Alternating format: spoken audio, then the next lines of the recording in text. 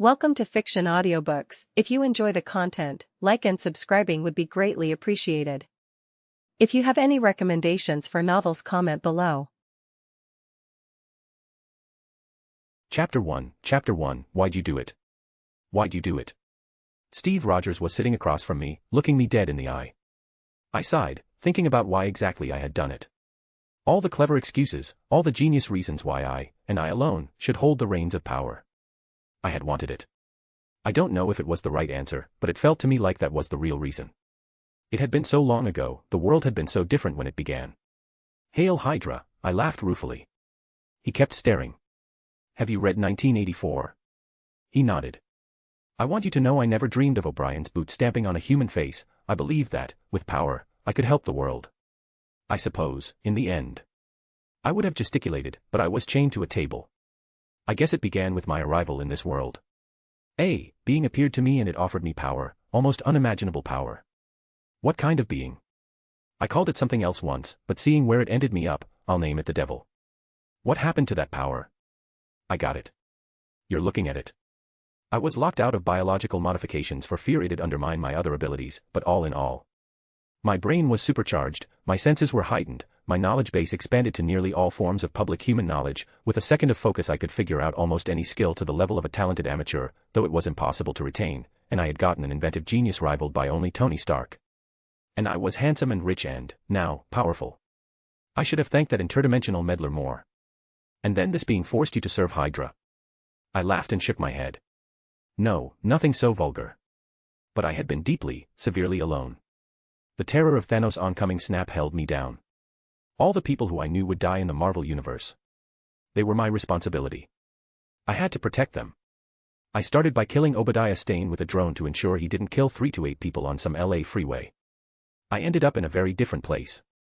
Chapter 2, Anton Vanko.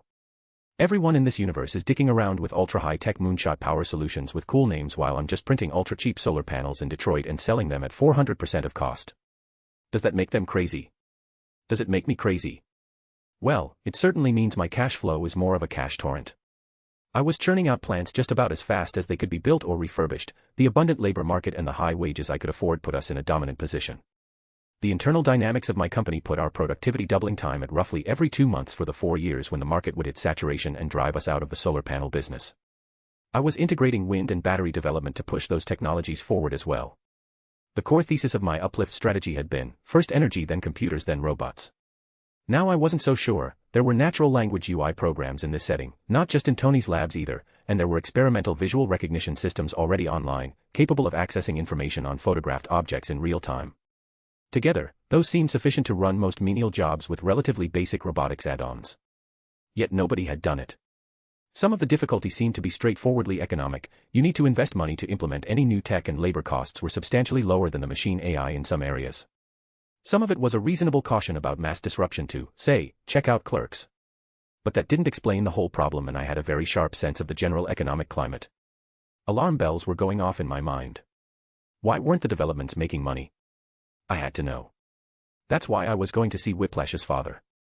I hadn't actually remembered Ivan or Anton Vanko's name or that they'd worked on the arc reactor. Look, Iron Man 2 wasn't good, okay, but the Russian aide to Howard Stark who got deported. Yeah, I knew who that was. US patent law in this universe was actually 30 years, in total defiance of reason and common sense, but the patent for original arc reactor had still expired 2 decades ago. Anton or Ivan should have been rich oligarchs if Ivan was able to miniaturize it and they weren't, and I didn't have any idea why. That was how I'd found myself on a cold street in Russia, my mind locked in on the Russian language, knocking on the door of a complete stranger. His son came to the door. Ivan Vanko was a decade older than Tony. "What do you want, boy?" he asked in Russian, glaring at me. I didn't grin. This was Russia. "Mr. Vanko, my name is Michael Trent. I'm here to see your father." I held out a check for $100,000 in rubles to the man. "Why?" he asked, glaring at the check. "He is not for sale. Or for hire, not anymore. He is an old man and he is dying." "I know, Mr. Vanko. I'm afraid the subject of my visit will not be a pleasant one, either. But that check should cover hiring a personal nurse to take care of him, maybe give you another month with him, maybe just keep him comfortable for the rest of his time here. I just want to ask a few questions." It was actually substantially more money than that, but flattering his filial piety was more important than being strictly accurate. fine. If he will see you. He stalked back into the house, a decent middle-class home by Moscow standards, but not a rich one. He came back eventually, jerking his head at me to follow. The house was incredibly dirty and I found myself hoping that Ivan would spend some of the check on a maid. I was not so gauche as to say this out loud. So you are the rich man, the father said, lying on the couch, his voice hoarse. You have questions. I felt a softness toward the man, who really was dying, and I sat down across from him in a tattered chair. I wanted to talk to you about the arc reactor. Bah, he scoffed, I told the Soviet Union I couldn't deliver anything cheaper, now some American expects me to do better for a few million rubles. I think you could, actually. I said, trying to sound as sincere as possible. He gave me an appraising look. Mr. Vanko, you're a luminary. One of the brightest minds of science, whatever Mr. Stark said about your motives. I think I am right in thinking that it would be possible to miniaturize the arc reactor with modern technology, to increase its power output 100-fold, to make units that were cheaper than coal, natural gas, oil, or nuclear power. But you didn't do it, even now. Why not? The old man sighed, you flatter my genius. My son, he looked over toward the door, his son, grinning, he is the genius. But to answer your question, maybe you are right. Maybe the right person could build a power system that would put out of business all the black gold profiteers of the world. It seems plausible. You are paying me quite generously for these questions, so I shall simply suggest to you that not look into these questions much further. Stark gets away with it, I pointed out. His whole life is under a stage life. It is hard for those who work in the dark to reach out and touch him.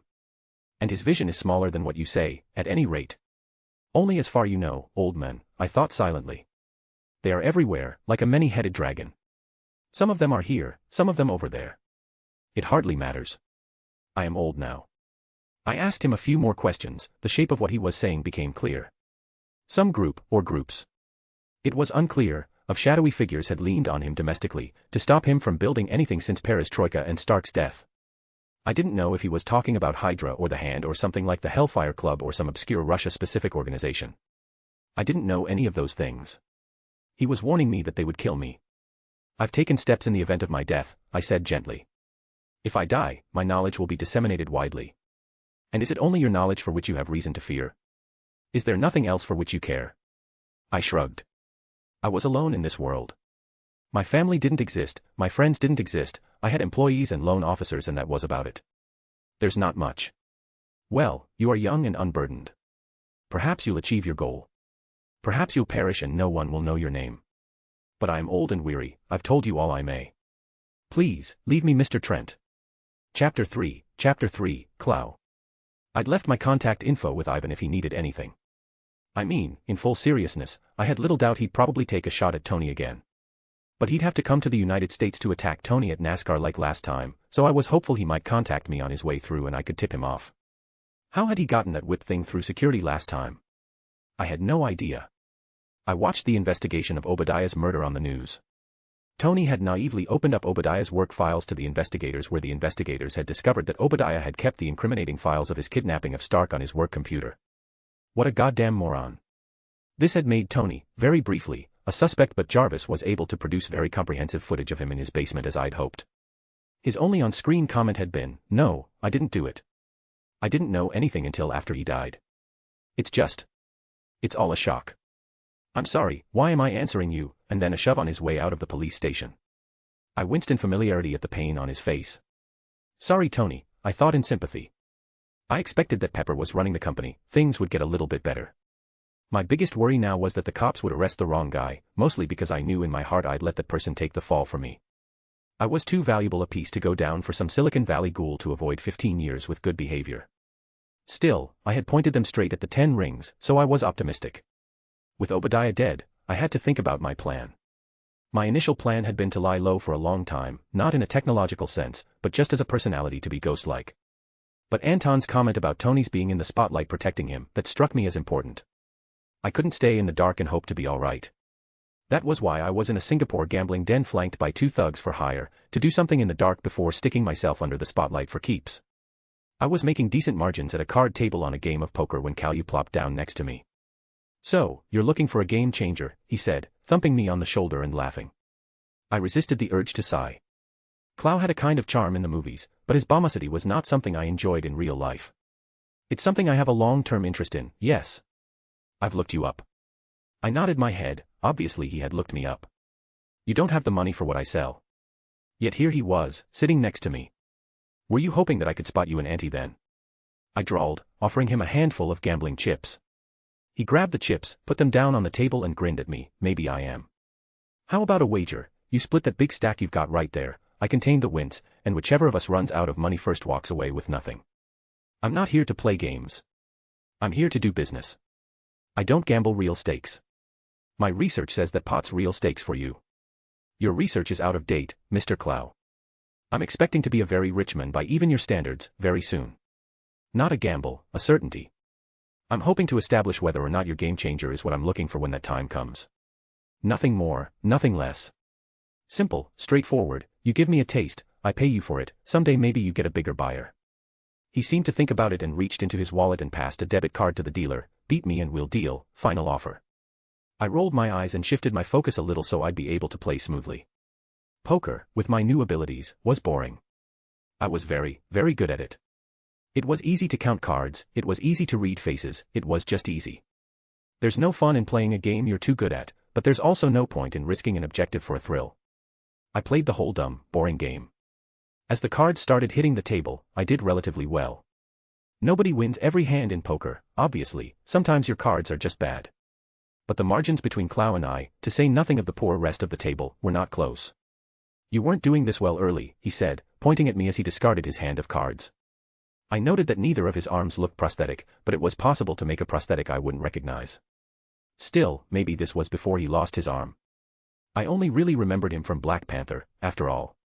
I wasn't playing for real stakes before. I told you I didn't want to do this, I noted blandly, sliding my cards over to the dealer face down and raking in the pot. Your damn stinking hustler is what you are, he growled. I just shrugged and called during the round of betting. If he was going to be angry with me, he was going to be angry with me. You couldn't make people not angry with you by arguing.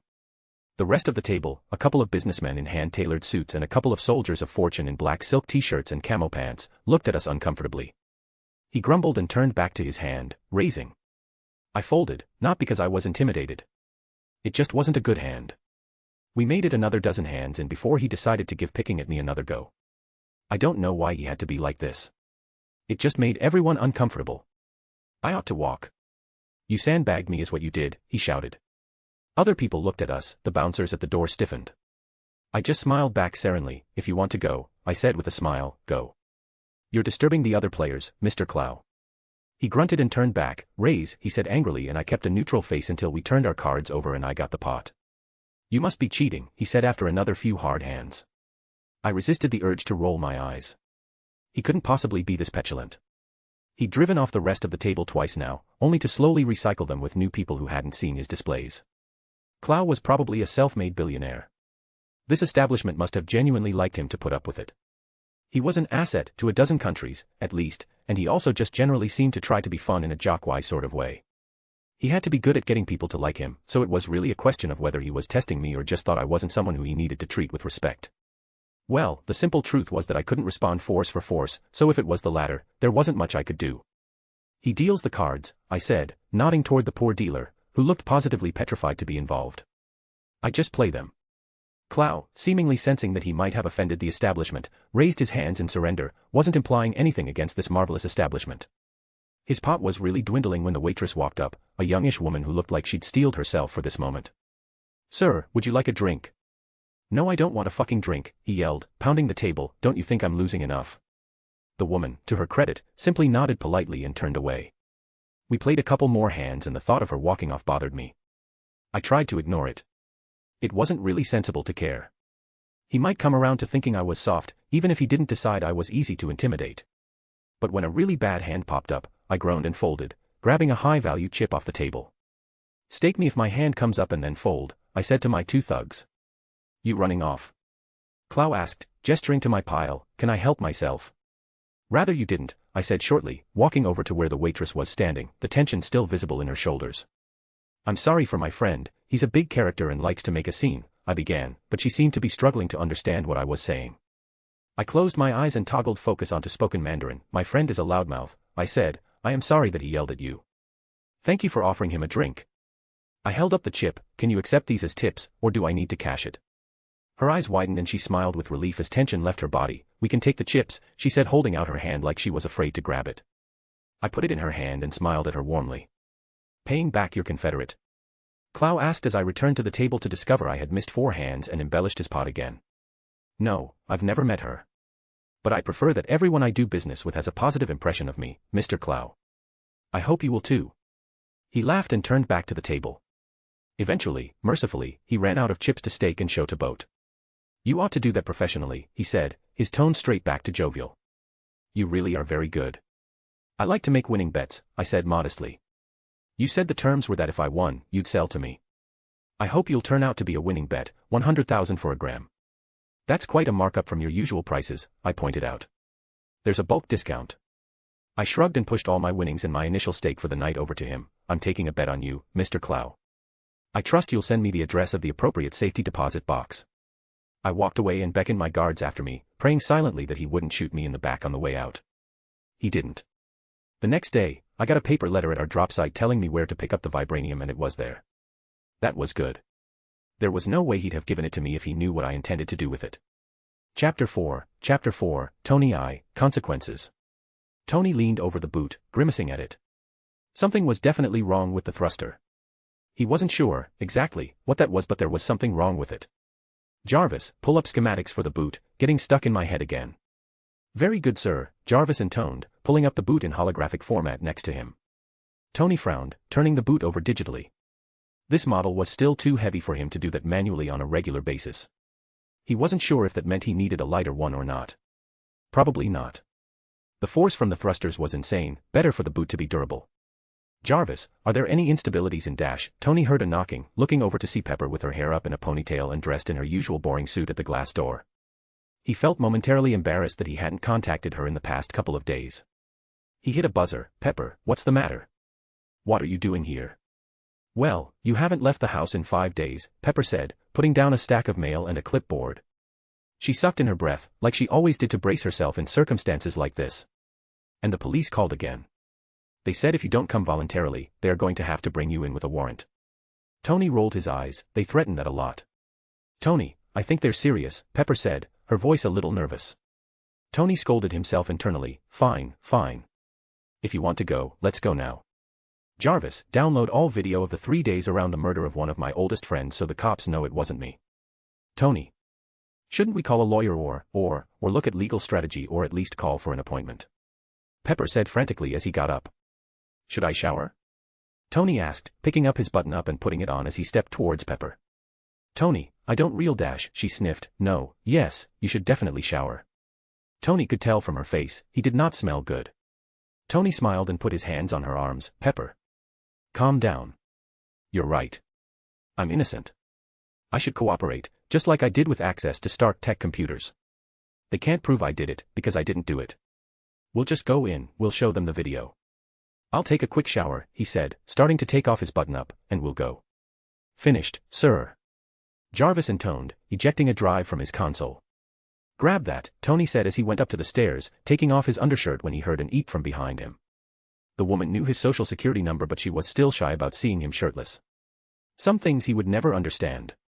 Tony and Pepper walked into a large office with a big table that had a computer monitor on it.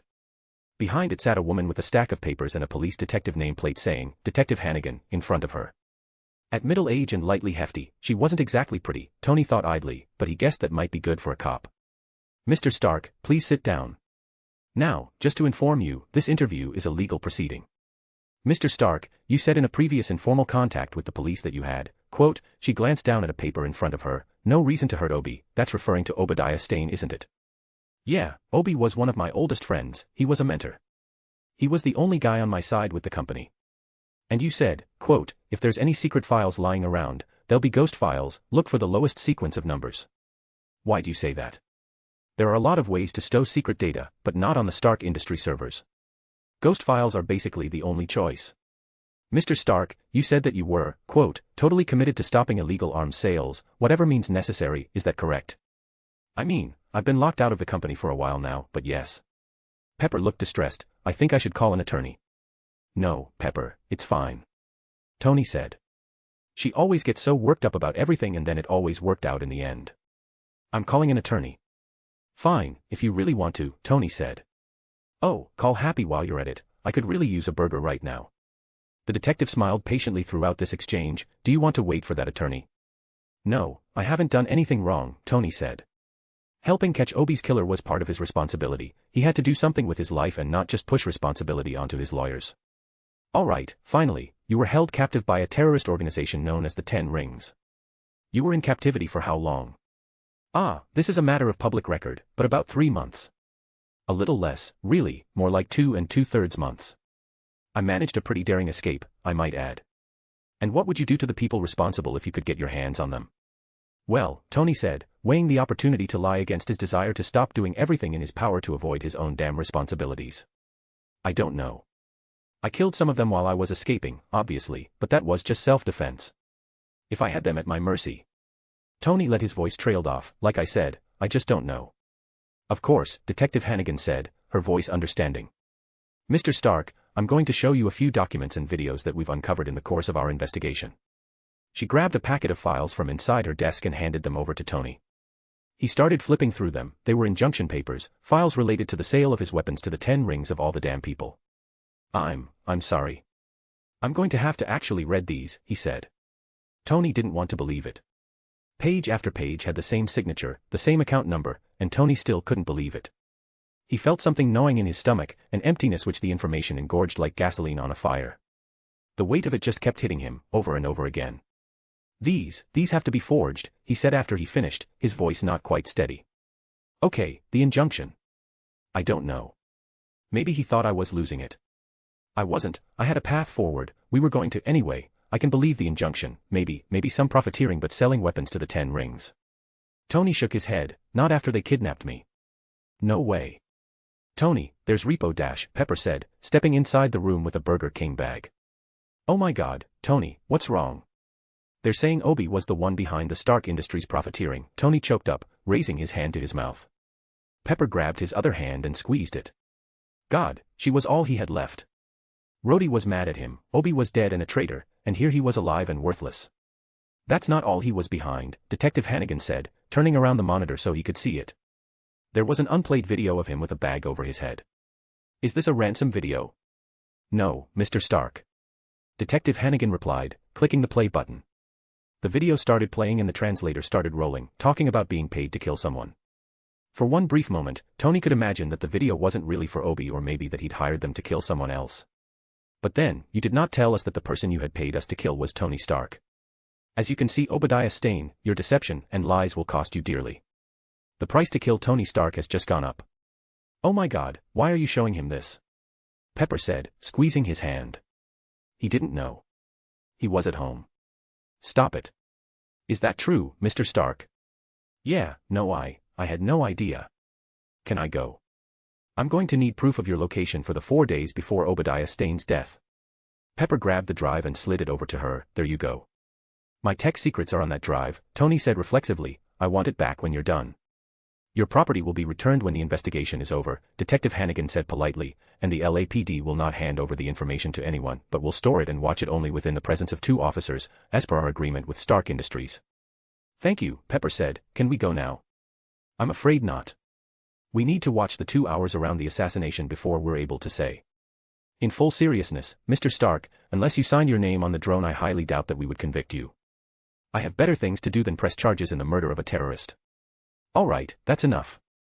He said he didn't do it. We've been nothing but cooperative. We've done your whole damn job for you.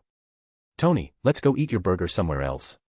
Tony got up obediently and they walked into the lobby and sat down in some cheap plastic seats on cheap metal legs, where he stared vacantly at the wall. Tony, you need to eat. Tony shook his head, staring into space. It was funny. When he'd gotten out of captivity, all he wanted was a burger and now he couldn't even think of eating. Tony, please. I don't know what to do, I'm so sorry. Can you just sit? Tony said, a little too snappishly. Not that I don't like listening to you talk, but I just right now. Pepper's face filled with compassion and Tony felt simultaneously safe and ashamed. He shouldn't have been sitting here getting coddled, he should have been out doing something. Sure Tony, whatever you need. 15 minutes later and one slim, professional older lawyer arrival later, Detective Hannigan came out of the room where she was watching the security tapes. Mr. Stark, you have powerful friends. I just got off the phone with an agent Phil Coulson, he confirmed your whereabouts and said you're free to go. Tony had no idea who that was or how he'd confirmed his location. May we have the tape back? Mr. Jones asked, who had been briefed by Pepper and, Tony could tell through his extraordinary veneer of politeness, was upset at Tony. It's still evidence, but if it shows what they're saying, we'll return it to you by the end of the week. Last thing I want is Jones and Harper up my ass till the end of time.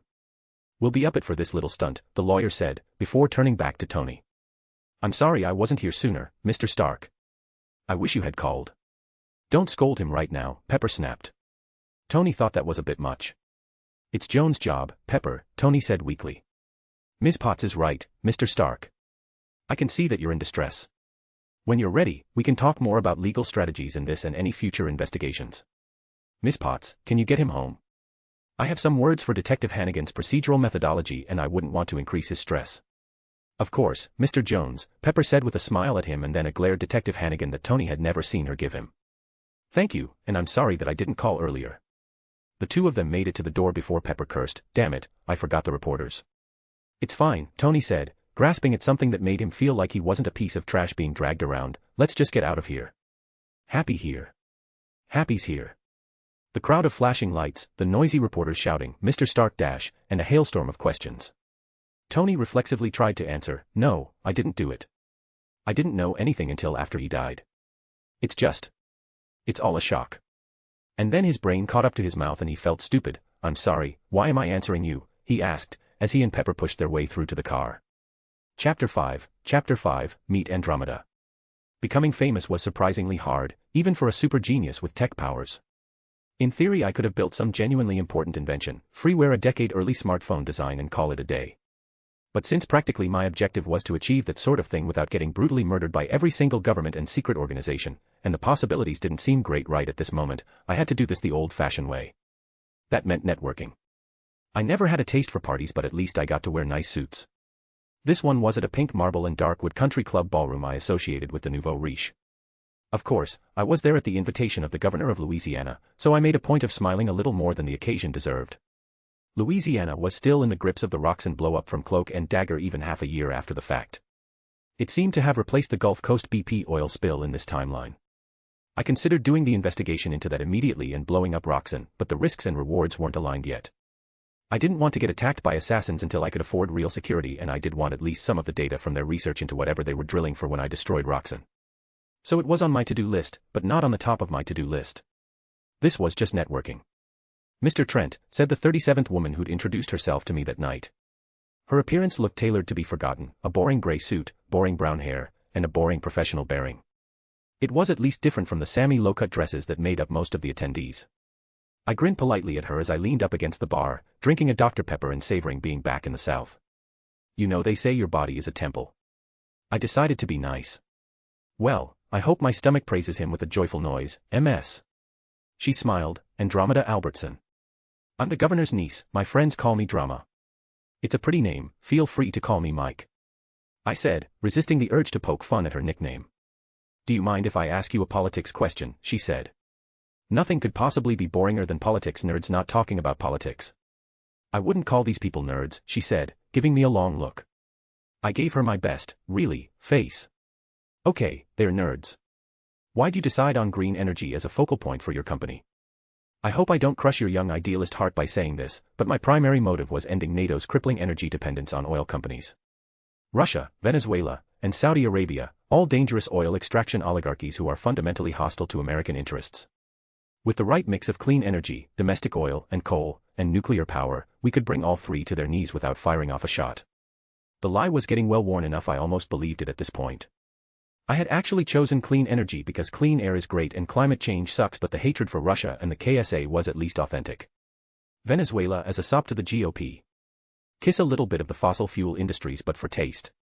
Saudi Arabia is an American ally, Andromeda said. One of the benefits of my newly improved social skills is that instead of sneering and saying, Saudi Arabia is an American ally, I instead said the more diplomatic phrase, do you know how many of the 9/11 hijackers were Saudi? 15, she replied instantly. I was surprised. Most people didn't. The actions of a few individuals doesn't necessarily reflect the will of a nation. Trust me, when some lunatic declares himself caliph, his recruits will come from Saudi Arabia and the Wahhabists they fund will be the rest. It was hard to have the argument 10 years and a substantial world variance away from ISIS, but the principle still seemed to be true in this timeline. The KSA funded all sorts of ultra-radical clerical movements, much as the US elite funded prosperity preachers and missionaries in the developing world. I think secular revolutionary movements like the Ten Rings are a bigger long-term threat to national security than. The Pan-Asiatic spirit pseudo-messianic beliefs of the Ten Rings isn't exactly what I would call secular, but really I'm just saying that popular dislike for the United States is something that the Saudis foster deliberately.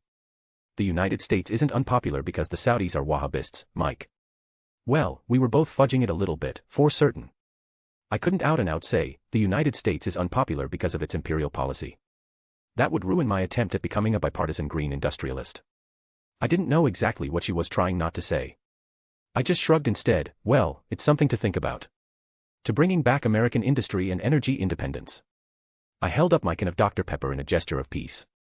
I can drink to that, she said, tapping my can with her glass of white wine. What do you do, Andromeda? You a foreign policy advisor on some senatorial campaign?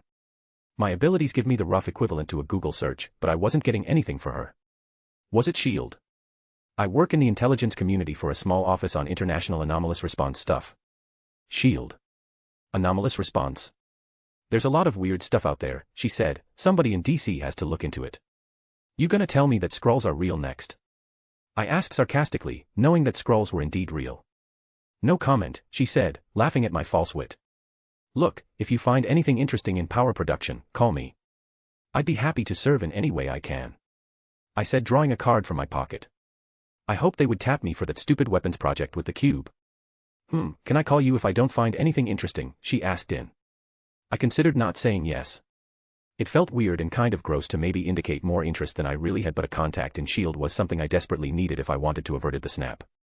And I mean, she wasn't unattractive. Well, I guess you'll just have to be interesting yourself. Chapter 6, The Golden Tribe. Have you ever spent $110,000 to send a letter? Now that I was reasonably sure I wouldn't be killed instantly, I was. The inside of Wakanda's embassy wasn't ostentatious. It wasn't meant to be intimidating, and the Afrofuturist aesthetic probably looked very out of place to most Westerners. But it was not built for Westerners, it was built for Wakandan. Everywhere, deliberately, the marks and colors of each integrated tribe were on full display. This was a mother's place. A place Wakandan would feel comfortable and safe, but that would put their enemies at false, as I knew, ease. I walked down the hall, led by a young man, a secretary to the diplomat. He seemed to be bitter to be assigned out here to this backwater post, in the beating heart of global capitalism that was New York City. It was weird to know, definitively, that I was in a more primitive civilization by perhaps 40 years of tech development. Ambassador Ona Ibuki had long, braided hair, a sharp face, and maybe 40 years. Unlike in many cultures, I doubted that the ambassadorship was a prestigious position, but Wakanda had made a practice of sending at least minimally competent ambassadors to the nuclear powers. Who is the colonizer, Dansei? Ambassador Ibuki asked in Wakandan, without bothering to address me. I held down the surge of pride. It really wasn't her job to deal with people like me. Also, they had no idea I could understand them, so perhaps this conversation would be enlightening. The colonizer, Michael Trent, has returned a small portion of the gift of the gods, Ambassador. He claims to have a letter that is a greater gift to the king. Have you read this letter? Ibuki answered. It is written in Thai. The young man made a face. He insists I must not read it. So, colonizer, the ambassador said in English, Dansei tells me you have a letter you deem unfit for him to read but you consider appropriate to give to my king. I was surprised at how much the colonizer thing stung. Didn't the vibranium count for anything? I wondered internally. Well, I suppose she was asking. It is about the royal family's personal affairs, ambassador. And what does an outsider know of the king that his own ambassadors are ignorant of, the ambassador asked. I assure you, I know very little of the king. I said with what I hoped was a humble, somber expression. I simply do not wish to cause any pain to the king or to his family by accidentally releasing any information which might adversely affect them in any way. I am the king's eyes in this savage land, the ambassador said. Calling it a savage land seemed like a dead giveaway to me, but maybe it just upset most of the people that she dealt with. The colonizer stuff bothered me and I flattered myself that I'm fairly woke, certainly by 2010 standards. Ma'am, I said, I'm telling you with full sincerity that the king would not want you to read this letter. If you will not send it without endeavoring to read it, I shall burn it and depart. Blackmailing the royal family is a capital offense in Wakanda, the ambassador said, grabbing the letter from my hand. So, let me offer you a deal. You wait here until I hear back from the king. If he feels that it is not blackmail, I will not kill you. I sucked in my breath. I really hoped that she was bluffing. The death penalty thing was true, but I hoped that she was bluffing about the killing me part. Well, please convey my sincere wish that it be interpreted in a charitable light. I didn't bother pointing out that it was presently 9 p.m. in Wakanda and the king probably wouldn't respond till 2 a.m. here. To the noble heir of kings who gave their people peace, Chaka of the Golden Tribe. I fear this letter has been written to convey you a message which you do not wish to receive. Yet the great power that has lain it on me has left me little choice but to warn you as best I am able. I am burdened to tell you and I pray you will take pity on me. Your nephew lives and serves in the United States Navy as a SEAL in Afghanistan. He has a discipline that shapes his body and mind into peerless instruments of his. The fire of his discipline is a hatred born the day his father died. He knows the station of his birth and the power of his nation. He will bring war to Wakanda if he is not stopped. I do not say this lightly. I pray that this letter finds you in fine health and that all that I have seen is lies. I hope you are able to make a permanent end of the issue. But if you leave this wound to fester, it will consume the bodies of your children and the garden of your ancestors. I know that your instinct will be to dismiss me as a primitive. Please, listen to me. Whatever you decide, I shall take your secrets and the secrets of Wakanda to my grave. In the spirit of peace. Michael G. Trent. I spent the rest of the day clicking around news for any sign of Tony's activating the Iron Man suit. It was mid-October and he still hadn't emerged from his damn basement. Pepper was running the company but that seemed mostly like a firefighter's exercise. I'd gotten in on the stocks after Tony had gotten back and then I'd gotten further in after I'd killed Obadiah, but it had managed to go down even more when Pepper had been appointed head so I bet on it then too. Hadn't paid off yet, but hopefully soon. You all right? Andromeda sent. Yeah, go ahead and go to sleep. I'll probably still be alive in the morning. Mike.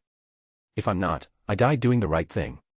She didn't respond to that, which I suppose I deserved. Around 1 am I managed to fall asleep on one of the wicker chairs that I was sure were designed to make me uncomfortable. At 3:27 a.m. by my watch, the ambassador shook me awake. Get up, colonizer, she said, her face angry. Yes ma'am, I said automatically, my head bleary. I followed her into a room where a projector of metal beads was projecting the full-color image of Chaka, King of Wakanda, in 3 dimensions. I hadn't remembered what he looked like, gray-haired and a little portly with a lazy eye, not quite the image I had in mind of an elder statesman, though I suppose he had to be one. I bent my head in deference. Kneel, the ambassador said. I did so without protest. Guess that we don't do that here thing was just a joke by Chala. The king raised a hand in greeting to me and turned to the ambassador. Leave us, Ona. Disable the security cameras. Yes, my king, the ambassador said, holding up her fingers in an intricate pattern to the cameras and then walking out. What great power told you of my nephew? The king asked, his voice tired. I do not know. Not Bastet or Hanuman. A foreign power, to me and to you. Do you trust it? The visions I have seen have thus far served me as if they were my own 2 eyes. Yet there is always the possibility they lie. The king said. Mr. Trent, I am grateful for your warning.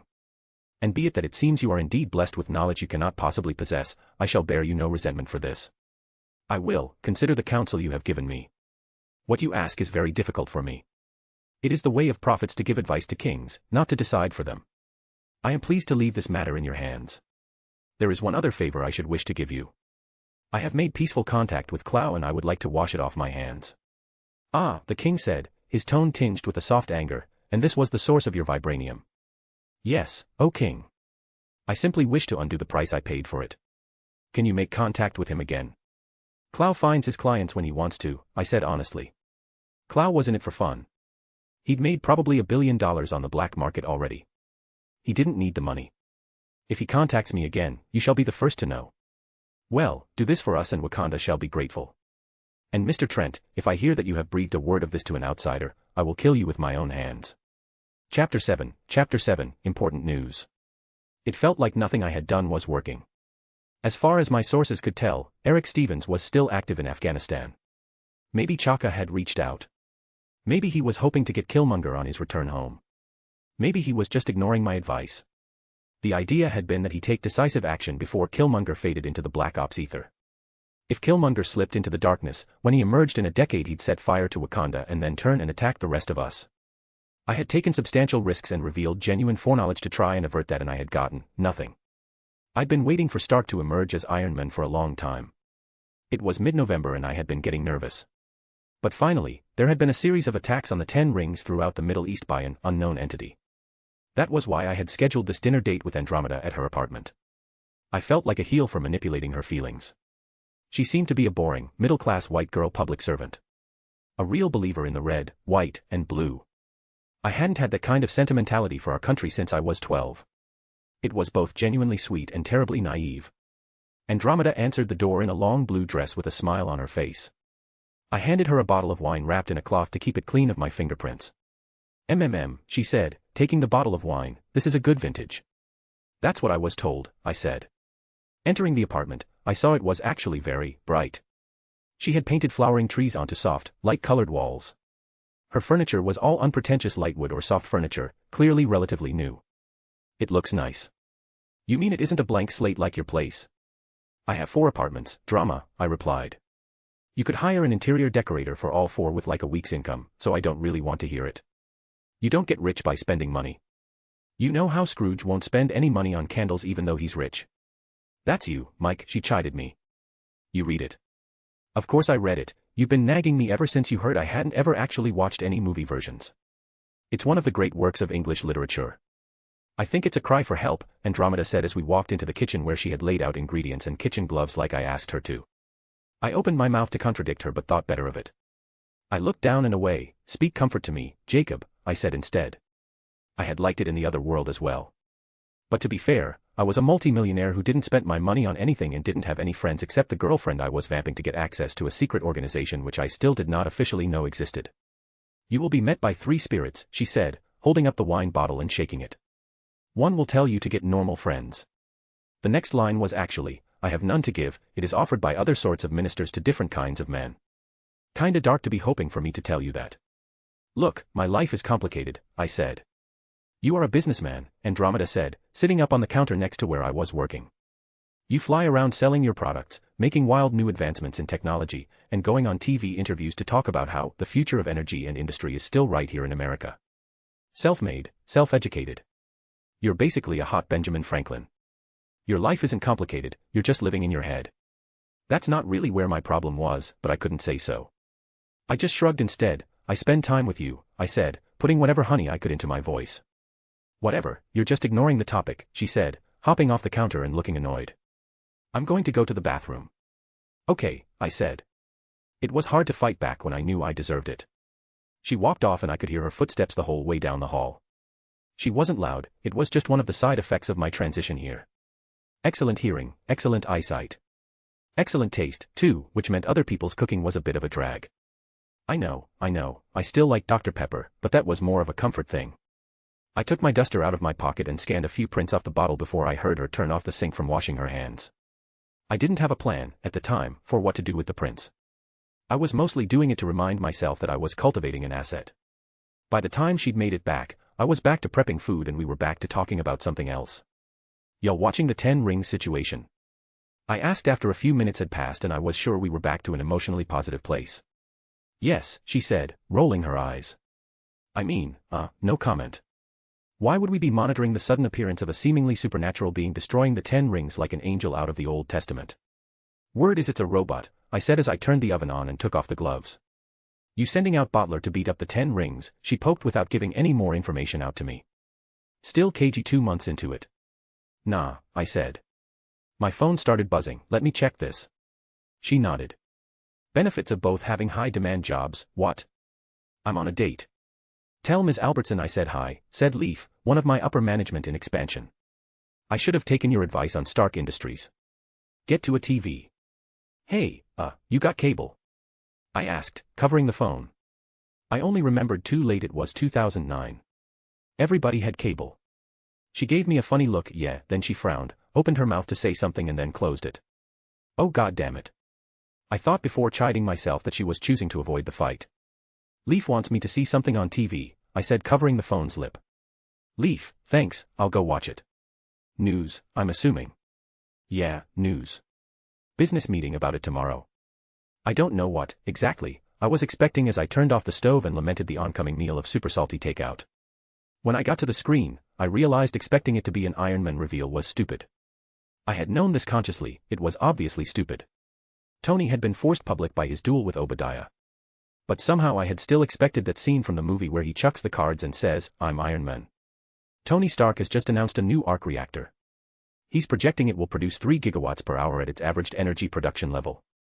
The construction cost of this new project is estimated at $1 billion with operating costs at less than $250 million per year thereafter, a bargain bin price for energy in the United States. I collapsed onto the couch, staring at the screen with a vague haze of disbelief. But how? I asked myself. Tony had said in Avengers 1 that the tower was powered by an arc reactor. That was 13 times the energy output of 2009 Google. It was 26 times the energy necessary to run a Large Hadron Collider. It was 0.6% of the United States' total energy consumption, slightly more than existing geothermal. About 2/3 of the entire solar energy sector's existing output level. It was bullshit. I had premised my whole strategy on the continuing existence of energy demand. It was the core thesis of my project. I poured millions of dollars in profits back into an aggressive expansion of production of energy within the United States. And he just tweeted it out. I mean, not literally obviously, but still. The problem endured. Who did this shit? How was this possible? Babe, you all right? Andromeda asked, her face worried. Well, at least my Stark stocks are now worth money, I said. How much do you own? A lot, I said honestly. That had been most of my expenditures in outside investment. Why not bet on a sure thing? Your workplace hiring. Oh, don't be dramatic. It can't be that bad. Well, to be honest, I probably am one of the few energy production magnates who could cut down to, 2 cents per kilowatt hour. So I guess I shouldn't complain too much. But they're saying it will take 3 years to build the new arc reactor to scale. It doesn't matter. Energy isn't sold on energy's present price but on its, well, to simplify, its levelized expected future costs. You put all the energy into a bucket, or all the clean energy into a bucket if you're a hippie, and then you estimate its cost and then you try to undersell that while overselling your margin. Tony Stark is putting out a clean energy source that is going to dominate the existing competition, even sold at a substantial markup. That's obviously good for America, I rallied myself, it's just a bit hard for me. Ice cream, Andromeda said, getting up from the couch. She came back with the actual ice cream carton, putting it on the table. She scooped out a bowl's worth of ice cream for me and put the bowl into my hand. Well, at least we know who the robot's maker is, I said, taking a bite of ice cream. Her eyes widened for a split second and then she schooled her expression. What do you mean? It's Stark, it's obviously Stark. That kind of energy efficiency. His still unexplained escape from captivity. The connection with the 10 rings. It's Stark. She let out a long breath. I forget how smart you are sometimes. Seriously, though, is your workplace hiring? She said after a moment. I mean, I don't know, but let me go make a phone call. Yeah, I was obviously going to listen in on that. I ate my ice cream with my eyes closed, my ears straining through the door and the wall. She turned on the dishwater to drown it out, but my hearing was just that good. Hey Dad, she said. She was calling her dad. Hi honey, he said. We need to get Mike onside, she said, her tone quiet but blunt. Honey, I hate to say this, but I don't think you're really being objective. He's Stark smart. He's going to be rich. He gets intelligence analysis. Do you want another Howard Stark? Wait, what? No, of course not. Right, so we need to move now on bringing him in. You could just deal with him now. Taking that to mean kill me. No, Dad. Look, I'm inviting him to Thanksgiving. He doesn't have any family, we need to make him feel welcome. He needs to know that we're his backers, set him up for later in life. All right, he said, I still think you just want to introduce him to your mom and I, but I trust your judgment. Hail Hydra. Hail Hydra. Chapter 8, Meet the Family. I hadn't been utterly shocked. I had considered that drama might be Hydra. But it hadn't really seemed to matter at the time. She'd seemed so patriotic and sweet, I convinced myself I was considering that she might be Hydra to make myself feel better about manipulating her. So when the moment finally came, I only felt pretty dumb. Just goes to show, no matter how nice somebody is to you, no matter how polite, thoughtful, or decent they've always been when you're around, they might still be rude, careless, or cruel to others. I'd managed to beg off saying yes for a day, during which I tormented myself and ate far too many sweets. I plotted up the obvious escape routes. I could find Coulson and tell him about everything, how I'd gotten here, what I knew, who my girlfriend was. I could contact Stark, help him find that element his dad hid, and hide in his basement for a few years. There were other plans, some more plausible than others. But I hadn't. The reason I told myself was that I knew Hydra could give me access to two things, the Tesseract or, if that failed, the scepter that contained the Mind Stone if we repelled Loki and Thanos' goons. In the long term, if I could get access to either, I could use the stone's own power to destroy the stone. That would avert the snap. If I did it fast enough, it would avert the invasion of New York. It also helped that, for me, Hydra were movie villains. I didn't have the kind of natural, visceral repulsion from it I might have had from Nazis. So I was now in Louisiana in front of a big planter-style house for Thanksgiving in a nice button-up and slacks, with my best mom-pleasing mindset and a set of pie supplies in a grocery bag. Drama was standing next to me, fretting in jeans and a nice blouse. "It'll be fine," I said, reaching out and pressing the doorbell. "Take this seriously," she said, panic in her voice. "Dear," I said, "I don't think looking like a nervous animal will make a good impression." In truth, I had set my focus on my conscious control of my emotional expression and I had no intention of changing it for the rest of this terrible day. She chuckled a little at that, which was good because her mom opened the door right then. Mrs. Albertson looked maybe 50, though she had to be older, with slightly curly blonde hair in a cardigan and knee-length dress. She hugged her daughter, who was not holding any of the supplies. "Well, get in here," she said happily, touching my shoulder as I came through. "Put those in the kitchen, honey." "Yes, ma'am," I said, smiling. "Drama said that you didn't want my help cooking the meal." "Oh, honey, I'm sure you're very good. I just have control issues, please don't take offense." "Well, I just want to do whatever makes things easier on you, so if that's a chat while you cook or staying far away in the living room I'm happy to do whatever." "Well, that's very nice of you, honey," Mrs. Albertson said as I pulled the pie supplies out and laid them out in an orderly, unobtrusive form. "I'll be sure to holler if I need company, but I think my husband wants to meet the first boy our Drama's brought home." I grinned and took my leave of her with a, "Yes, ma'am." Drama's dad, Mr. Gregory Albertson, was a serious dude. He'd fought in Nam in the early 70s, where he'd met Mrs. Albertson's brother, who he'd later go on to work with on numerous campaigns. Mr. Anderson was the financier after rising through Roxanne. Philip Holt, now the governor of Louisiana, was the glad-handing machine politician. No way of knowing which of those two was the original Hydra member, but it seemed likely one of them was. I didn't even know if that mattered. Mr. Anderson was about 60, a broad man with a thin layer of extra weight over old muscles, and he still kept his hair short and professional looking.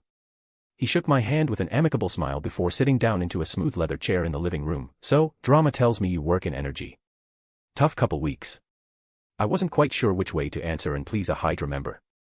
Do you give them the pitch to let them know you were savvy or do you tell them the truth to make them feel included? You want the corporate bullshit or you want the straight truth? He said, corporate bullshit. Obviously, we're making changes to our long-term strategy. Over the next year, we're moving away from wind production as a research avenue, doubling down on batteries as we start moving towards an abundant energy environment, and making more conservative projections on our solar expansion. Still, we have good reason to be optimistic that in low-cost areas for solar, we'll remain competitive and be able to outcompete even with Stark Industries. In rural areas, especially sunny ones, we have every reason to think we'll be outperforming the capital-heavy strategies of Stark Industry for the next 50 years. Our product also has a broader international range and will be less closely held. Not bad, he said approvingly. Now what's the straight truth? We used to have to put our belt through the loops twice and now we're running out of notches, but I think we'll be fine in the medium term. Not a lot of people can say that if that's the straight truth, Mr. Anderson said, leaning back in his chair. Things are crazy down at Roxanne, especially with the blow-up and this coinciding so closely. If I had gotten this news in other contexts, I would have pumped my fist in the air and started laughing. I had known the oil and gas industry was getting hit worse than I was, the news that the blow-up was also wounding them just made it better. Roxanne didn't quite have the reach of ExxonMobil, most companies seemed substantially more aligned by nation in this world, but it was almost Standard Oil here in the United States and it had fingers in a lot of other pies. Watching it choke was going to be deeply satisfying. Hopefully, the proximity to the blow-up would stop them from risking blowing up New Orleans. Rough, I said instead. We'll soldier through, he said with a shrug. Roxanne hasn't survived 70 years without learning to roll with the punches. After that, there was some innocuous conversations about business and. You follow politics much? What do you say to this question to impress a member of an international conspiracy of authoritarians? Oof, topics to avoid with the in-laws, I said with a laugh. He laughed too, but he didn't say anything so I went on. I think it's important to have the right people in place, but I think most politicians are too eager to bend to public outrage rather than doing what needs to be done. Careful, my best friend is the governor, he said. I don't know a ton about governorship decisions in Louisiana, I said, which was a lie. I read around 1,200 words per minute since my transition and I kept a steady stream of news from everywhere. Holt sucked. His energy policy seems a pragmatic mix, that's about all I pay attention to. He wasn't a climate change denier, which was above average in 2009 oil state GOP governors, but other than that he had nothing at all going for him. I hope you don't take offense. No, I think Phil would agree with your assessment, Mr. Anderson said. The conversation turned back toward more innocuous topics. I thought I could see he was taking my measure and I thought I could see the approval I was getting were a good sign. I pushed away the thought of how strange it was to be seeking the approval of a fascist. I was working assets, that was all. As more extended family streamed in, I kept up a positive effect, smiling and grinning and asking a lot of questions and talking as little as possible. I held Drama's hand and talked to her in the spare moments, but once there were 14 or 15 people I slipped into the kitchen to talk to Mrs. Albertson. "Good to see you again, honey," Mrs. Albertson said, from where she was stirring a pot. Trying to escape the crowd. "Parties aren't really my thing," I said. "That's what Drama said." "Well, I get it, don't worry," she said, "small family growing up. Canonically, I was an only child without grandparents or aunts or uncles." "Yeah," I replied. "Pretty much just me and my parents." "And now it's just you," she said with sympathy. "That's the size of it," I said. My real parents were presumably still alive back in my home reality, but Don and Susie Trent were dead as doornails. My backstory, told by my passport and their obituaries, was that I had been out globe-trotting when they died. This was a convenient excuse for why I had no friends. Drama says she worries about your social life. I mean, I make it to church and work and I have a girlfriend and I travel. How much of a social life can I have? She humphed at me with disapproval. Was she worried that I was a spy? Or was she just concerned that someone without any ties clearly had a lot of capacity to cut off her daughter? Well, either way, probably better to try and head this off at the pass. Okay, that was glib.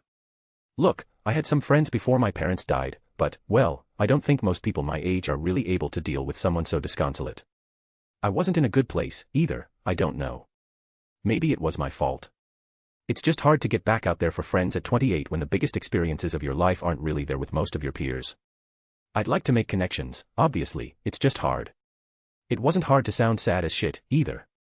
Being moved to another universe from your friends and family sucks. That got a coup of compassion. "Oh, honey, well, you'll find your people soon enough. You found Drama, after all." After that, I mostly asked Mrs. Albertson questions and listened to her answers while she cooked. In the old world, the main limit to that sort of thing for me was that inevitably you actually want to say something in a conversation. That was no longer a problem. Then there was a noisy dinner with lots of humor and food, a football game, I rooted for whoever Mr. Albertson did, a phone call to Drama's brother in Iraq, and a card game. I didn't throw it, but I didn't deliberately, relentlessly crush everyone like I had with Clow. When we were heading home, Mr. Albertson gave me a firm handshake and a business card. "That's a major finance officer I know," he said. "If you can show him how you stay afloat in energy, I think he'll write you a big check. Give me a couple days to warn him you'll call." I smiled and thanked him, accepted a big hug from Mrs. Albertson, and headed out the door with Drama on my arm. "You did good," she said, "they really liked you." Chapter 9, Welcome Home. "All hail the conquering hero," Drama said, kissing me as I stepped outside into the frigid cold of mid-December DC. "Weenie, Whitey, Wisai," I said afterwards, holding my face close to hers. "Isn't it Vini, Vidi, Vici?" "Well, it depends on whether you're quoting in classical or Eccle Latin." She pulled away with a laugh. "You had a choice and you picked the W sound." "It's the one Julius Caesar used," I said, grabbing her hand and dragging my luggage behind me. "Maybe go with the sexy one next time," she suggested. "E2, brute." I asked as we popped the trunk and I put my suitcase into it. "Seriously, it's good to have you back." "It's good to be back," I said honestly. That financing with Goodson and Roberts was such a blessing. Yeah, it's made a huge difference. Say what you will about selling your soul to the devil, but the interest rates were very low. The financier that Mr. Albertson had hooked me up with could finance hundreds of millions of dollars at 0.25% interest, basically what the Fed lent at. I could hear the "and why not? Why shouldn't I keep it" meme as I signed the paperwork. But I really couldn't think of why I shouldn't keep it. I had read the paperwork and, besides the company going to the loan officers in the event of a default, there wasn't much of a downside. What was the worst that could happen? Hydra getting access to solar panels and the profits from the sales of efficient batteries. Truly, the end of the world as we know it. "Dad said you made a good impression on them too," Drama said, turning down the street. "Kinda shocked a Roxanne guy helped me bail out like a third of the solar industry. If oil and gas were limping, the rest of the solar power sector was absolutely on fire. The clean energy motive had driven the whole sector since it was still well over new gas prices and now there was actual, affordable clean energy to compete with. It was collapsing through the floor, businesses were going out left and right, leaving their factories and personnel open for acquisition. With the expansive capital from the loan, I could keep those people in jobs and get closer to the market growth I had been aiming for. It wasn't like anybody could know that I knew that I was borrowing from Hydra, after all, and once I had actual incriminating evidence I could hand it over to S.H.I.E.L.D. for immunity. Well, we have to look out for each other, right? It can't be everyone for themselves. Did you enjoy your visits with my parents' friends? Yeah. We all have to stick together. I especially enjoyed cooking for them. It had been mostly fine. Cooking while on a business trip wasn't my idea of a good time, but on my second dinner trip with some of these people they'd been so rude to the waiter I'd left a $200 tip. I hope I made a good impression. I wasn't really sure what the ideology of Hydra was. So I just gestured towards an utopian apolitical government, authoritarian tendencies, and impunity for the people, in the arena, and never said anything too specific or ideological. And then, Mom was getting calls. We're going to have like, a massive, gourmet feast this Christmas just so she can prove she's as good as you. Is that bad? Oh my gosh, we can't all be perpetually skinny like you. Also she's not. Well, she wasn't wrong about her mom. You're plenty skinny, dear, I said. Well, maybe I'm not eating enough then. You sure you don't want to have dinner tonight? Ooh, judo move, no fair. I'd love to but I'm just so zonked, it's been non-stop. I kissed her goodbye, grabbed my luggage, and headed up to my apartment. I pushed the door open and let out a curse. My apartment had been trashed. I at first thought I'd been robbed. I'd been gone a couple weeks, and it was an upscale apartment, so that wasn't totally unbelievable, but nothing had been taken. Maybe the Wakandon, S.H.I.E.L.D., or Hydra had come through to search the place. I'd have to do a sweep for bugs. Technological progress amounts to little more in real terms than the ability to replace human labor with machine labor, liberating human labor for different activity. In this light, the greatest innovations of the 20th century, after alternating current, were the washing machine, dryer, and dishwasher. Domestic labor that had tied up women for generations was replaced with easy, routine chores. Women entered the workforce, drawing incomes and allowing for massive growth of productivity. In the modern era, 8 million people in the United States alone worked in food service jobs. Most of these jobs were not particularly high-paying or particularly comfortable. With the existing technology and robotics in this universe, it would be possible to replace humans with robots. Tech was within the realm of possibilities. Cashiers were also largely, theoretically, unnecessary since you had visual processing systems that could easily identify items as they were sold. Bottler, my at-home robot butler, had been a wheeled platform with visual processing, a language UI, and 4 articulate limbs with a combined lifting strength similar to a human's arms. He had been my ideal manservant. My hope had been to replace all housework in one fell swoop and drag down food services with them. When I made it to my bedroom, I saw Bottler physically assaulting my bed like a rabid dog.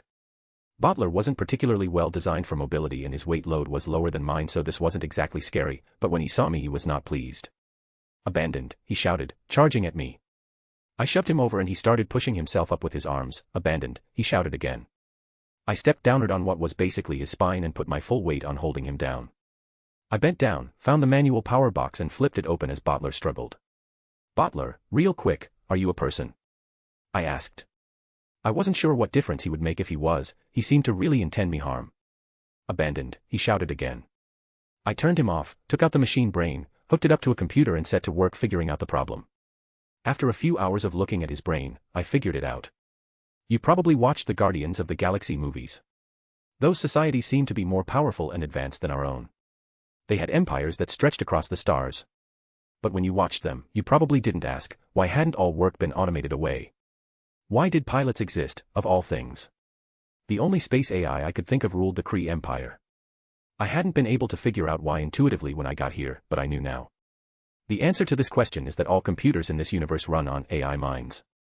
At first, I didn't credit this as a large difference, just as an explanation for the improved visual and verbal functions of programs. It was also this trait that allowed people to engage in the sort of raw assaults that broke programs through cinematic-style hacking that had nothing to do with our world-style hacking. One machine intelligence would meet and crush another machine intelligence and then you'd have access. It was radically different from the way computers worked in our world, but it was within normal parameters from an observational level of normal people. I thought those two changes were all there was to it. This was wrong. While most programs don't really change, as programs became more adaptive, as Bottler had, they organically grew personalities. This is not at all how programs worked in the old world. But here in the MCU. So it seemed. You know those 2 robot arms from Iron Man? Perfectly normal, not an aesthetic choice on Tony's part. Some of these personalities, if you could call them that, were less than the average complexity of an ant. If you had a translator program, it could translate words through the mind prism without growing much in complexity beyond that. Bottler had reached roughly the level of a dog from household chores before he'd gone rabid and decided I abandoned him and that the proper response to this was assault. But now I knew that I couldn't just design a bunch of robots to run the service industry and call it a day. There were tens of millions of jobs I would have replaced, some of them relatively complex. This was begging for an Ultron to kill us all or a supreme intelligence to rule humanity forever. In theory, a robot god emperor might not be that bad, certainly if it could protect us from Thanos' invasion, it'd be acceptable as a sacrifice. But the way it worked, you can't build an AI personality. I wouldn't know what kind of personality I was getting until I got it. Imagine picking God's personality by rolling a dice on the alignment chart.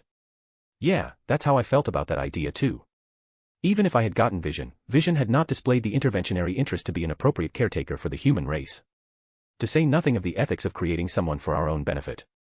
So that was my first plan on robotic transformation ruined and new dangers highlighted for my expansion of computer capacity. It was frustrating. Well, the key was to cut back, recenter, and rework. The core thesis of replacing labor was still good, it could still be done. I just needed to narrow my focus, not design a robot multi-tools but single-purpose robots. I needed to adjust for supplying to businesses and not individuals, which would mean adjusting for substantial capital resistance. I wrote a paper on my discoveries called, The AI Mind Problem, Upward Limits on Machine Adaptability, in the hopes that nobody would recycle the problem and maybe Tony would think twice before inventing Ultron. I was more confident about the first than the second. Tony was Tony and even inventing Ultron hadn't taught him not to invent Ultron. Chapter 10. When a cop arrested a friend and roommate who really deserved it and said, "Aren't you glad there are cops?" and internally all I could feel was, "You dumbass, you broke into my house to arrest my friend, it doesn't matter if you're right." It was a snowy day near Christmas in New York City when I first met Tony Stark, 5 months after I murdered one of his oldest friends. I still think I'd done him a favor, spared him having to do it himself or finding out independently. But it was awkward to be around Tony, who had every right to be thrice as angry with me as I was with that cop.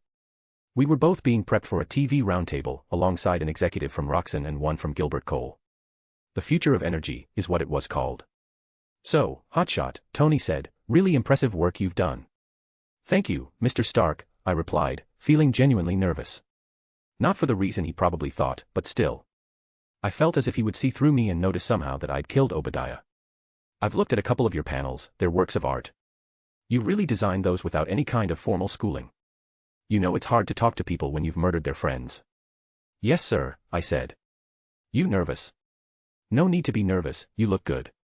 "Pepper, doesn't he look good?" "Tony," Pepper said with a huff as she looked up from a tablet she was using to make notes, "yes, he looks good." "See, Pepper thinks you look good. The cameras love you, you'll be fine." "Done plenty of interviews," I said, a little defensively.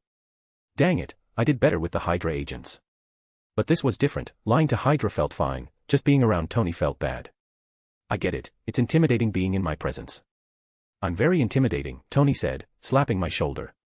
It took all my self-control not to cringe away. "But you'll be fine. I'm not here for you, I'm here for those guys." He forked a thumb over towards the fossil fuel executives we'd be sharing the roundtable with. The problem was that I wasn't even here for those guys.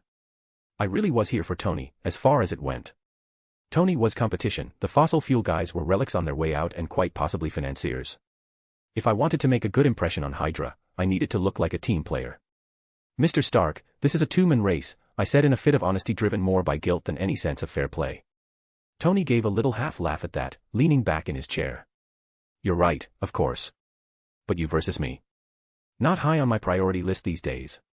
If you can get a few good licks in, I mean, good for you. I doubt it, but whatever. World's a better place either way, right Pepper?" "Do at least try to give some thought for our stockholders," Pepper said from her chair. "Though, to my understanding, Mr. Trent is one. He bought in throughout our many downturns this year." "Only a little," I demurred. Pepper snorted. 0.3% of Stark stocks was, objectively, a lot of money, but it felt little in the context of Stark stockholders. Tony owned more than half and then a couple major holders held in the lower tens. "See, I knew you were a fan," Tony said. I felt my face heat up, an emotional signal that thankfully wasn't transparent to Tony at all. "I was so cocky when I was your age. If I'd met my hero at one of these, I'd told him I'd punch him out to prove how good I was." "Modesty works for you, very appealing." "Thank you, Mr. Stark," I said. "Call me Tony," he said, standing up. "How do I look?" "Good," I said. He did. "Good who?" he asked, leaning forward and cupping his ear like he was listening very closely. My additional social skills concealed the active internal war over the inappropriateness of referring to my victim's friend with his first name when I dutifully said, "Good, Tony. Let's go put these guys' businesses with the fossils they sell," Tony said, toying with his sleeves. I felt pretty bad about the fact I was about to cut the legs out from under him, but I had warned him. The moderator waved us in one by one, saving Tony for last. I was second. It could have been worse. I shook hands with Roxanne's dark-haired, slick-looking executive and sat down next to him on the big glass crescent table, bright lights shining down on me. I waved to the crowd and smiled broadly, greeted both Tony and Gilbert's rotund, graying representative with polite smiles and firm handshakes. "All right, welcome to the Future of Energy Roundtable," said the moderator, a pretty blonde in her mid-30s, grinning into the screen. In the past month, major announcements in power and energy have rocked the energy sector. Mr. Stark and Mr. Trent have both announced shockingly low and clean energy costs, from arc reactors and solar power respectively. Mr. Gilbert and Mr. Peters are here representing the coal industry and oil and gas industries respectively. Let's get straight to it. Mr. Gilbert, does coal still have a future? Absolutely not is the real answer. Coal was dirty, its extraction process was dangerous, its workers were expensive. It had no baseload advantage over Tony or natural gas, it was more expensive by a lot, it had already gone into natural decline by 2018 even with GOP squawking about saving it. Well, first of all, let me begin by saying I'd like to see Mr. Stark's arc reactor vaporware actually work before I decided to throw in my towel. Okay, Gilbert. Just ignore my already extant solar panels. Coal's been powering this country for 100 years and these young puppies think they're gonna kill it in a weekend with their pretty faces. Well, miners are a tough people. They're able to make sacrifices. They always have. Yeah, but you're not a miner, are you, Mr. Gilbert? You're the guy who sends them to choke on smoke. Second-generation coal money and you're old, too. You've never tightened your belt in your damn life. Thank you, Mr. Gilbert, the moderator said. Let's turn to Mr. Stark. Mr. Gilbert is calling the arc reactor vaporware. How would you address that? It's not true, Tony said with a shrug. We have a large-scale arc reactor that works, we have miniaturized ones that are also highly efficient. They've been displayed. You can see the repulsor system. The table-sized one is still powering with routine maintenance. As long as palladium doesn't vanish from the face of the earth, we should be fine.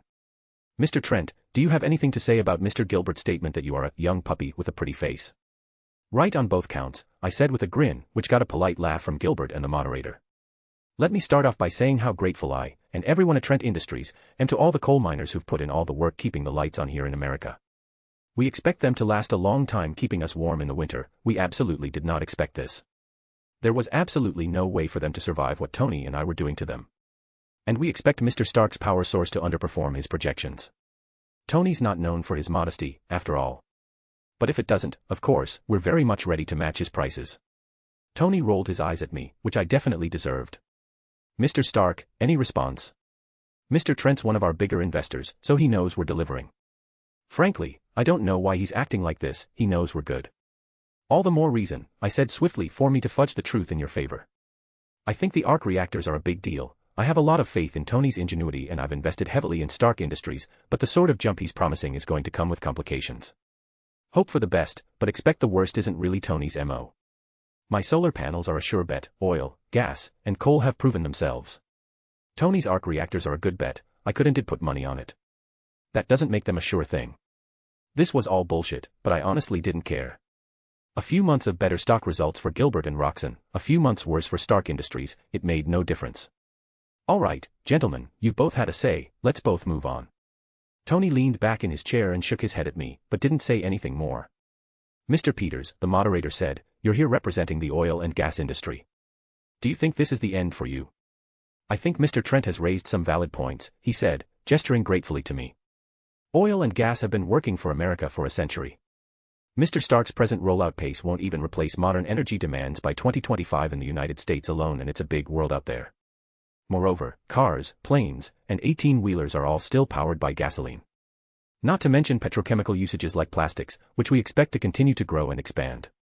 Thank you, Mr. Peters, the moderator said.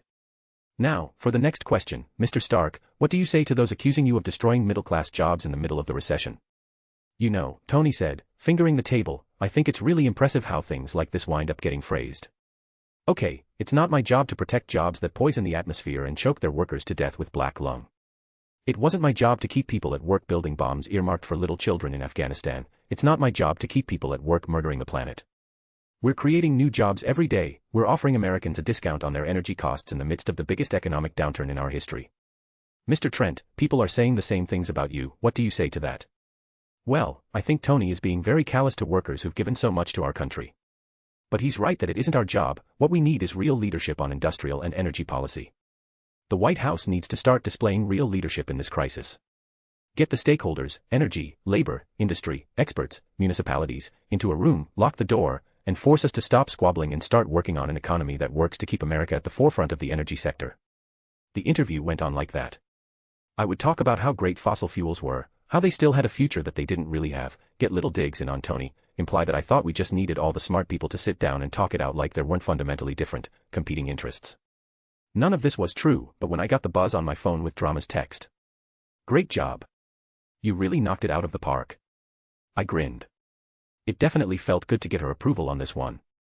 I headed into the coat room, where I saw Tony and almost spun around and walked out. No, come in. Tony said, his voice tinged with acid. I obeyed, though, grabbing my coat and starting to pull it on. You know those losers aren't going anywhere, Tony said. Why were you simpering for their approval like that? They got you in their pocket. Tony, I said, pinching the bridge of my nose. Have you tried making friends? It might make this whole process a little easier. I get it, you want to hang out with the cool kids. Not who I would have picked for cool kids, but... He said, yanking on his coat and patting me on the shoulder, don't give up. Maybe they'll invite you to their clubhouse. I felt bad. I'd hurt Tony for his own good and now I'd hurt Tony for my own benefit. I wanted to apologize and explain, to say I was sorry. But the thing about apologies is that it's not enough to feel bad. You have to actually be sorry for what you did, to wish that you could change it. I didn't say anything as Tony walked out. Chapter 11, Opertis, the Concealed. People flatter themselves all the time about how much different they are from the worst people. I've known the worst people, you get a little under their skin, you read past the headlines and the mugshots, they're not that different from you. Andromeda's family was perfectly ordinary, except that they saw themselves as the worthy elite who ought to rule the world without even shame as a consequence for their failures. This is, admittedly, a substantial difference. But it doesn't make them unlikable or hard to be around. It just meant that they needed to be stopped. They were third on my list, I reminded myself. But right in that moment, so far from any progress on the snap, third on the list felt very far away and the press of Drama's body and the laughter of the Albertsons felt very close. The doorbell rang. I'll get it, Mrs. Albertson said, rising from her chair. We expecting anyone? Drama said, leaning up from off of me. Could be, Greg answered. We've heard about some friends who might be in town, they could drop by. Drama nodded and got up, walking across the room to fish a comb out of her purse. Had that been code for Hydra? She certainly seemed a little bit more nervous than usual. I obviously couldn't put it at ease, which was frustrating, but I wasn't stupid enough to say so. When Mrs. Albertson returned, she came with a tall young man in business casual attire with a large hearing aid in his right ear. Mr. Trent, he said, introducing himself spontaneously with an extended hand, it's a pleasure to meet you. Pleasure's mine, mister. I said, shaking his hand. Doctor, he corrected. What a cock. Nicholas Green. Nicholas is a research fellow at the Opertis Institute, Mrs. Albertson said, patting his shoulder. Opertis was a big research firm, like the Rand Corporation in my timeline. It was the policy shop of a lot of internationalist and technocratic movements throughout the world. Probably Hydra wholesale given the ideological alignment and name, but this guy definitely was, judging by the way that Drama was acting.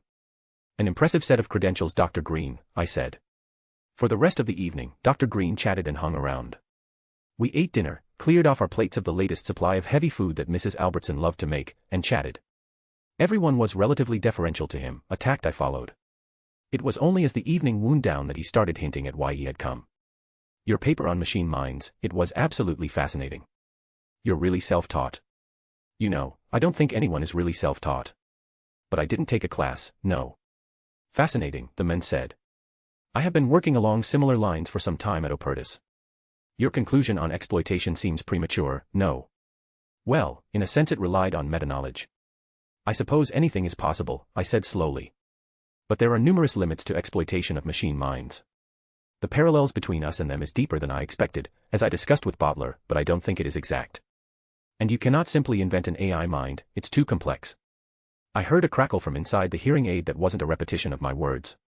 Faye, human mind transfers are possible, it whispered in an accent that was Swiss. This man has speculated too far.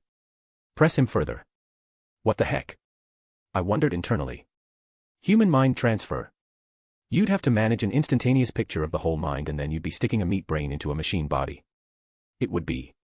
I mean, impossible wasn't the right word. Very difficult and very chancy. I would not recommend attaching such a mind to any kind of vital system. Mr. Trent. Dr. Green said, as if I had zoned out. I'm sorry, I allowed myself to become distracted. Could you repeat the question? The principles you are speaking of, would it be possible to extract and copy a mind? I considered it with Bottler, but the answer is that it would be very difficult. A machine mind isn't just lines of code, just as your brain is not simply a pattern of neurons. To do so would require a perfect picture of every element, and frankly I could not even begin to discern precisely how those elements would be identified and isolated. Perhaps you are overestimating your own limitations as more general ones. Perhaps. But probably not. If machine minds were reproducible, they would surely have been a core part of Guardians of the Galaxy, and they were not. Yet the voice on the other end of the line had seemed very certain that human-machine mind transfers were possible. How would you even do that? I guess if you took a perfect picture of the machine and then copied it and simulated it. Not sure how to do that, and then you'd have really nasty lag. At least on a machine mind. Well, said the little voice in the earpiece. He is not wrong. Dr. Green said, and you are certain there is no way to construct a mind? Certainty would require testing, probably a lot of testing, but I do not consider it favorable. Ask him about our cause, the little voice said. Mr. Trent, you are a man of singular vision, he paused, as if considering something important. Of course, I knew he had already decided on his tact. I was leery of being dragged in too quickly, but it would be good to know what the pitch actually was instead of guessing around it. Are you frustrated with the present state of the world? Isn't everyone? I asked, doing my best to convey a barely contained contempt. Indeed. Dr. Green said. Do you feel boxed in? I could do so much more if I had been lucky enough to be born where Tony Stark was. This sort of elite self-pity seemed to be a running current across the suspected Hydra members. Upper middle class and lower upper class resentment, the sort of boiling feeling that they'd been cheated. It struck me, in reality, as being incredibly pathetic. My background here was the scion of two wealthy individuals, with a trust fund and factory. He'd had more than 99.5% of the world. But powerful people are often blind to these things. I agree. Cutting-edge technologies in power generation and research in artificial intelligence. You're a Renaissance man. You need more friends in powerful places, I can help you with that. How so? The Albertsons and I are part of an informal network of sorts, just an association of people who can see talent for what it is. People who don't like being boxed in. Would you be interested in something like that? I leaned back and looked at him with a placid expression. I drummed my fingers. Of course, if I agreed to this, nobody could blame me. Nobody would ever or could ever know that I was aware that I was about to shake hands with Hydra. But getting into bed with Hydra might make eliminating them later on more painful to me personally, even if I hadn't signed on the dotted line. I nodded, I would. As I said, third on the list felt very far away. Chapter 12, Pim Particles and Phoenix Protocols. You sure you want this? It's not legal. Dr. Green said, putting a bug detector on the desk and thumping a file onto the glass. We were in a generic office building, but he had a corner office and a sweeping view of DC's downtown. Was he surveying of his future conquest? Or was he some sort of twisted patriot? After all, the Hydra agents clearly thought that Captain America might join them in the movies. I lifted the file off the glass table, thumbing it open. It had what I was looking for. I slapped it shut and grinned. And nobody will be able to trace it to me. There's no way, Green said, the small smile on his face putting me at unease. It'll be an independent discovery if you can crack it. You won't have to name it something ridiculous like Pim Particles. I weighed the moment in my mind. Should I hand it back? But then I shook my mind loose of it. The problem with abandoning it now is that whatever entrapment Green might be scheming for me here, I was already trapped. Yeah, I want it. These are going to revolutionize civilization. The applications are practically endless. Good to hear, Green agreed. You still planning on focusing on domestic functions like delivery? Sure, I said, doing my best to sound mild about it. Imagine skyscraper production facilities throughout the Midwest. Mobile hospitals that can be deployed in emergencies throughout the world. If I can get it cheap enough, the sheer amount of space you could save by having people carrying cars in their pocket. Urban design would be transfigured. In truth, I was not committed to domestic functions at all. In the movies, Tony said he had privatized world peace. That was not happening in this timeline. It was now April and Tony seemed to be becoming less and less active as Iron Man, his focus was on expanding his arc reactor tech. That made me nervous. Iron Man was a crucial element of the defeat of Thanos' forces in Avengers. A future where New York was nuked. Very sub-ideal. But I didn't have any idea of why Tony was behaving this way. It wasn't like I couldn't ask anyone, hey, why isn't the world's richest man fighting terrorists in his power armor? So I was doing something risky to ensure I had an easy way to deliver a nuclear warhead into space. Andromeda said that you were a dreamer, but I wasn't sure if I believed her. Green said, interrupting my internal monologue. Wouldn't that sound like they were passing around reports on me? Or was I supposed to infer that it was part of her recommendation for our little informal network? Well, far be it from me to argue with such a beautiful woman. Keep that up and you'll be a happily married man, he said, slapping me amicably on the shoulder. I blinked. I hadn't been thinking about marriage at all, to be honest. In retrospect, I suppose I should have been. She was from the same evangelical culture as me and there was a chance this thing was sincere for her. We'd been going out for months. It must have been on her mind at least. Yeah, thanks for this, I said, stuffing the folder under my arm. Always happy to help our golden goose, Mike, he said as I walked out to the door. Golden goose. I was a sure investment, I guess, but I almost paid back money too fast to be a golden goose. You'd basically get better returns on the stock market. Well, whatever makes them happy. How's your project going? Drama asked, propped up against me in her pajamas and flicking through TV channels. Pim Particles were the first genuine challenge of my entire career in this universe. Mostly I was sandbagging dangerous developments like fusion power and laser guns. I could have pulled a veritable Lex Luthor, but I was trying not to. I was too close to Hydra and I was pretty sure that being too far from Hydra would mean a bullet from the Winter Soldier. It's going slow. Wow, a problem the mighty Michael Trent can't solve over a weekend, Drama said, leaning against me. The clicking of channels, something I was having to reacquaint myself with, was our evening's entertainment. Ugh, there's nothing on. In 10 years, there will be streaming services, so many streaming services that we can watch whatever we want whenever we want. And what we will do instead is spend 20 minutes scrolling through the shows. No, I'd watch something. There's nothing on. I grinned a knowing grin and she sat up indignantly, I would. You wouldn't, I said, the confidence of future knowledge bearing me up. Well, looks like I'm controlling the remote in 10 years. I suppressed my natural reaction and flashed a smile, it really doesn't matter who flips the channel. That got a glare. I thought for a moment, I'll prove it. How on earth will you prove that? She asked. It wouldn't be that hard. Vocal synthesis was already advanced in the MCU by this point. Back in my world, 3D modeling was already enabling movies like Gemini and This Person Is Not Real was already creating simulacrums that resembled real people. If you merge those together, you could make being a director something a lot more like being an author than being a boss of a big store. I'll make movie production radically cheaper. There will be a massive explosion of creativity, we'll have 10 times as much TV for half the price. Then you'll see. An emotion flashed across Drama's face that I thought was fear. What's the matter? Is that a problem? Do we have friends in Hollywood? I mean, we have plenty of friends everywhere. Drama said, standing up and pacing. But it's just. Maybe don't do that to win an argument. Winning the argument is a bonus. Think of the cultural renaissance that would inspire. Now that I was considering the possibility, it was genuinely exciting. I could expand cultural production in the first world by a ton. And, bonus, it would undermine Hollywood, and if I wanted a radical militarization to defend us against extraterrestrial threats, I needed to do that anyway. Look, if our friends want in, we can cut them in. It's not a big deal. All for one and one for all, right? Was giving Hydra the keys to Super YouTube a great idea? Probably not. But it was that or not doing it at all, and I still definitely needed to undercut Hollywood on that front. Drama sucked in a breath and said, I'm going to take a walk and make a call, see what I can do. You stay here, handsome. One of the things about Drama's house is that she has it bugged with little cameras. So if she said, stay here, then stay here, I would have to say. But it's not like I hadn't anticipated that. I had bugged Drama's phone. So, pretending to listen to music on my, very primitive, iPhone, I started listening in on her conversation. I need to give him the book, Drama's voice said. Honey, her mom said on the other end of the phone.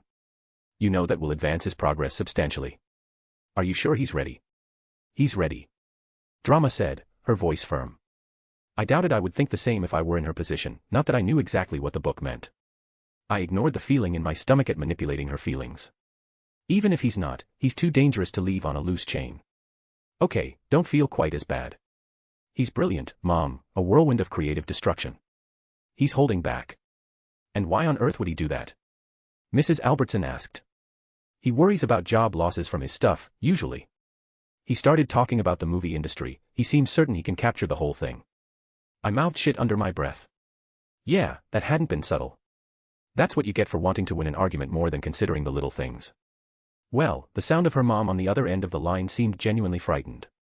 That's a bad sign. You're right, then. We can't leave such an asset loose. It's in with us or in the ground. Try to get the book into his hand without provoking his suspicions. This is urgent, Drama. Yes, Mom, Drama said as if she was being told to use to protection. Hail Hydra. Hail Hydra.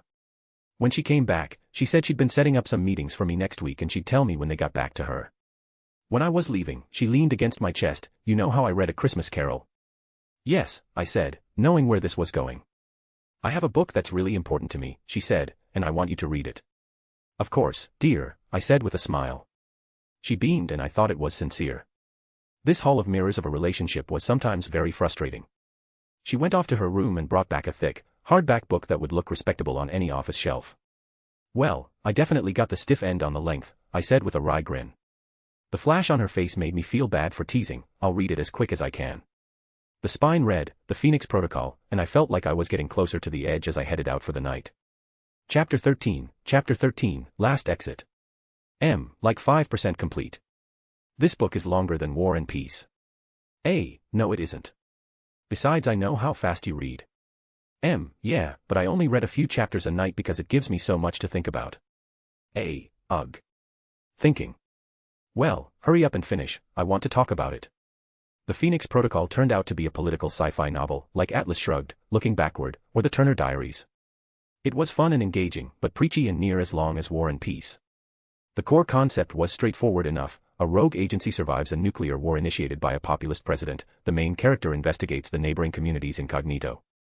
The communities are political strawmen and the main character forges a conspiracy with the sympathetic characters. In the end, they form one great, unified government called the Agency for Mankind. Why had Hydra given me this book? My going theory was that the book was an ideological temperature test. I'd already signed on to a backslapping friend network. But that wouldn't have made me Hydra. It now seemed obvious to me that there were probably more friends who were out for personal advancement than there were people who dedicated their life to a synarchist utopia. And I'd roped myself in further. At 9% and wow, these zealots in Neosian are scary. They're right that some knowledge is dangerous. For sure. But then they do crazy stuff like the stoning by lot. Wish me luck on my meeting. You don't need any dangerous superstition, face blowing a kiss. Maybe it was unfair to criticize Hydra for maintaining a secret organization, since I too had future knowledge I was keeping under wraps. But on the other hand, it wasn't like I had ambitions of ruling the world with an iron hand from the shadows. I just wasn't sure how to share information without sounding like a conspiracy theorist, lunatic, or spy. Certainly, broke into S.H.I.E.L.D.'s core database was just a more plausible theory than this entire universe is fictional where I'm from, I know the future, and there are Hydra moles at every level of the government. Yes, including Nick Fury's best friend, Alexander Pierce. Every third conspiracy referenced Hydra still being alive, which was very flood the zone with garbage tactics, but there's no point complaining when the enemy is smart. I got out of the van and gave my driver a tip so my team could start unloading. The computer system I used to build the StageMaster program was the size of a filing cabinet.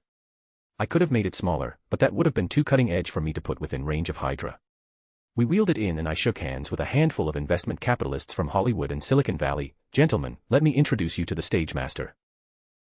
I directed a performance of The Tempest, got so much money thrown at me I don't quite know what to do with it. That's great to hear, but no surprise.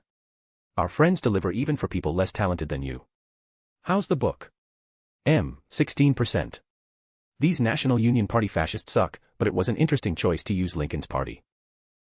Right. Alright, set aside getting rid of Hydra. I could survive if I threw in my lot with some government that wasn't infested with Hydra agents. Just move to France, settle down in Paris, live in a box with enough protection to guarantee Hydra didn't kill me while I churned out miracles for France. That wasn't such a bad idea. But did Hydra have agents in France? I had no idea. I knew the Winter Soldier was Soviet, I knew that Hydra was here in the United States.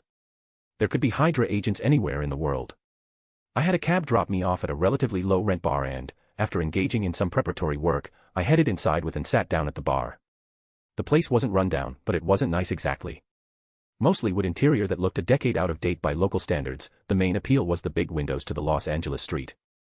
The guy at the bar was in his mid-20s. I actually knew he was working through his philosophy degree. The amount of random knowledge that I'd had crammed in my head was sort of impressive. His name was Garrett.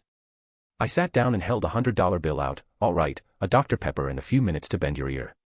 Garrett, a skinny guy in plaid shirt, laughed. We don't sell Dr. Pepper here, but for $100 I can solve that for you.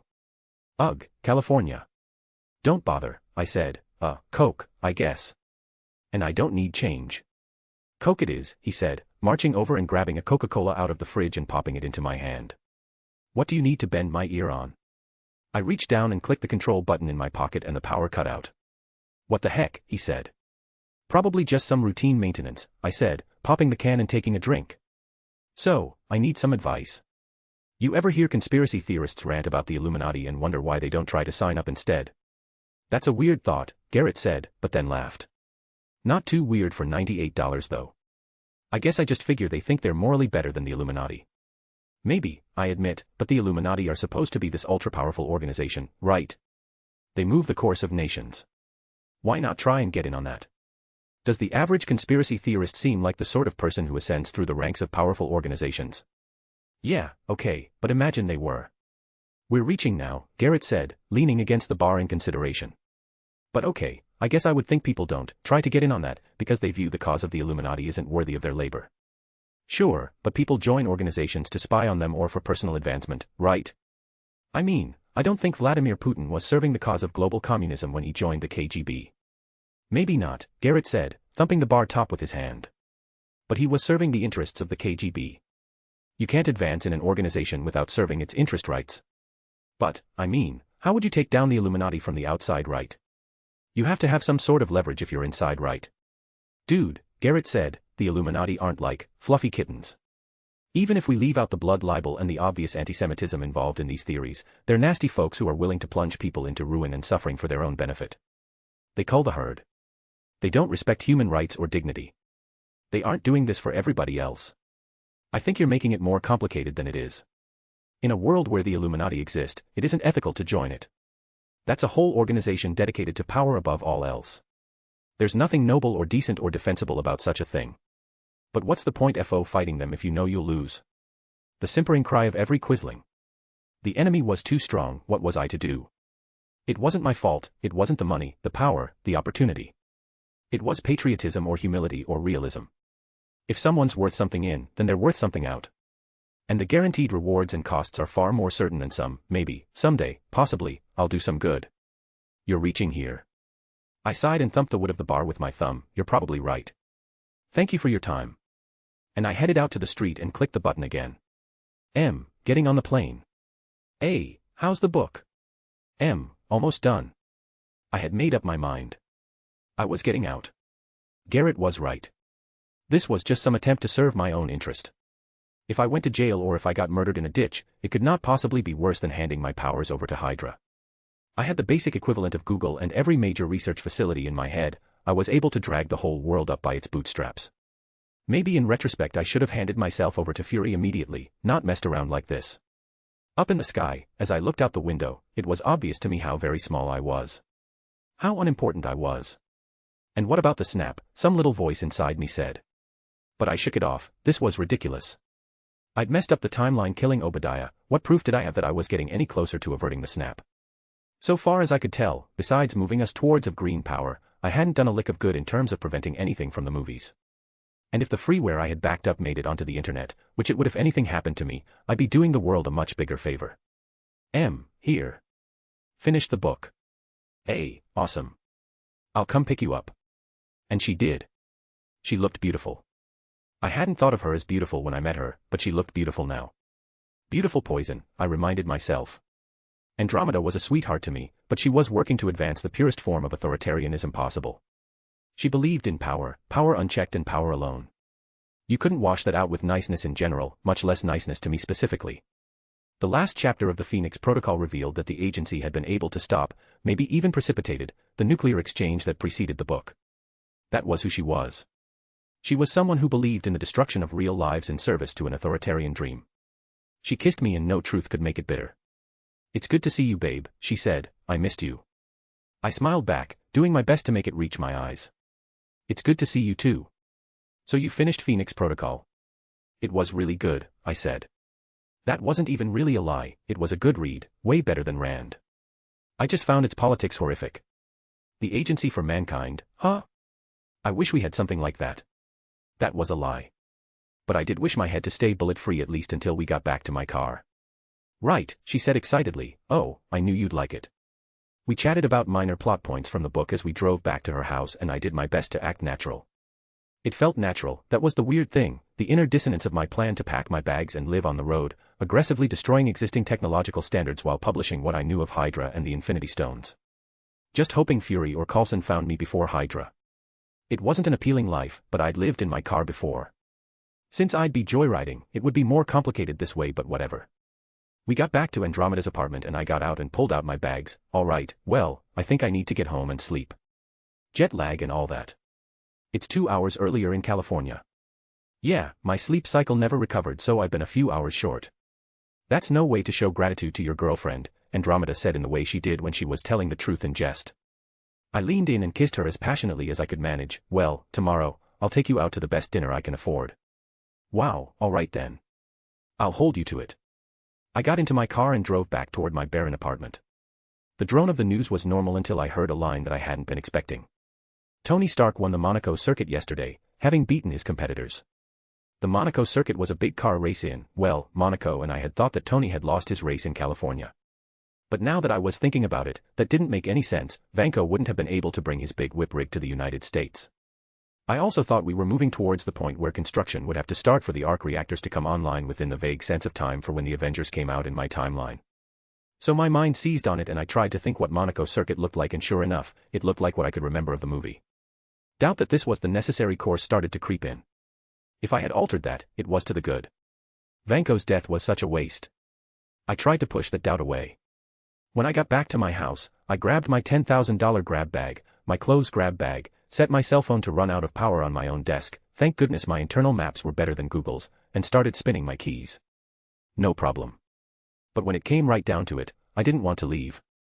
I didn't want to give up and risk my life for a chance to make a difference if Hydra didn't manage to put a slug through my brain.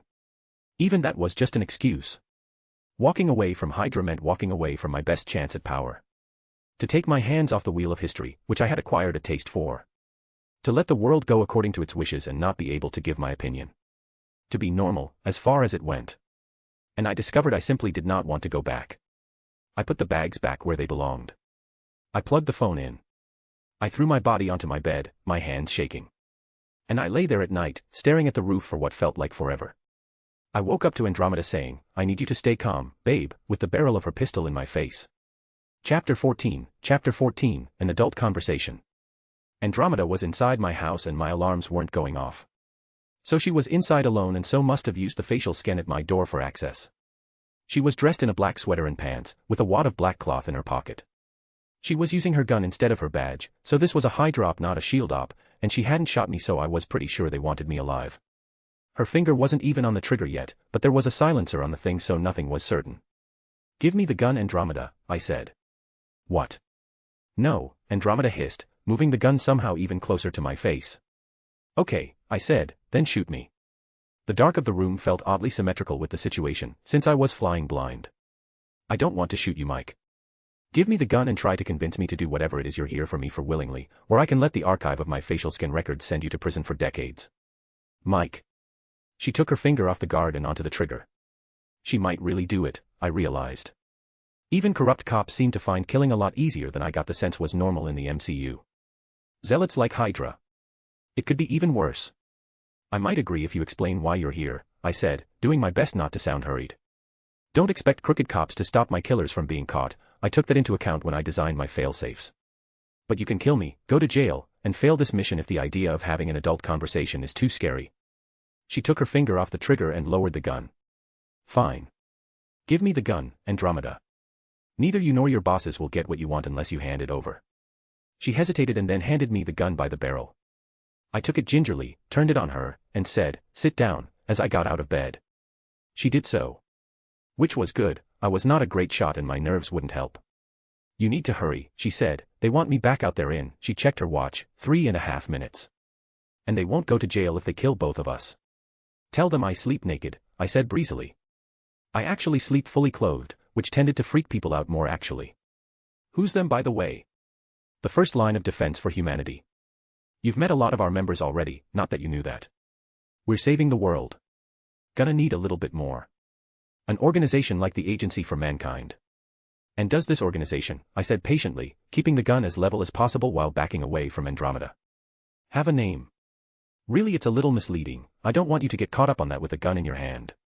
I moved my finger onto the trigger. I will shoot you, Andromeda, and probably die to the people waiting for you out there.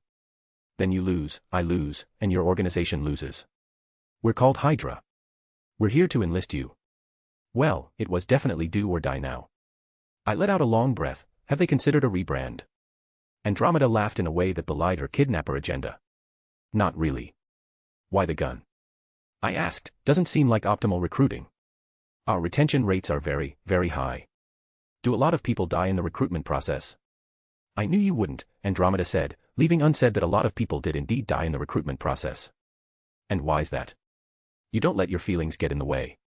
People get caught on the Hydra thing. You don't care. I sighed. No, I don't. I did care, I told myself. But a little voice in the back of my head mocked me for lying about what I was lying about to myself.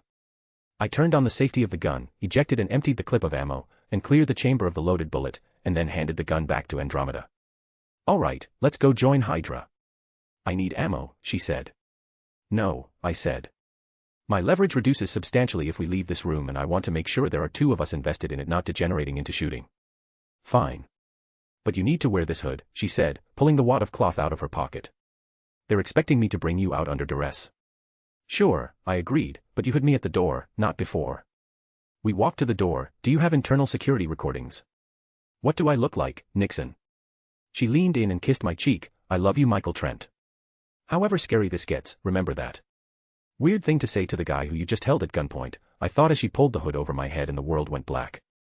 She put the empty gun to my back, opened the door and pushed me out. I felt two strong hands grab me by the arms, one from each side. I was pretty sure they were two separate people from the feeling. They zip-tied my hands behind me. Any trouble? A gruff male voice said, to my left. He sleeps naked, but besides that, no. Nothing you haven't seen before, right? Just keep walking, Andromeda said, her voice irritated. I wondered how, exactly, they were operating a kidnapping in the open like this, but I knew I couldn't ask. I was totally helpless now, and most of my leverage had gone out the window. Andromeda might have a personal attachment to me and a stake in not going to jail, but these two guys didn't have those problems. If they'd kept clear of my cameras, then it was likely they could wipe the hall security and put me in the ground without any trouble for them. I didn't know where Hydra marked my value, but it couldn't be as high as I deserved. They threw me in the car once we made it out of the apartment. 3 car doors opened, none of them a sliding van door, so I figured that reaffirmed for me that there were 3. Andromeda reached over from next to me and buckled me in, which was considerate of her. As we accelerated at, frankly, an unsafe speed from the parking lot, I could hear a woman whimpering in the trunk and I got a twisted feeling in my stomach. Chapter 15, Nicole Arden. I had decided on intelligence and information because of the asymmetry with the traditional heroes of the MCU. If I was being dropped in, I wanted to be useful to everyone and not dart from fire to fire putting it out.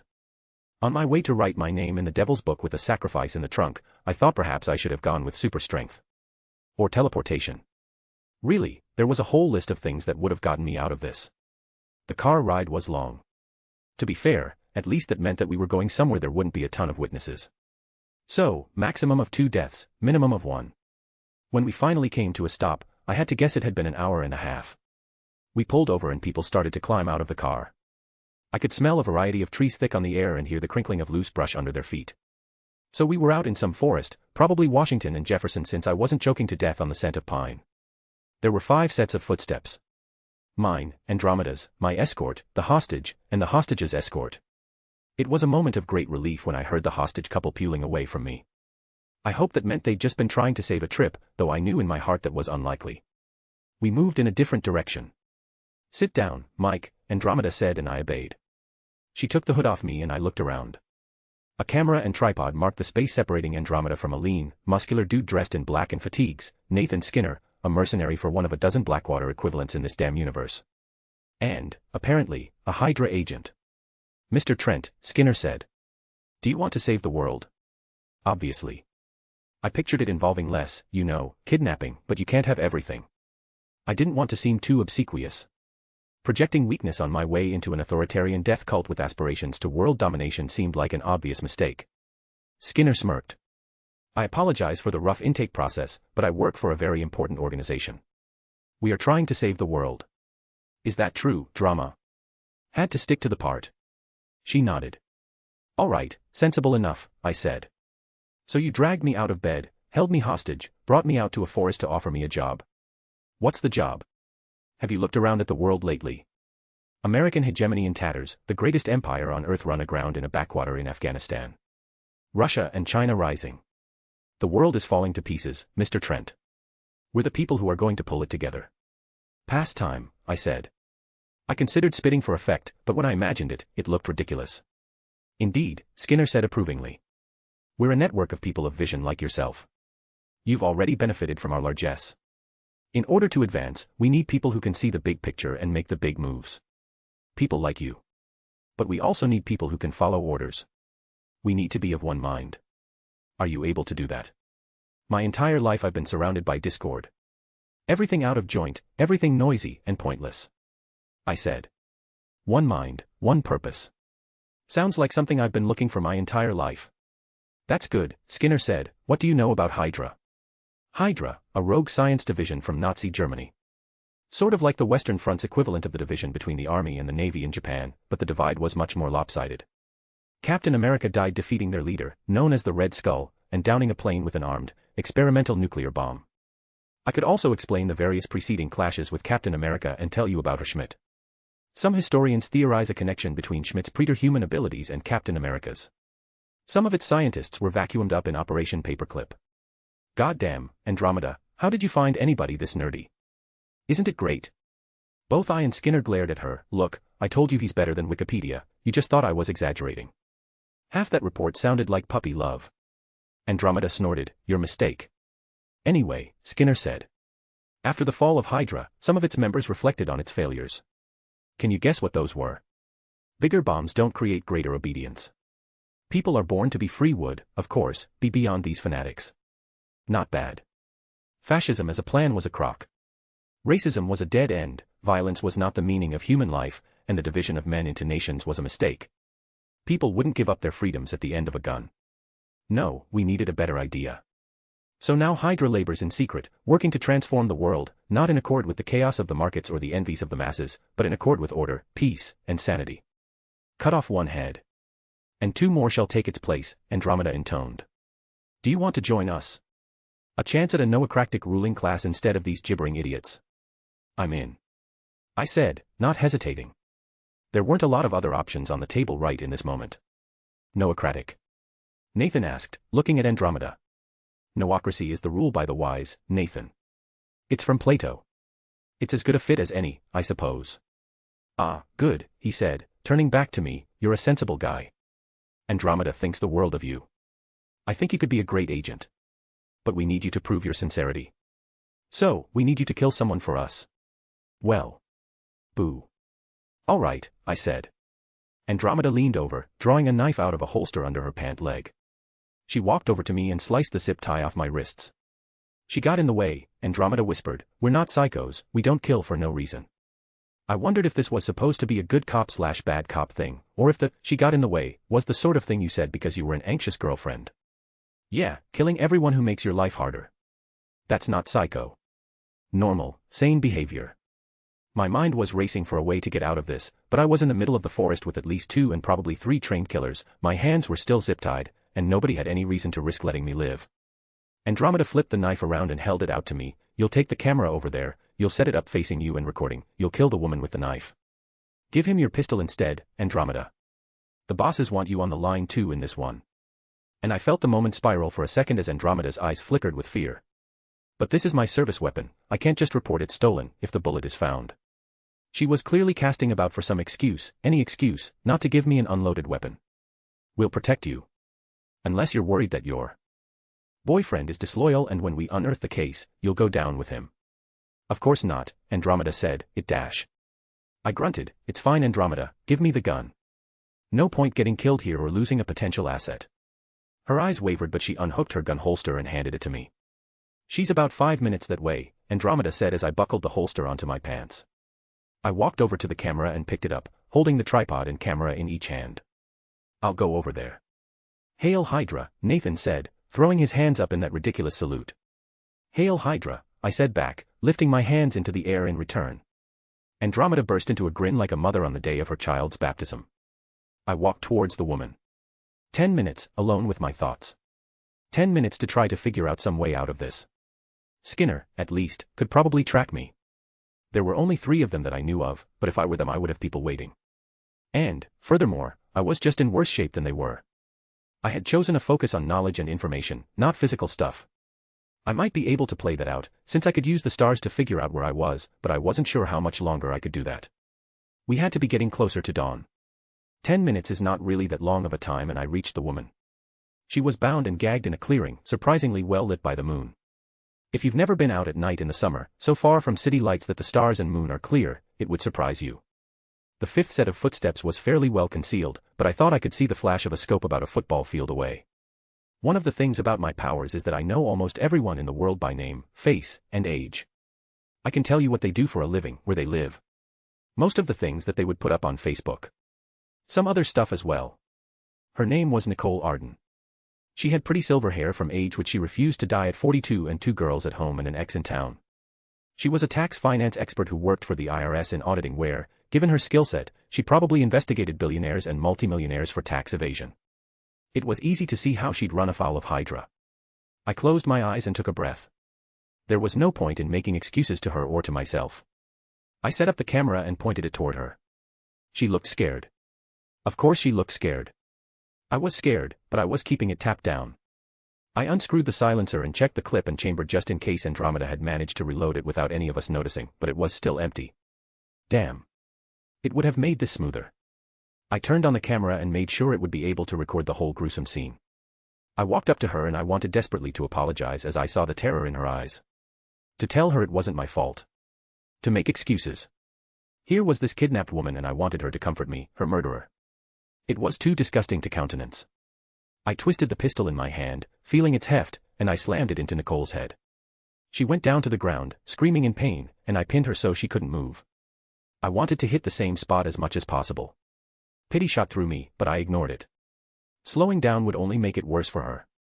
I lifted and swung. Lifted and swung, lifted and swung.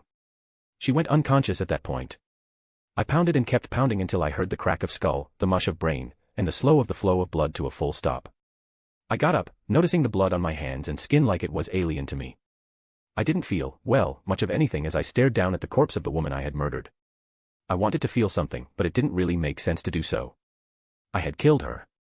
I wouldn't make a new set of decisions. I walked over to the camera, turned it off, and walked back to the area where Andromeda and Skinner were waiting for me. Jesus, Skinner cursed. How'd you get that much blood on you? I handed the gun and holster back to Andromeda and shoved the camera into Skinner's chest. That should more than prove my loyalty to Hydra. Chapter 16, morning after. I was showering inside a Hydra safe house on a private road near the park. Andromeda was burning my clothes and staying with me. There had been enough clothes here for me to find stuff that fit. I had never seen the 4th man, or 5th man perhaps I should say, and I wondered if it was his house. I guess they wanted me to think I could have escaped. How stupid did they think I was? Alright, so there was no point feeling bad about the woman. Nicole. I wouldn't be able to intervene to help her family in any discreet way for some time. But I was in a new position. Whenever I exited Hydra, if I ever did, I was going to be spending a fair amount of time in prison or on the run. That was just the score now. I'd done that to myself and I hadn't even gotten leverage over Andromeda with it because I didn't record my own apartment. Just goes to show you, you're always the wrong kind of paranoid. That meant I should be thinking in terms of how I could leverage Hydra to serve my own ends, technological uplift and averting the snap, while expanding my own knowledge of Hydra in order to have something to trade out for immunity or at least a plane ticket to some tin-pot dictatorship where I could live in relative comfort. Both of these needs pointed in the same direction. I needed more power within Hydra. Was this just a clever excuse for me to pursue my own self-interest? Wasn't that what had wound me up here in the first place? I emerged from the bathroom as the daylight began to leak into the house. Andromeda was waiting for me, changed into a yellow sundress, her legs propped up on the woodsy couch and a small, contented smile on her face. The emptiness in my chest wanted something to fill itself with and it would be more than happy to go with the pretty woman in front of me. I waved without getting closer. Can we go back home now? I asked immediately. I'm tired. Sorry babe, Andromeda said with apparent sincerity, rules from on high are you spend the next 48 hours on an all-expenses-paid vacation with me. Well, that made sense as far as it goes. I too would not let anyone fresh off a murder a chance to reconsider. So. Disneyland. I said sarcastically. If that's what you want to do, we'll charter a plane and rent a penthouse suite. I got the principle of showcasing benefits immediately after initiation, but if that's what I wanted to do, I would just do it. I'm fabulously rich. I sighed, well, let's go get food. If it's on company dime, I'm starving. The car ride was long and quiet, which gave me some much-needed space to think. When we got to a nice retro breakfast diner I had suggested to Andromeda, she smiled at me. Have you been to every restaurant in the world? Only the good ones, I said, smirking. The truth was I should probably tone it down, but I was tired and glued together by spite. We walked in and got a table in the sparse morning crowd. Our waitress was a younger lady, Natalie Keyes, recent high school grad. Didn't know exactly where. The sensation of recognition of a stranger took me back to Nicole and I shook my head for a moment. Sorry, my boyfriend and I have been traveling since before dawn, Andromeda said, putting her hand on mine. He's just a little tired. He wants Dr. Pepper, I want water. Thanks, I told Andromeda as Natalie walked away. It's just been an eventful morning. Andromeda laughed at the understatement. Yeah, I wasn't planning on getting disarmed this morning. I mean, damn, she leaned in and I mirrored the action, would you really have let me shoot you? She whispered in my ear. I pecked her cheek before pulling back to make it look more normal. Never make a threat you can't keep. Andromeda nodded approvingly, you really don't let your feelings get in the way. So, I guess now that I'm in, my first question is, how do I advance? Getting in is the main hurdle, especially for mature adults like you. That's why initiation was so stringent. Yeah. Stringent. I had to murder a woman on camera, it was just like getting into Yale. We want our members to succeed, that's important to us. And internally, talent and work are always rewarded. Nobody skates by on blood. Not even you. I may have hatched from the cradle, Andromeda said, weird phrase, probably Hydra language. But I'm also a fairly good agent and I have an important role in obtaining exotic materials and knowledge. But it's nothing compared to what you could be. That was ominous on multiple levels, but luckily we were interrupted by Natalie returning with the drinks. I smiled as brightly as I could at her and she smiled back, perhaps a little shyly. Maybe she was confused. Maybe she saw the emptiness in my eyes. I turned down the brightness and softened my eyes. Thank you so much, sorry about earlier. Oh, it's fine, she said, waving her hand dismissively and snapping to full confidence. I get it, you do a lot of traveling. Usually I fly, I said honestly, but my girlfriend woke me up this morning and said we were going on a trip, so here we are. Ah. Natalie said dutifully, that's a nice surprise. Anyway, I'm treating myself, so I want this chocolate and ice cream thing. You're having ice cream for breakfast. Andromeda said, offense in her voice. Look, I've taken this little morning surprise as well as I think can be expected. I slowed down, fearing I was leaking real anger into the joke. But if you deprive me of my choice of sugar and carbs so I can have syrupy pancakes instead, we're gonna have problems. Andromeda laughed and threw up her hands in surrender, far be from me to get between a man and his ice cream. She seemed calm about it and I didn't know whether that was to brush off suspicion and calm Natalie or if I was just expecting her to notice I was angry. That's the problem with deceit, you can never see how you're doing at it until it's unsalvageable. I'll have a grand slam please. Natalie walked away and I turned back to Andromeda and tried to maneuver the conversation back to Andromeda's own speciality, exotic materials and knowledge, huh? Could I get some of those? I couldn't use, say, Captain America's serum, my brain's exotic physiology was too weird even for me, but I could certainly use it on someone else. Put a few more Steve Rogers into the world, that would be a good thing to do. Sure, Andromeda said. I mean, you'd need to have a good reason to take something off my plate, but we've got some other stuff. We try to provide everything our people need. But I was say dash. And could we get help finding people? Or could we get leg waxes? Andromeda's mind churned for about 15 seconds as she decoded what I had meant. If the company can see the benefits of the leg waxes for the company, then you can get leg waxes. And yes, the company is happy to help with finding agents or expanding our ring of helpful contacts. Good. That meant I could probably find freaking Kilgrave. I'd managed to get a bead on places where he had been, that wasn't particularly hard. But I'd never managed to find where he was. Maybe I could wax Fisk or the Hand while I was at it. For that matter, feeding the Rand Corporation to Hydra was basically a public service. Good, I have a few that I was dash. Mike, listen to me, Andromeda said, looking me dead in the eye with such a serious look I went silent. You're the smartest, calmest person I know. You see opportunity and you take it, people like you, almost everybody in fact. And this tech stuff you can do is truly Stark-esque, it's basically cheating. I learned this morning you can do what it takes. I didn't put this in your file when I recommended you, but now that I've seen what you can do, she leaned in and I met her halfway across the table. Then she kissed me. And I wanted it. It was long, it was in public, and it was really not an optimal kissing position. This woman had held a gun to my head not 12 hours ago, I had held self-same gun on her not a minute later. But I still wanted it. I think you could be the head of Hydra who achieves our dreams, she said in an intoxicating whisper. And I will do whatever you need for that to happen. Chapter 17, Into the Pride's Den. You know, when you said you wanted to go LA, I thought you wanted to hang out on the beach, maybe watch me in a bikini. Andromeda said, as we were sitting in the van. Not spying on some random family in Brentwood. Hydra is full of ambitious, intelligent people who don't hesitate to kill and believe fervently that they, and with them, Hydra, should rule the world. One extension of this fact is that if it were possible to rise in the ranks of Hydra by killing upper-level members, embarrassing peers, or undermining others' projects, Hydra would have imploded decades ago. The path to advancement in Hydra was straightforward, earn acclaim from other Hydra members. The way to do that was to advance the interests of Hydra, fear among the masses that drove them towards authoritarian solutions and moving Hydra members into place to be those solutions by advancing their interests and reducing the interests of potential alternatives. That was why, a week into this, I was sitting in a house down the street from the Wilders. The Pride were, fundamentally, bad people. A little circle of criminals working for an alien who controlled a cult called the Church of the Gibberum in exchange for control of some of the more profitable companies in LA, Nemo, Wizard, Synergy, and Wilders Construction, which was a front for a variety of criminal activity. But they were mostly bad people the way I was a bad person, so I saw a lot of benefit in bringing them into my circle of influence. And if I could kill the Gibberum, I couldn't remember his name, in retrospect I should have watched the second and third seasons, and obtained video evidence of a sacrifice, I'd have 5 powerful families in my thrall.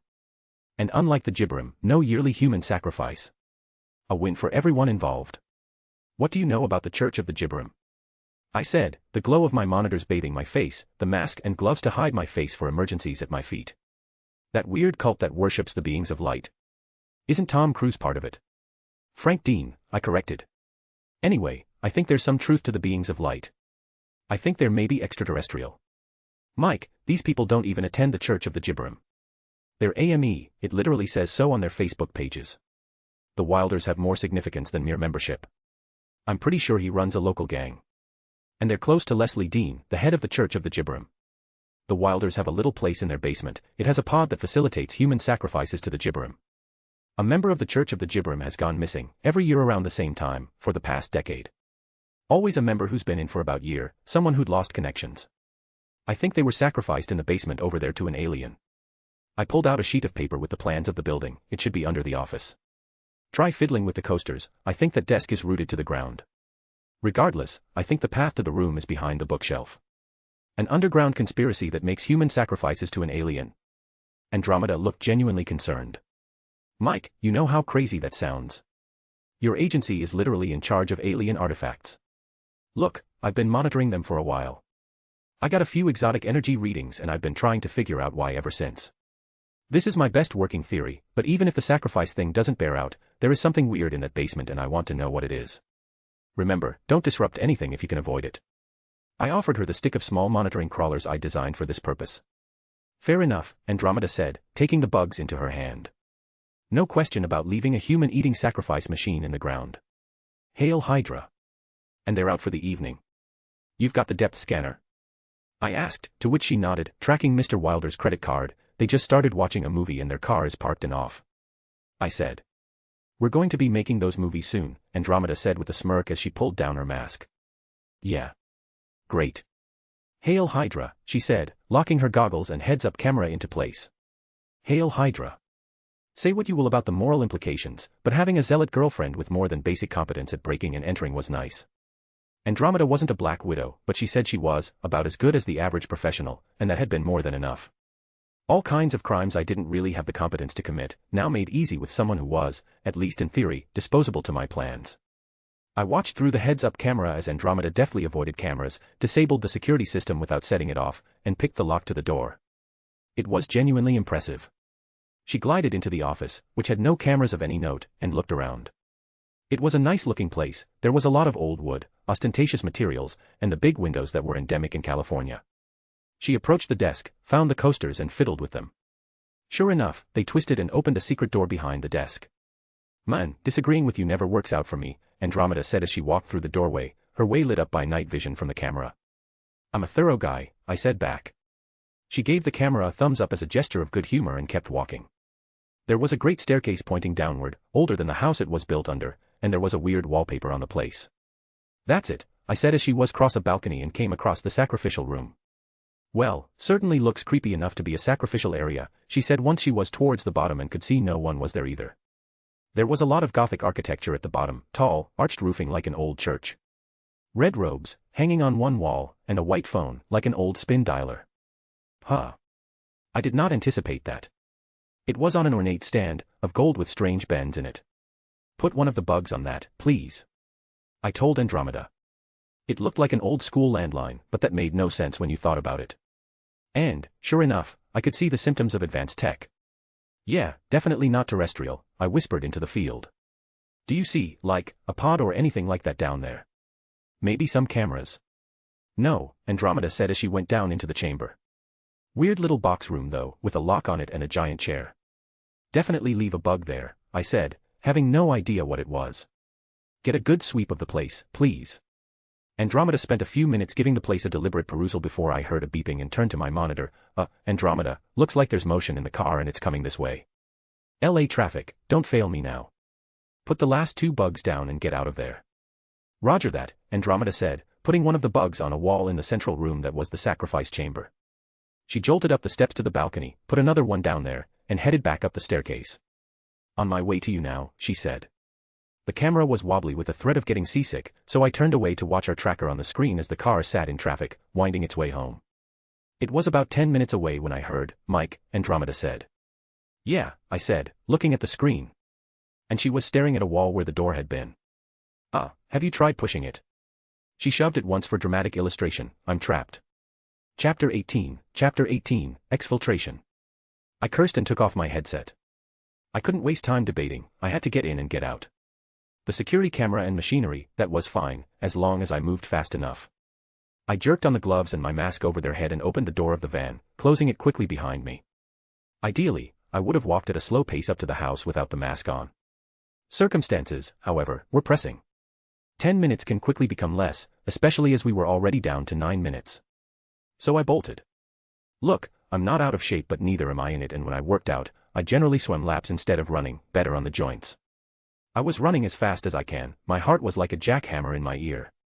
I made it to within perimeter of the cameras without much trouble. The house was a gargantuan thing, with beautiful lawnscaping and large windows and a guest house. The building could have housed a baseball team and did house a grand total of 3 people. I preferred much smaller living spaces, but I assumed when you came up from nothing like the Wilders it was the symbol of the thing that mattered most. I looked around the neighborhood and nobody was looking at me, though I supposed anyone could have made me out in the evening light. The Wilders were not big on vacations and so we'd taken our best option, an evening outing with their son to the movie theater. We had hoped that would mean it would be less erratic than a date night. But we don't always get what we hope for.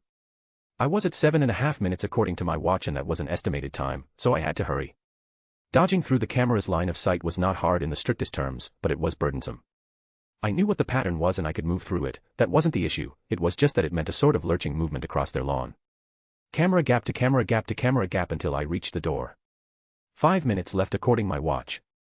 The security system was off, obviously Andromeda wouldn't be able to extricate herself if we had left it on, and the door was unlocked, so I slipped inside and locked the door behind me. Just in case we needed to make our egress through another door, I didn't want anything tipping the Wilders off. Thankfully, the Wilders subscribed to the anti-Nixon school of privacy like I did. I bolted down the hall to the office, unlatched the door, and turned the coasters to open the door. 3 minutes left, not a great amount of time but this house had a lot of doors. The door to the dungeon was cool in a secret agent way though. It shifted the whole bookshelf and left Andromeda visible in her all-black breaking and entering garb. Takes me back to that moment she kidnapped. I shoved those feelings away. And then, in the distance, I heard voices. I held my finger up to Andromeda in a shushing gesture. I'm sorry I got sick, said a child's voice. That would be Alex Wilder, their son. Well, at least it hadn't been a trigger on Jeffrey's phone for the opening of the door. It's fine baby, said Mrs. Wilder, the high-powered attorney of the Pride. We don't blame you for being sick. I threw up in Dad's car, Alex said. Well, that explained the swift return. Our masks covered our whole faces, so it wasn't really possible to mouth things at one another. I held up a hand and made a 3 motion and then mimed opening the door. She nodded understanding. I gave her a thumbs up. Babe, did you forget to turn on the security? Mr. Wilder asked. The car's gonna be fine, Alex, I can always take it in for a steam cleaning. I don't think I forgot, Mrs. Wilder said. Well, it's off, he said in a tone that implied he didn't quite believe her but didn't want to push it. Let's both try to remember in the future. I'll turn it on for the night. Fantastic. I held up my hand and made button-pushing motion with my other hand and then a locking motion with one hand. Andromeda nodded understanding and mimed opening a door before closing and expanding her hands together in a wee-oo pattern. I gave her a thumbs up after a few seconds. Andromeda grabbed my hand and dragged us out of the office into the hall. I raised a hand and drew a question mark in the air.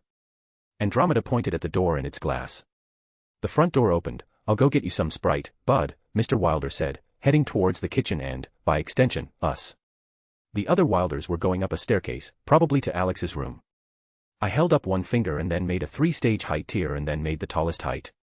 Then I made a stepping gesture. She pointed at her ear and made a cutting motion. I looked back at her. Ah, yeah, that probably wouldn't be audible to her, would it? I made a motion to my own ear and then made multiple jerking thumbs up. She nodded and grabbed my hand and dragged us down the hallway towards the front door, moving very softly and carefully. I resisted the urge to panic, she knew what she was doing. Right. She opened a door to one side of me, a hall closet, and we both went inside and pulled it shut just as I heard Wilder's feet round the corner. The redeeming feature of Wilder's obsession with large rooms was that he also, apparently, liked large closets. We were able to fit pretty comfortably into the back of the coat closet, but we weren't able to pull the door fully shut. Wilder got closer and closer and suddenly stopped in the hallway in front of the door. I held my breath. And then he pressed the door closed with a little thump. I let my breath out, but slowly. Andromeda's features were draped in shadow. I was pretty sure she couldn't see anything at all. I picked up her hand and putting my finger on hers and pointing like a compass to show her where Mr. Wilder was. We sat in silence for a minute as he fished a Sprite out of the fridge and Mrs. Wilder comforted Alex upstairs. Then he walked past us and past the hallway closet and up to his son. I breathed out a sigh of relief. Upstairs, I whispered as quietly I could intro Andromeda's ears. How long? Don't know. Kid sick. She took a second. Don't think they're going to open this closet, no coats when they left. Let's not risk it. Great. But she was the expert at these things. Sure enough, after a minute or two of conversation with Alex, the Wilders came down the staircase and I shushed Andromeda and put 2 fingers in her hand as a compass. Well, that wasn't as much fun as I was hoping tonight would be, said Mrs. Wilder. It's okay, baby, Mr. Wilder said. It may seem like tonight was a loss, but he'll remember stuff like this for years. I know. I just know you were stressed from work and the crew. I wanted to give you a nice night off, not full dad duty. Well, when Darius gets out, the crew won't be a problem anymore. Darius must have been the guy who fought him over disloyalty in the series. He was giving him control of the local crypts. Well, whatever I guess. And in a few months, I'm sure Trent Industries will finally get me my damn solar panel orders. They still haven't gotten those to you. Thankfully Andromeda couldn't hear them or she might have laughed at me. Look, folks, it's hard to completely transmogrify the whole energy sector. We were nearly 3% of the whole energy sector. From basically zero, that was hard. Supply chains are more than procurement requests, employees require training even in the relatively automated factories I designed. Factories had to be gutted and renovated in line with my standards. And if something went wrong with the factories, I often had to intervene myself because my engineers barely understood the underlying principles. Simultaneously, I was trying to invent a particle that would allow shrinking, totally revolutionize the shipping industry, and time travel, and I was distributing computer systems that would nuke the Hollywood system from orbit. I had a lot going on. They say there's a back order. You're damn right there's a back order, you ungrateful prick. I'm going to own you soon and then you and all your friends will answer to me. Nemo, Wizard, and Synergy will be afflicted with the same problems as Trent. I guess Wilder Construction probably wouldn't be, but that's just because this dude didn't contribute anything to society. That's ridiculous, Mrs. Wilder said, dismissing all my hard work with singular ingratitude. Aren't you paying them enough? Lots of people are paying them enough, Mr. Wilder sighed, popping a cork of some kind and pouring 2 drinks. It's fine, it'll be a lot of work when they come through. Between Trent and Stark, we're rolling into the future faster than we could have hoped. To our future, then, Mrs. Wilder said with a smile. To our future. They stayed up for talking for what seemed like a year.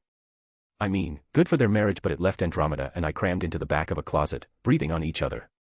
Then, finally, mercifully, I want to take you to bed. 5 minutes later we were out into the dark of night. I should have left you in that damn dungeon, I said, laughing hysterically as we got into the van. Oh my gosh, we were right on top of each for forever. Andromeda said, sliding in and peeling off her mask. You should have. I could have gotten in some cardio running up and down the hall.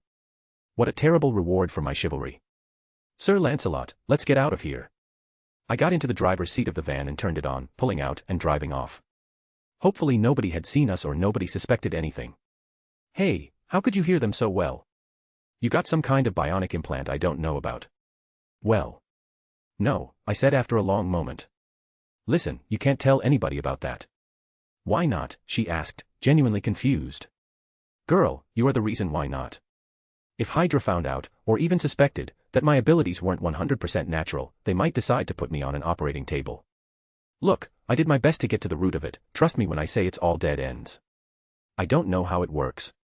I just know I don't want to end up on an operating table. You wouldn't end up on an operating table. You're a part of Hydra now. Besides, many hands make light works. Andromeda, you told me you'd do whatever it takes to achieve Hydra's dreams. I need you to swear to me that you won't put that at risk because you're curious about my hearing. All right. Swear to me, Andromeda, on your loyalty to Hydra. She placed her hand upon her heart. I swear, on my loyalty to Hydra and to its cause that I will not tell anyone about your weirdly keen hearing. I just have to hope that held up long enough. Chapter 19, Roadie, Consequences 2. Colonel James Rhodes considered himself a military man but, above all, a patriot. The servant of his country. Sometimes, that honor was a serious thing. And sometimes, it meant babysitting Tony Stark. It wasn't James' favorite job, but Tony was a good man and a friend. For the past few months, however, they had increasingly clashed. Tony had gone from chief military contractor to sold out for the liberal agenda, except when he decided to fly his latest toy into a war zone. Some sharp words and Pepper's good influence on him had brought that more or less to a stop. Come in, Tony said through the comm, opening the gate with a button. James drove down into the garage, where Tony was now apparently keeping all his suits. There were 4 of them now. One was plain steel, the next one was red and gold, a thinner, lighter red one was hanging on the wall, and a blue one with a star on its chest around the mini arc reactors. Tony, he said. Unless you're going to be handing those over like you should, why are we meeting in here? Roadie. Tony said with a smile before downing a green drink so dark it was almost black. He made a face. It's good to see you too. It's good to see you, Tony, James said, doing his best to be patient. Tony was fun, but he was, unpredictable. He'd settled down a little since he got together with Pepper, but in the context of Tony that didn't mean a whole lot. I just don't get why we couldn't have met somewhere else, a club, a restaurant, a park. Somewhere that wasn't, your bunker. Roadie, this is a garage. Tony said, surprised you don't know that. Though I kind of like the sound of that. Bunker sounds like something I'd have as a mad scientist. Was he ever going to get a straight response from this guy? Pepper worries about you. Pepper worries about everything. Yeah, Tony, that's what girlfriends do. No, I mean, not just me, Stark Industries, climate change. Crime, since that quote-unquote mugging. You're being paranoid, James said. There's no evidence that guy was anything other than a normal mugger. So he claims, Tony said, beginning one of his circling, anxious walks around the shop. Who doesn't recognize me? Lots of people, Tony, James said, exasperated. You're not Jesus or George Washington. I mean, I think of myself as more of a Prometheus, but I could see the case for a kinder, gentler kind of God. James resisted the urge to smack Tony. A little humility, Tony. I'm kidding, you know that right? You know I'm kidding. See, so why are you complaining about a joke? Really, Roadie, you need to lighten up. I need to lighten up, you spend most of your days underground working constantly on what's basically a personal tank. It's more of a jet, or a prosthesis, it's not really a tank. Those have these big treads. I mean, come on Roadie, you're a fighter pilot. Tony, why am I here? Because if you're just looking for the chance to rag on me, I've got other things to do. Tony paused, almost like he'd been struck. No, it's not. I'm sorry. I wanted to talk to you about taking the Iron Man suit. Tony, we talked about this. I don't want to work for you. No, you wouldn't be working for me. You'd be working for your country. And Pepper, of course. Of course. James said, Tony, it's not about you personally. You know I like you. You're not always as serious as you should be, but you're a good guy. And in spite of your pacifist kick, I know you really care about our troops and our country. But I'm a soldier, Tony, not a hired gun. It's not, Tony sighed and leaned against a wall. It's not that. It's. Tony took a deep breath and looked as serious as James had ever seen him. I'm dying, Roadie. Is this some kind of a joke? James said, mind reeling. Would I joke about something like that? Tony paused and thought about it. Okay, yes, it's not a joke. God, Tony, James said. Tony was his friend. He was a good man and, James would never have said it out loud, sometimes even a great one. I'm so sorry. Well, happens to everybody, Tony said, trying to sound philosophical about it. Pepper's the only other person I've told. What's wrong? Tony tapped the glowing circle on his chest. Palladium's toxicity is pretty low, but these things do eventually melt the stuff. Tried some other things, but basically no way to power the thing without incident. More power is worse, so I've been keeping out of the sky. You're welcome for that, by the way. I'm trying to get everything in order for Tony put a hand over his mouth. Well, I want things to be simple for Pepper when I'm gone. Well, is there anything we can do? James said. I don't think so, Tony said with a sigh, but if they have some kind of magical cure for blood toxicity, I'd love to have it. Anyway, we're straying from the point. The point? Tony, you're dying. And, again, that happens to everybody. I'm trying to leave behind a legacy, Roadie, of something other than war. Of peace and prosperity, not bombs and bullets. My father, all his life, the thing he was proudest of. It was his participation in the Captain America project. He invented so much stuff, but he had this fixation. And as I find myself staring down the inevitable, I want to do something like that too. Oh, I'll fix climate change and plastics and all that before I go, but I want to leave a legacy that's a little bit more heroic. A bit more George Washington than Albert Einstein. James shook his head, but tried to focus. If this was what Tony wanted to focus on, it's what Tony wanted to focus on. After a few seconds he said, Tony, look. I can't.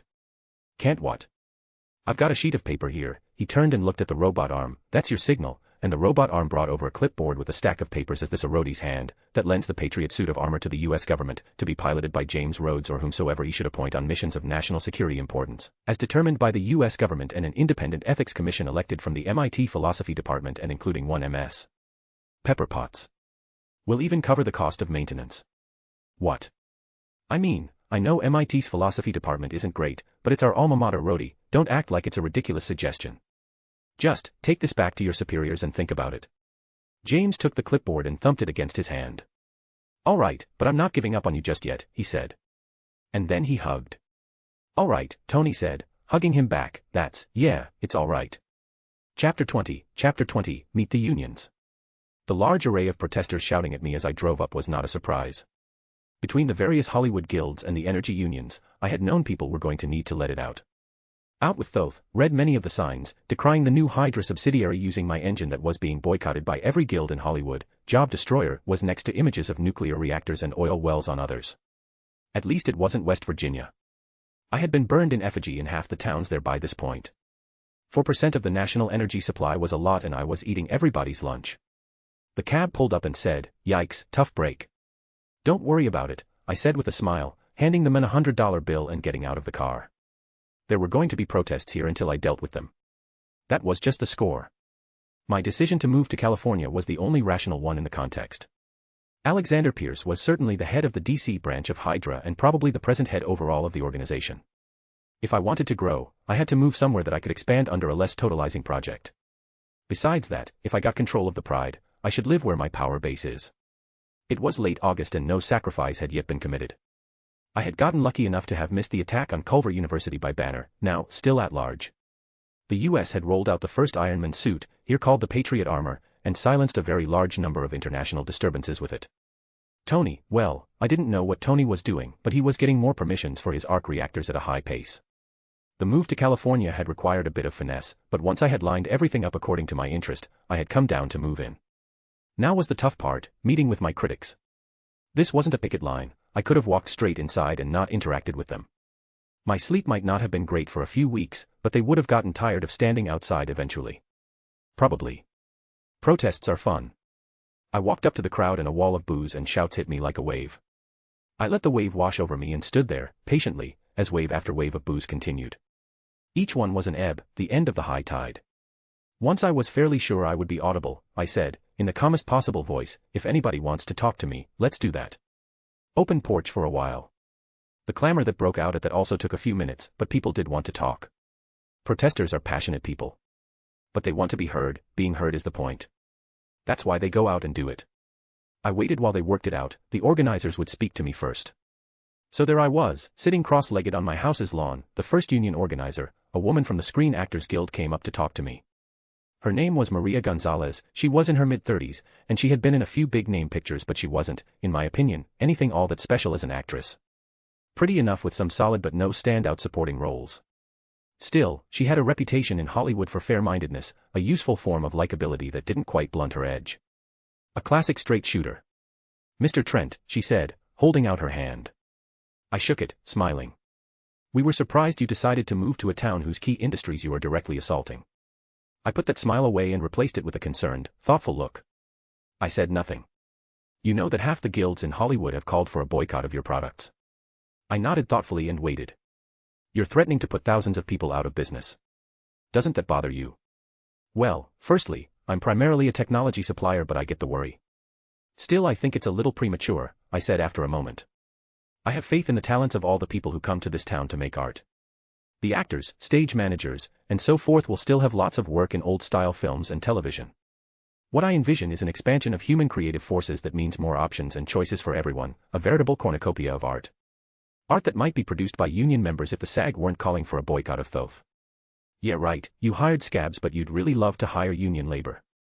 I don't know why that's so unbelievable, I said. Trent Industries is a union shop. It's literally in the company charter, a mandate for the workers to have a voice and the voice of their choosing.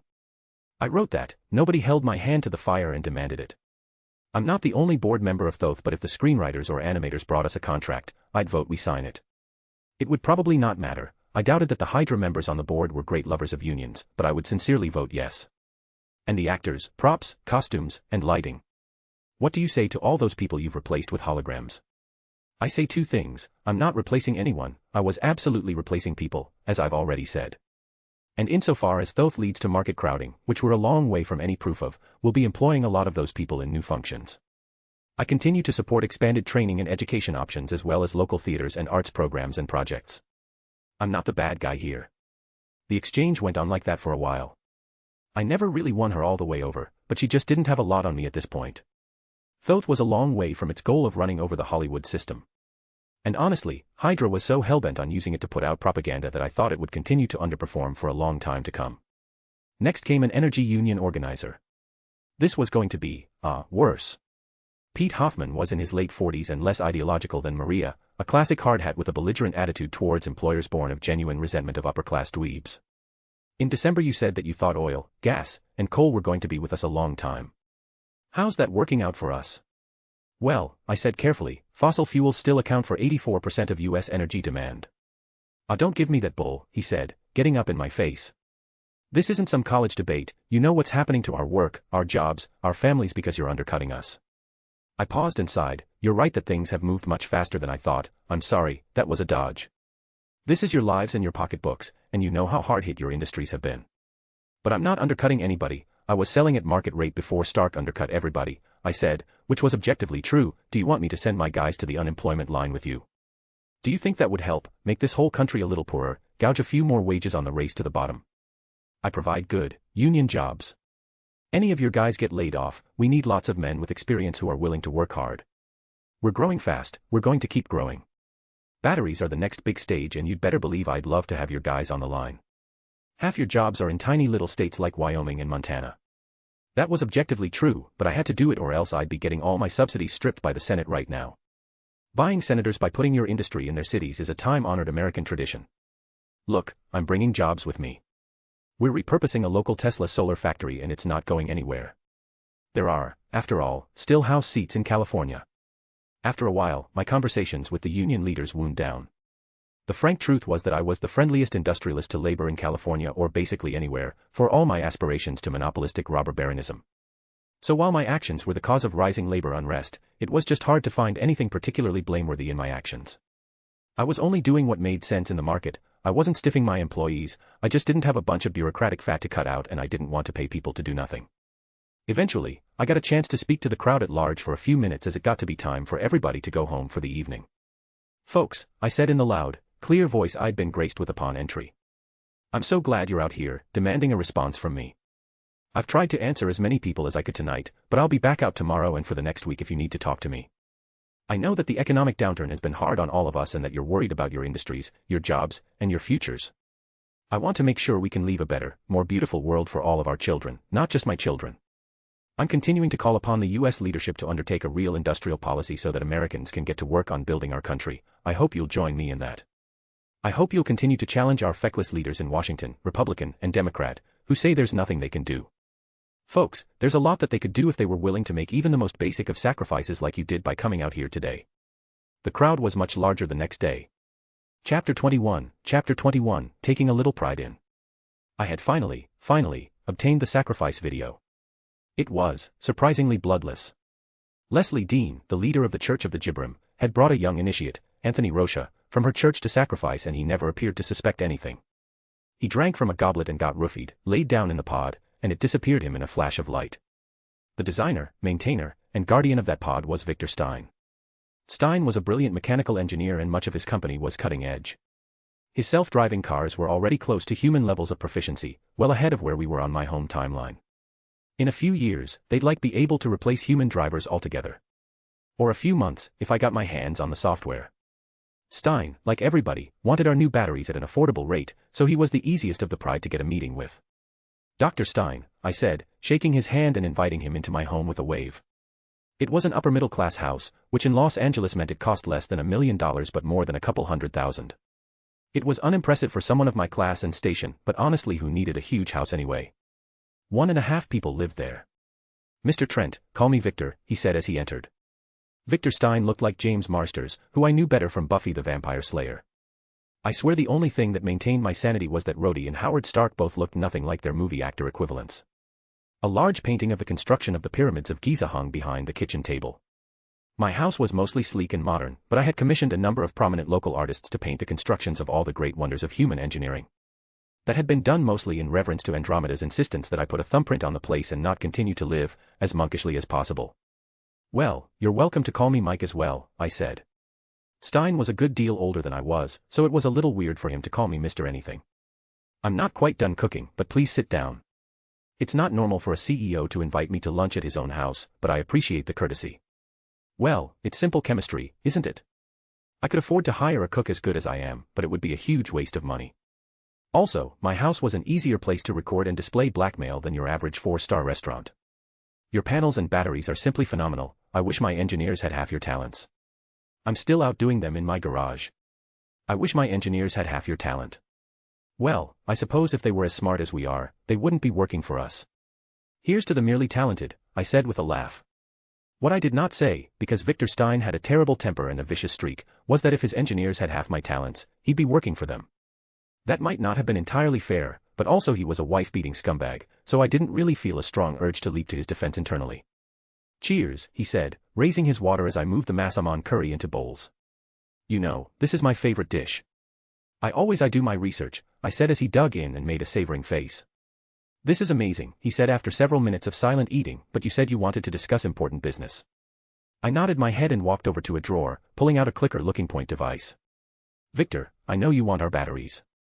I'm happy to provide them. Nemo is going to be a major force in the U.S. auto industry going forward, especially as our transition off of fossil fuels continues to take off so rapidly. This meeting isn't about that. What's it about then?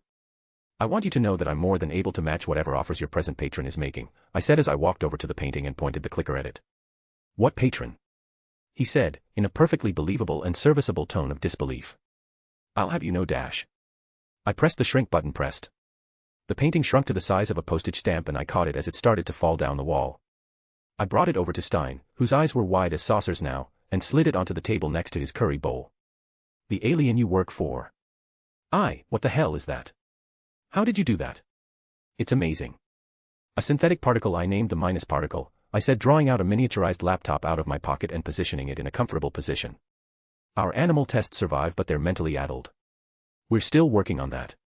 I also have high hopes that, through access to lower quantum distances, we'll be able to slip the bounds of time, I dropped in.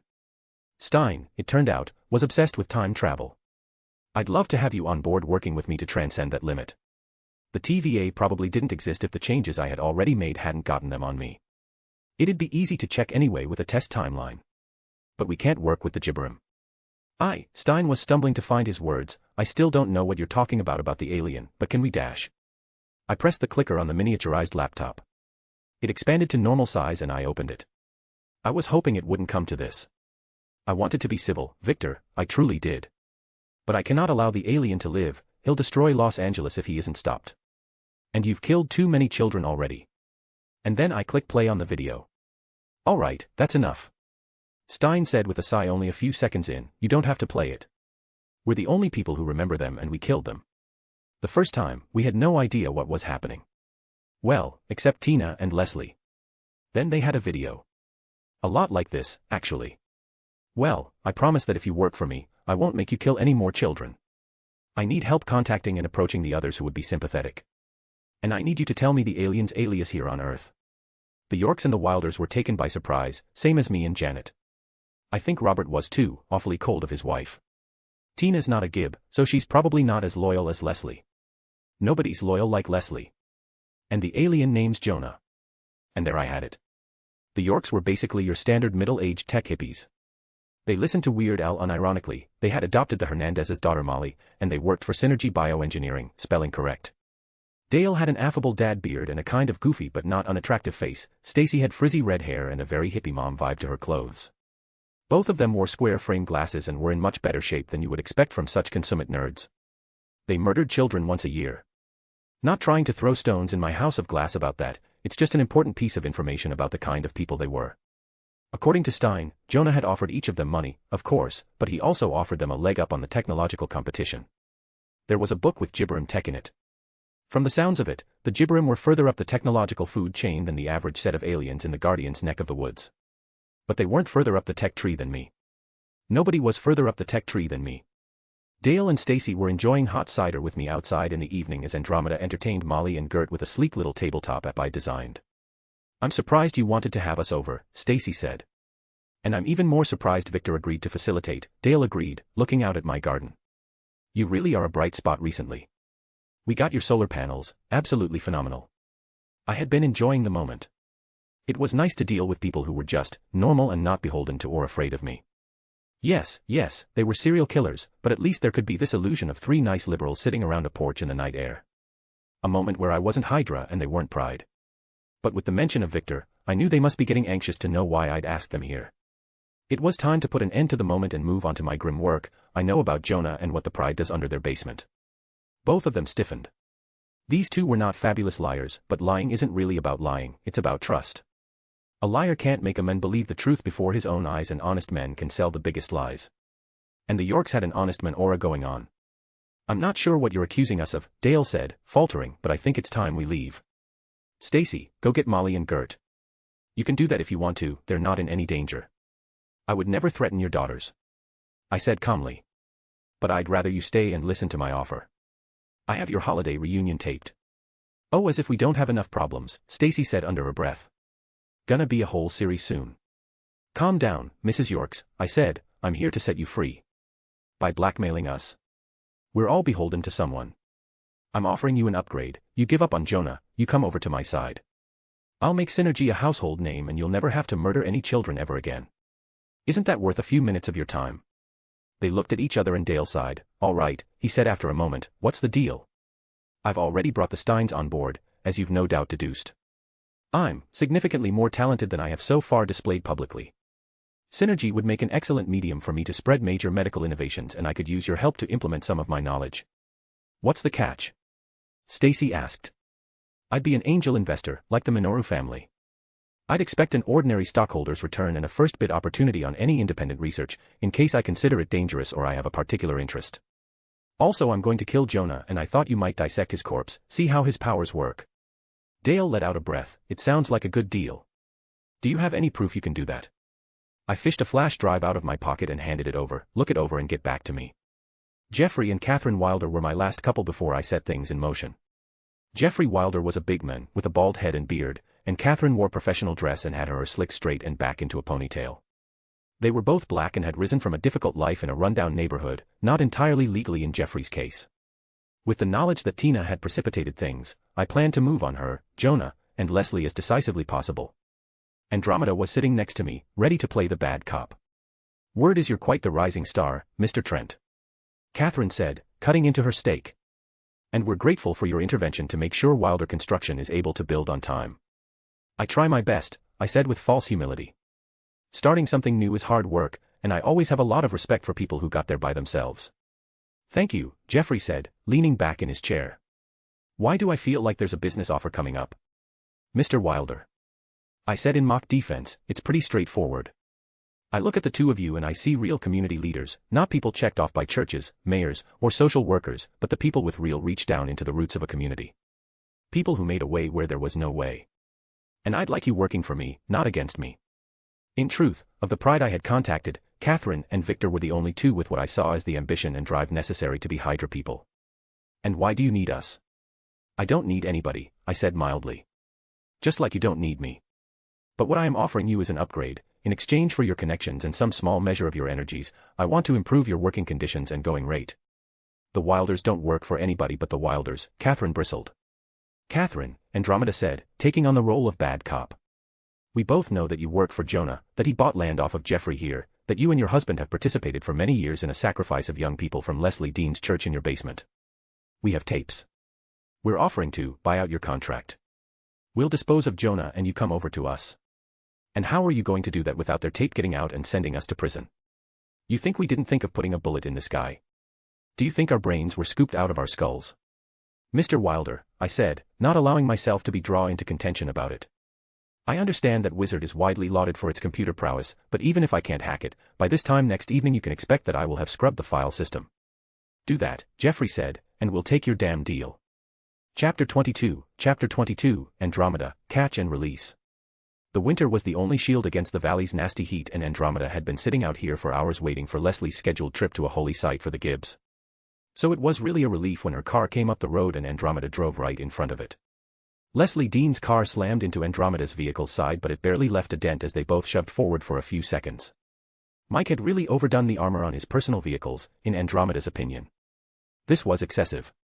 It made sense with this plan, but all his cars were like this. What was he expecting, an assault by tank?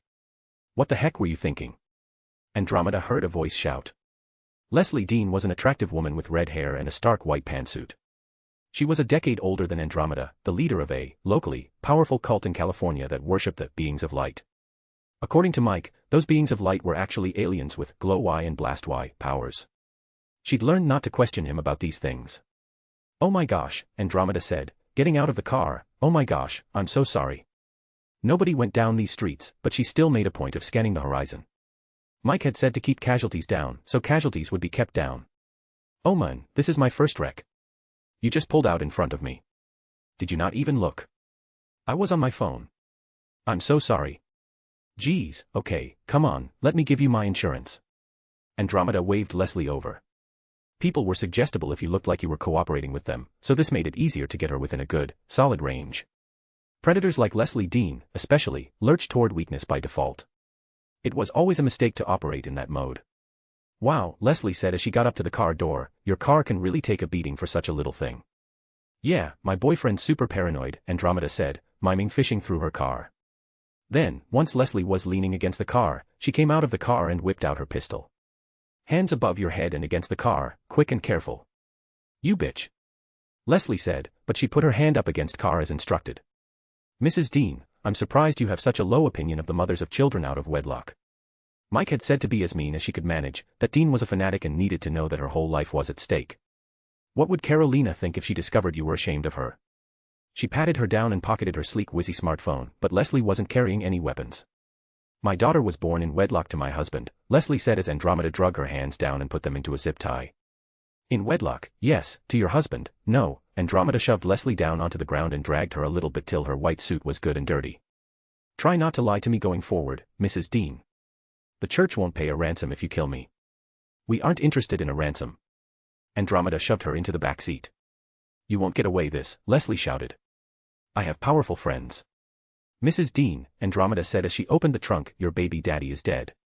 Killed by a strike team this morning. We found out that you're his heir, but it will probably be a few weeks before anybody else decides he's dead. You're lying.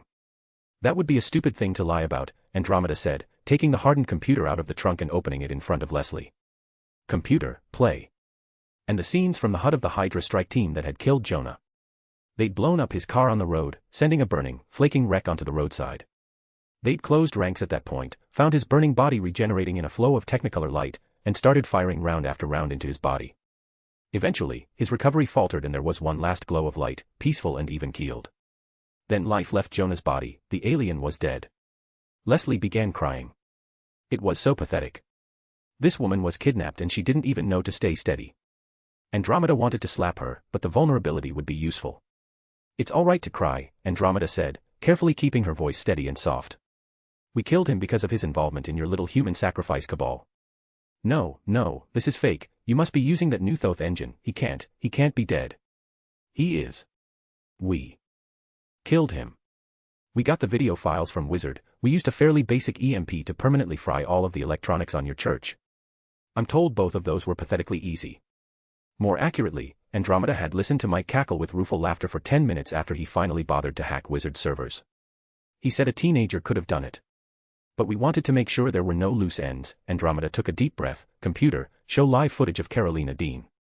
A beautiful little blonde girl appeared on screen, smiling and chatting with her friends in the school cafeteria. She's a beautiful child. I'm sure she loves her mommy and daddy very much. We also have evidence that she's a human-alien hybrid. Absolutely fascinating, in our view, a very valuable piece of a puzzle about life on this and other planets.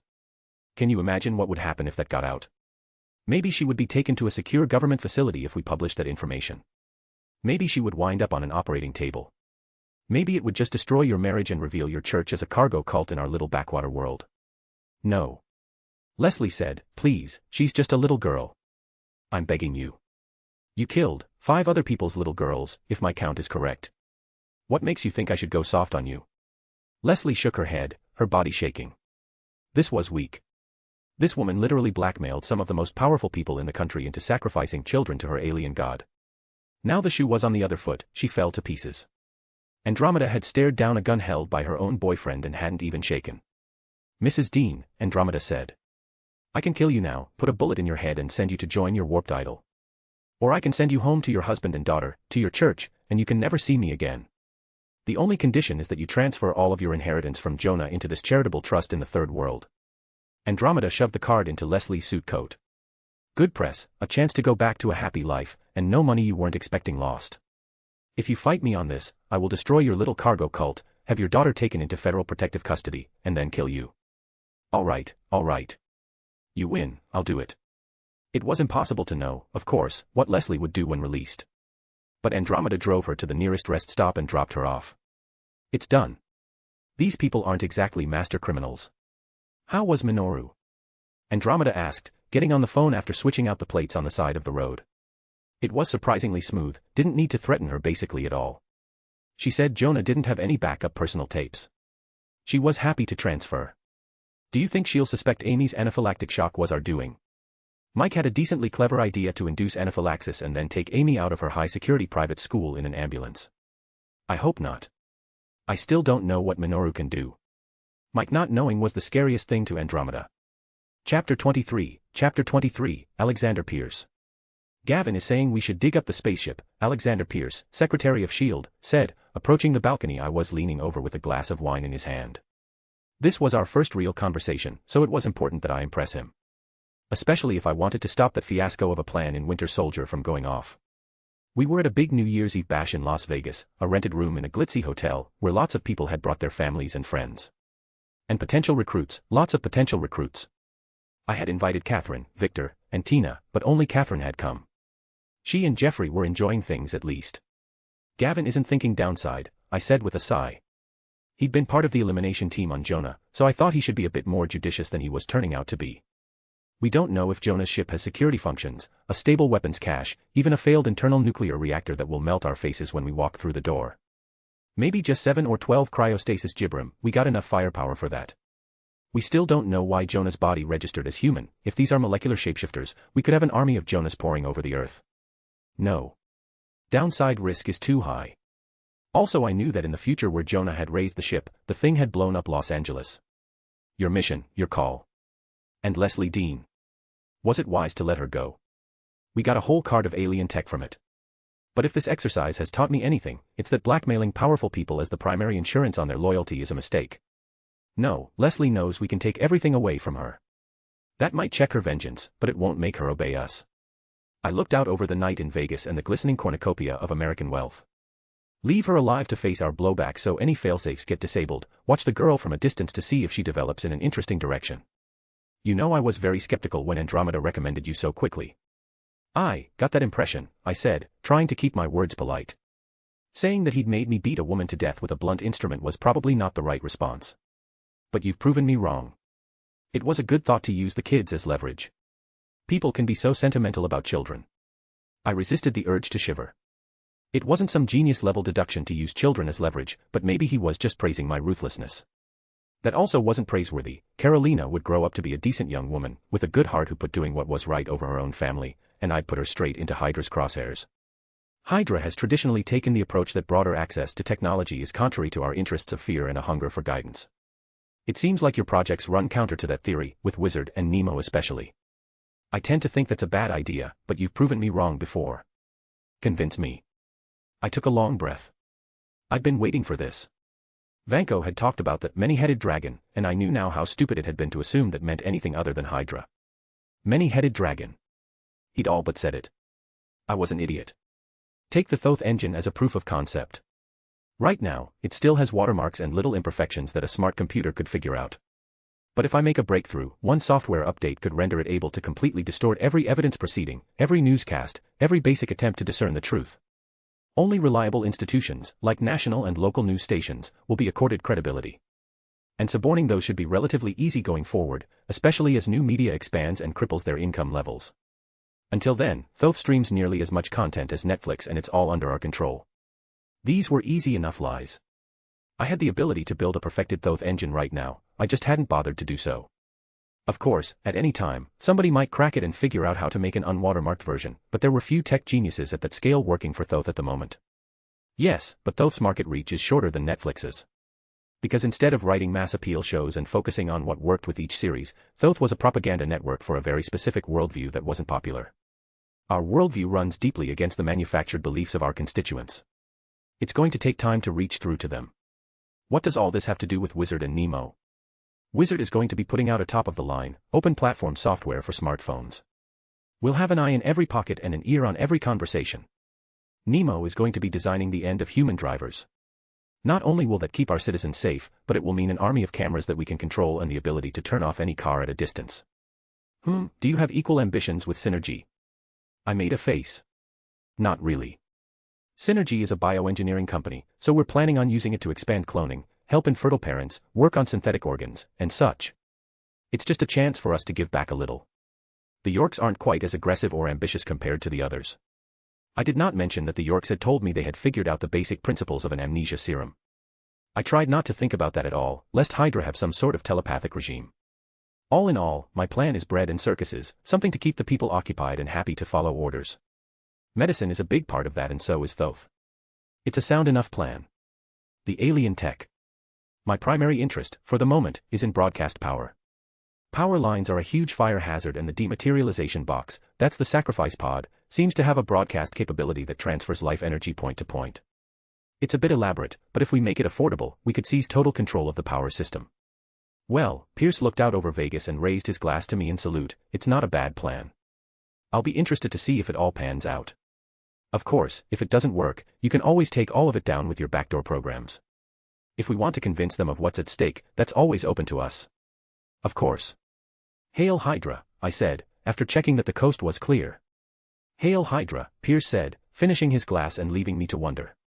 Had I told Pierce what was necessary to get him to let me improve people's lives? Or had I told myself what was necessary to get me to hand the world to Hydra on a platter? Chapter 24, Priorities. The Yorks and I were standing around the box in their stark white lab, frowning. And that's all the alien DNA you could come up with? I said, looking at scrapings with a skeptical eye. It was about the size of a shoebox and it was only half full. Stacy looked a little abashed. Oh, well, I dropped about a toenail's worth on the floor, so we put that in another box as a potential contaminant, but yeah. It looks like the alien DNA was regenerating his body, but most of the body is human. I mean, that makes sense, right? You said Carolina is a human-alien hybrid. I mean, can you imagine the evolutionary convergence necessary for aliens that look this much like us? Much less cross-fertility. I looked from Dale to Stacy and back again before shaking my head. You'd be surprised, I said, tilting my head to the side as I stared at the box. Are you an alien? Stacy blurted out, getting a glare from Dale. You don't have to dash. I'm a human, I said, waving it off. Technically speaking, I was an alien, but most people here didn't know that. Did you grow up on another planet? Stacy. What, he doesn't seem to mind. I grew up on Earth, I said, laughing. It's fine, Dale, I'm not offended. It's almost more plausible than the truth. It was really more plausible than the real truth, that I was from another world where this world was represented through fiction and had been granted powers by a godlike being for its amusement. We were wondering, Stacy said, looking at Dale with reproof for his betrayal. Because Jonah had all this tech knowledge and you have all this tech knowledge and we thought maybe this was like. She leaned in, as if to keep a secret, a gang fight. Nah, I just got lucky to spot him. I'm very good at that sort of thing. And very good at biology. Dale said, that file drive you gave us is amazing. We have so many new ideas. Aren't you worried we'll use it for evil? You know, with the whole pride thing. I'm not worried about that, I said. Dale and Stacy were racked with guilt about the human sacrifice thing. Not that that was an excuse, of course, but all in all I was taking Nicole's death better than they were their victims. Our deal gives me more than enough knowledge to put a stop to really bad idea. I picked up the box and put it back into the lab fridge. How are the gloves coming? We're working on it, Dale said. Healing at a touch. The applications are literally limitless. Let's go get something to eat and you can tell me some of your ideas. Oh, food. We were thinking that we could design some meat replacement cultures. Little guy bit me again, Victor said, showing me his hand as we got into our observing seats. The great asphalt sea before us was as yet unclouded with Nemo cars. Yeah, I said, acknowledging his grievance. But if you use lambs you won't know if you've avoided the negative mental aggression issues.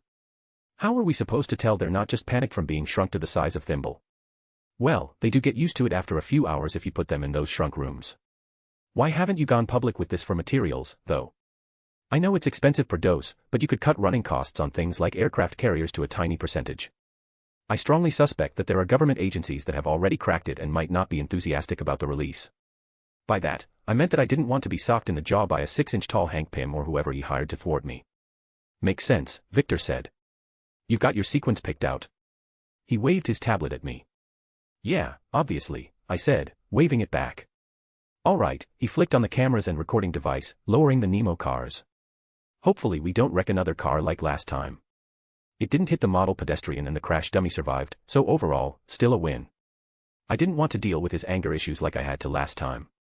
If you say so, he said through gritted teeth, and he hit the green light. 2 cars bolted out, drove around the concrete seat without coming near each other and settled down. I looked down at my tablet and clicked confirm to show that it had landed where it belonged. Victor's had too, I saw as my green light met a red one. Well, I think you were right about the quantum realm. It should allow us to muck about with one of the most fundamental forces in the universe. 2 more cars bolted out of chambers and all 4 were swirling around the concrete sea. Very impressive if we can get it to work. Yeah, let me know if anything weird happens with the fruit. One thing I did not want to miss is if he had the glitch that reversed aging. I keep everything in those handwritten notebooks like you asked. You can read them whenever you want. Gives me a hand cramp, he complained as the 4 cars came to a stop. Round 3, I said, watching 4 more cars join the dance. After I hacked Wizard to clear Jonah's cache, I'm never trusting electric storage again. Don't need an explanation for why time travel shouldn't get out, at least not initially. We watched the cars swerve around each other at 80 miles an hour. The sensors were external and still pretty gaudy. It was unlikely that people would want their cars to look like that, but it was a good sign for inter-Nemo coordination nonetheless. They came to a finish and I got a light that confirmed they were in proper position. 16. Victor asked, his mind back on the cars. 16, I agreed. 16 was easy. Model pedestrians? I asked and he nodded. 12. Sounds fair. I released the little robots on stands and we set the cars going. No problems. If our position were reversed, you'd still be the one working on the cars. I've got some other major projects, I said with a sigh. And I did, With how butterflies were working out, I wasn't sure Captain America would be found, so I was looking into technological improvements that would help us deal with Thanos. But also, time travel and I have complex moral issues. The way it works in the MCU, you're basically creating worlds, which I suppose from the perspective of the abhorrent conclusion is perfectly fine, but seems iffy to me as a moral decision. Still, it would be fun to go back in time and pass off my existing researcher to my initial self. Form a council of Trents, a funny pun for an div, be sure to tell myself that one. What are you working on without me? Aren't broadcast power and time travel enough? Weapons, I said simply. Although I had a broader definition in mind. I wasn't enthusiastic about being the 37th person to try to crack Erskine's formula, but if I just left it to fate they probably wouldn't find Cap at all and that was, frankly, really unacceptable. Clean power, medicine, all of that isn't worth anything if the Gibberim show up and invade us. Really, I should have started on it earlier, but I had been hoping that Pierce would put me on the Cosmic Cube project. No luck. I was too high profile for S.H.I.E.L.D., and I think you'll be more productive elsewhere. Do you think that's likely? Victor's voice actually shook with fear. I suppose he knew better than most that the aliens were way out ahead of us. I shook my head. But the tail risk is very high. Damn right, he said as we released another 16 cars. Chapter 25, The Winter Soldier Program. Welcome to Where Dreams Come to Die, said Alexander Yelisive, the scientist presiding over the black box operation. I was here to help crack the super soldier serum. Or, more hopefully, steal the secrets from their research to allow me to administer it separately. Yelisive was wrapped in thick winter clothes and shivered so hard I thought I could hear his teeth clicking, the mountainous range of ice and snow around us all but hiding the personal jet I'd been sent with. A flat-roofed bunker entry was behind him, no doubt leading the way to his laboratory. Don't sound too enthusiastic now.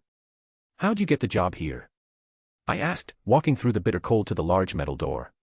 I asked for it, fool that I was, he responded, pulling the door open and beckoning me in. Get in here quickly, quickly. We stepped onto an elevator down into the bowels of the dungeon. I felt the warmth of the place rise considerably and Yelisive started stripping off his outer layer to reveal a Hawaiian shirt. I snorted. It wasn't warm enough for that down here, even if I were used to it. Dress for the job you want, not the job you have, Mr. Trent. Yelisive was an older man, who must have been working when the Berlin Wall fell, with a scratchy beard he did not bother to keep well groomed. We entered the inside of the facility, walking down the hall. I wanted to create a new breed of super soldiers, as superior in spirit as they were in body. Wise. Disciplined. A mirror of the original super soldier, Captain America. They gave me blunt instruments. We came to an office and I walked in after him. He pulled out a thick file and dropped it onto a metal desk.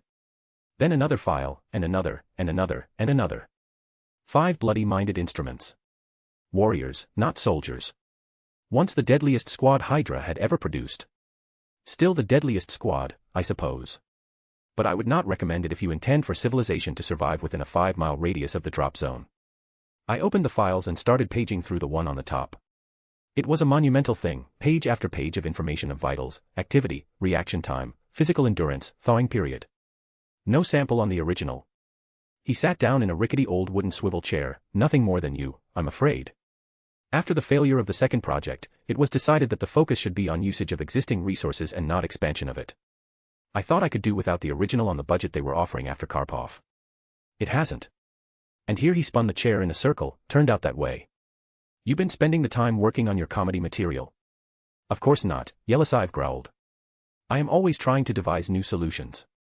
I've just run my mind over this for so long I can't see straight. Erskine. 80 years and we're no closer to cracking his formula than when Schmidt injected himself. Every one of our achievements on this, stolen. Even these 5, stolen. An unconquerable genius. Well, I said after a moment, if it's so hopeless, why not give up? Hydra has always been agreeable to my transfer requests. Ah, Mr. Trent, you are rich and powerful and a genius. These things are rare individually, still rarer when they are united in one man. I am a failure. No doubt, at some point, one of my superiors will have pity on me and transfer me to some more functional position. Or I will crack the super soldier serum and become the most well-regarded scientist in Hydra after Arnim Zola. He yanked on his Hawaiian shirt, probably not the latter though. We must be realistic. Well, not much competition from a dead guy. Yelisive began to laugh, a mocking, cruel laugh. Oh, they have not told the golden boy. He paused, savoring the moment. Zola is not quite dead, Mr. Trent. They have his brain on magnetic tape. The gears are, as you might say, still turning. Oh. Right. One thing you need to understand is that for all my enhanced mental prowess, my pre-insertion memories were not necessarily more reliable. And I had just forgotten that Arnim Zola was even in Winter Soldier. And that must have been the Swiss voice in Green's ear. Damn it. I thought I had done a good job of remembering important plot points. If I had remembered Zola, I might have remembered that he was in Captain America's base. If I had remembered that, I could have taken Coulson there and avoided this whole fiasco. Also, hold up, we have brain upload tech. Yellowsive nodded his head. It is, not very civilized, he admitted. Usually, a mind, disembodied. They do not enjoy it. We are feeling, touching, hearing creatures. Not smelted steel. But it has worked at least, once. He held up the finger with a slight smirk that, on a Russian, must have been very cheeky. Well, file that under long-term lines of investigation I needed to address. I was pretty sure souls existed in the MCU. If nothing else, Strange seems to have a non-corporeal essence. I didn't know if they persisted naturally after death or how they were formed or functioned. Peter Parker didn't seem to have a bunch of memories of his afterlife. Was that because the afterlife was basically non-interfaceable, or was the elan vitale of the soul tied to the body? It was an interesting question for which I had no reliable answer. We spent the next few minutes in silence, as I thumbed through the materials. Most of the knowledge was minutiae, stuff that I could have learned on a flash drive. Maybe it was one of those petty little gestures to make me come out and see it in person. Well, this is a very thorough documenting. Can you take me to your subjects? Of course, he said, leading me down a hall. We came into a mortuary and I looked at him. What happened? A heart attack, he said, tapping one of the door of one of those metal cubbies you always see on TV crime shows. Musculature became cancerous, antibodies attacked nervous system, the negative aggression effects but no other benefits, and so it went, up and down the line for something like 20 cubbies. I didn't want to ask. I knew the answer. But I could hope. Weren't there only 5 subjects of the Stark serum? That was the official Hydra designation for the batch of super soldier serum held at this facility. Presumably they'd stolen it from Howard. No, the originals are not test subjects. These are my failed replication attempts. Chapter 26, Tail Risks. You have the heaviest coats, Jessica said, putting them over my seat. Jessica Jones was the protagonist of a TV series I had only watched one season of. She was waifish and pale, with dark hair. She had super strength, which she acquired after a car accident from a secret organization. I had hired her as a New York gopher more to keep tabs on her than anything, but also to hunt down the people who had given her super strength. Or rather, to provide a pretense for hunting them down which I could believably pass off to Hydra as a personal interest. Also, I hoped a bit of stability would make it harder for her to be kidnapped by Kilgrave who, in the series, had mind-controlled and raped her for years. Jessica had super strength and the classic noir detective's inability to let a case go or give up on someone in need. I hoped, with time, I might persuade her to go a more Avengers route with her powers, but for now I was just hunting down IGH. They're bulletproof, I said, standing up and playing with the shrunken RV on my wrist. You wear bulletproof suits to a syndicated television conference? Jessica asked, nervous. Why? I spent my youth backpacking across Europe, Jessica, I said, staying calm. I still didn't know if Jessica was nosy by nature, or if she got that way as a defense mechanism after Kilgrave. Either way, I didn't really want her looking into me and exposing Hydra before I was ready to book it out. I had some close calls with muggers. Money's not a big deal, but I don't want to get shot in the chest. A heavier suit coat. Perfectly fine risk management strategy. Whatever makes you feel safer, I guess, Jessica said, not sounding very convinced. I paid Jessica on a salary that was pretty good, even for New York City. The job was being on call. When I came to town, I usually got a full week of hours out of her doing a variety of prep and call work. Jessica wasn't great at it, if we're being honest. She had an abrasive personality and she wasn't very organized. But in her free time, there were a bunch of personal development perks that we put into the contract she could spend her time doing. Combat training, guns, and hand-to-hand, educational programs, acrobatics, a pool, a gym, anything that counted as personal development. Wish me luck. Good luck, she said with a smirk. Mike, can I call you Mike? The hostess, Elena Mason. We were in a brightly lit studio with a friendly-looking audience, recording at 7 for one of those late-night talk shows. Well, that's my pen name, so I'd appreciate it, Elena. Yeah, so you wrote a book. It's a bit controversial. She held up the thin, 120-page book to the camera. It's called Tail Risks, Solving Big Problems That Might Be. It's a bit of a departure from your usual work as a green energy producer. Before we get into the controversy, what made you write it? I had a real feeling that our leaders weren't doing their job, which is to think and consider and make the long-term, hard choices we won't. Tail risks are things that are unlikely, but could very much happen. Losing with 3 of a kind in poker, not a bad risk when the stake is a 50 to 50% chance if the stakes are $100 or $1,000. Absolutely insane if the stakes are the future of the human race. Right, so you talk about 5 major tail risks: alien invasion, AI conquest, super terror, the Great Plague, and uplift. Could you lay out why those 5 scenarios? 1. Because it was a useful framing device for a set of relatively nonpartisan policies that would be popular. 2. Avengers, Age of Ultron, both Civil War and Iron Man 3, COVID, and, well, me. Uplift was really the jumping off point for me, especially as I've seen how radically my tech can disrupt existing energy industry. Here was this very tail risk: energy becomes basically free, and now it's well on its way to reality. When Tony Stark's existing bids on power production go into force, he'll be a provider for something like 15% of America's current energy demand. Right now my products provide 6% of the energy demand, and there's nothing but growth space with rural co-ops. What's more, as we use more clean energy, energy demand goes down, not up. That was 2 guys, with maybe 5 good ideas between us. What happens if there's 10 of us? 15. Who's making sure that the benefits of that get distributed where they need to be? The free market doesn't check out. And then I looked at the plans for the other problems, and it's even worse. Alright, so in this book you suggest some unorthodox solutions to these tail risks. You talk about industrial policy, a universal basic income, a centralized testing apparatus for flus and colds, an international AI treaty, military reform, and renewal reoriented towards non-terrestrial threats. But what's put you on the map is your vocal opposition to the bioengineering ban that President Ellis promised in his election campaign. In light of the disastrous fight between the Hulk and Emil Blonsky, why do you think Americans should take this risk? Ellis had run in 2010 against Obama, who had run in 2006. I don't think Obama really deserved to lose. For one thing, the Great Recession wasn't his fault at all. But he did, so we got an empty suit in Ellis, a bland, boring business Republican whose core claim to fame was that he had terrible positions on human bioengineering. Going head up against Ellis this early wasn't something I wanted to do. We were still in the honeymoon phase, but also it seemed likely to me that we were on course for a boring, elite consensus presidency with a blue Senate and House preventing Ellis from doing anything controversial. It was a small-c conservative, old-world framework interested in reaffirming American hegemony without looking too closely into the fraying of the system. It was so obviously a sinking ship, especially as people like Stark and I came onto the scene and laid waste to the old order. But here I was, arguing against it on national television. It was one of the moments where my sympathy with Hydra was highest. Clearly these clowns shouldn't be in charge. Americans are already taking the risk. I outline in my Super Terrorist what I would consider a highly realistic scenario: a terrorist cell cracks the super soldier serum. There's not a government in the world that hasn't tried to do that, and you can't tell me otherwise. Suddenly, even if the terrorist cell is fairly minor, you're looking at the possibility of hundreds of peerless warriors, preternaturally fast and strong, willing to engage in violence to achieve political goals. Captain America's kill count in the war, conservatively, was in the dozens but probably into hundreds. But he was attacking fortified bases of a cutting-edge research division. These guys would be attacking schools and hospitals. And if these guys get the jump on us, we're not going to survive it. It would be much, much worse if it were a hostile autarky like Iran or North Korea. Blonsky and the Hulk were disasters, but we can't let that stop us from solving this problem for ourselves and for our fellow Americans. Our fellow Americans, Mr. Trent, are you running for office?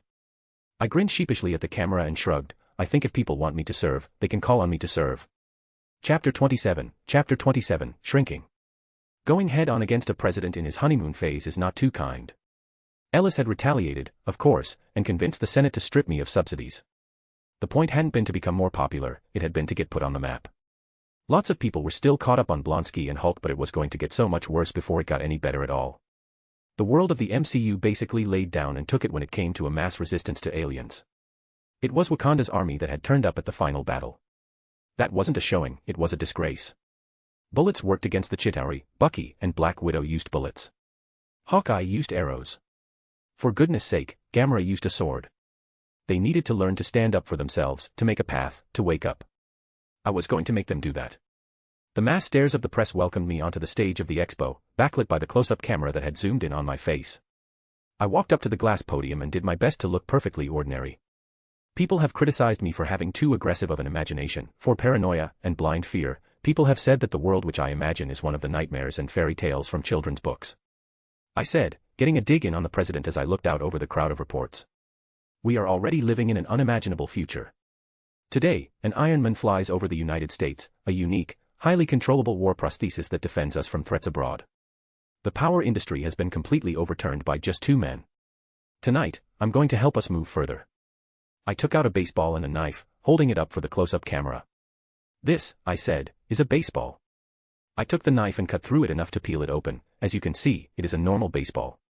I know that's not an auspicious beginning for an unimaginable future, but bear with me. That got a few polite laughs from the friendlier reporters. I put the baseball onto the podium. Now watch carefully, I said, pointing the shrink ray at the podium. I stepped back, drew the shrink ray from my pocket and disengaged the safety. I aimed and fired, and the podium vanished, sending the baseball rolling. Gasps filled the room. And I walked up to the podium as the baseball dropped and sloppily rolled off the platform. I grabbed the podium and held it up to the camera. This is the podium. I looked at it carefully. Pete, could you give me the baseball? Pete grabbed the baseball and squeezed it, looking it over. What's the trick? He asked. Pete was one of my more hostile interviewers. One of the benefits of the tech press was they were all technophiles, so it was pretty easy to get them to like you as a genius inventor. But Pete was genuinely tough. How does it do that? Oh, that doesn't do anything. It's a baseball, I said. This, I held up the shrink ray to the crowd, does that. The room looked skeptical. Here, trade you, I offered him the podium and he handed me the baseball. Pass that around everybody. You'll find it is light, that it doesn't retain its weight, but not fragile or easy to crush between your fingers. And then I put the baseball on the ground and pointed the shrink ray at it and shrunk it too. By this point, every few moments somebody was holding the podium and saying one or more expletives. I waited as the ball and podium moved around the audience, pictures being snapped for papers, the sound of amazement, a constant chatter. After a sea of hands had gone up, I pointed to one of them. What does Trent Industries plan to do with this new technology? Well, it costs about $1 per pound at this point and you need a dose per day or so. I said honestly. And that's a major problem for some of our hoped-for applications. We're hopeful that we can get the cost of harvesting the necessary particles down over time, but until then we think that it will be a huge benefit to space construction and medical care. Mr. Trent, one of the reporters, Grace, a newbie at Wired, asked. You've shown us a baseball and a podium. Does it work on biological creatures? The shrink ray causes molecular instability in biological matter that is sometimes resisted, often fatal, sometimes causing explosive liquefaction. I said. We have no intention of pursuing further research on that front. It was a dead end. The actual explanation was that it required a stabilizing field and a brain shell protection. But it was better if I signaled to Hank Pym I wasn't looking into it. Mr. Trent, are you worried about military application? I'm excited about military application, I corrected. I know Tony Stark has mostly settled on power supply, but Trent Industry hopes to help the military in mobile deployments, from helicopters that fit in paratroopers' pockets to whole bases that can be carried in a suitcase. I'm a patriot and I hope that we can contribute to keeping America on the cutting edge. I won't let personal politics get in the way of that. Mr. Trent, what if a terrorist gets access to the shrink ray? Look, I said in full seriousness. Obviously, there are some major tail risks on this question. Like smuggling a nuclear bomb into the State of the Union. We're working around the clock with government agencies to develop ways of detecting a shrunken object. Their unaltered density and decreased weight make that a fairly straightforward process. Trent Industries is keeping its sample supply separate from our production center. And we're keeping our production center under security that makes the nuclear security look more outdated than it already is. Gotta get a dig in on the establishment while I'm here. Mr. Trent. After the press conference, when I had made it back to my private room, Andromeda hopped out of my pocket and enlarged. I didn't see anybody who looked suspicious. Neither did I admitted. I guess Hank Pym had benefited from it being his own former company when it came to getting a tip-off. It was nice, really, that for once things were spinning my way. You sure you can't make any more of these? She said, flexing the armor. Hydra could use a few more of them. No, they need Gibberum tech. It had cost several potentially useful devices and a week of work, but I had managed to convincingly fake that this was the truth. Actually, no Gibberum tech was necessary. I think Pym must have gotten his hand on extraterrestrial tech and then pretended that he'd managed to crack it independently.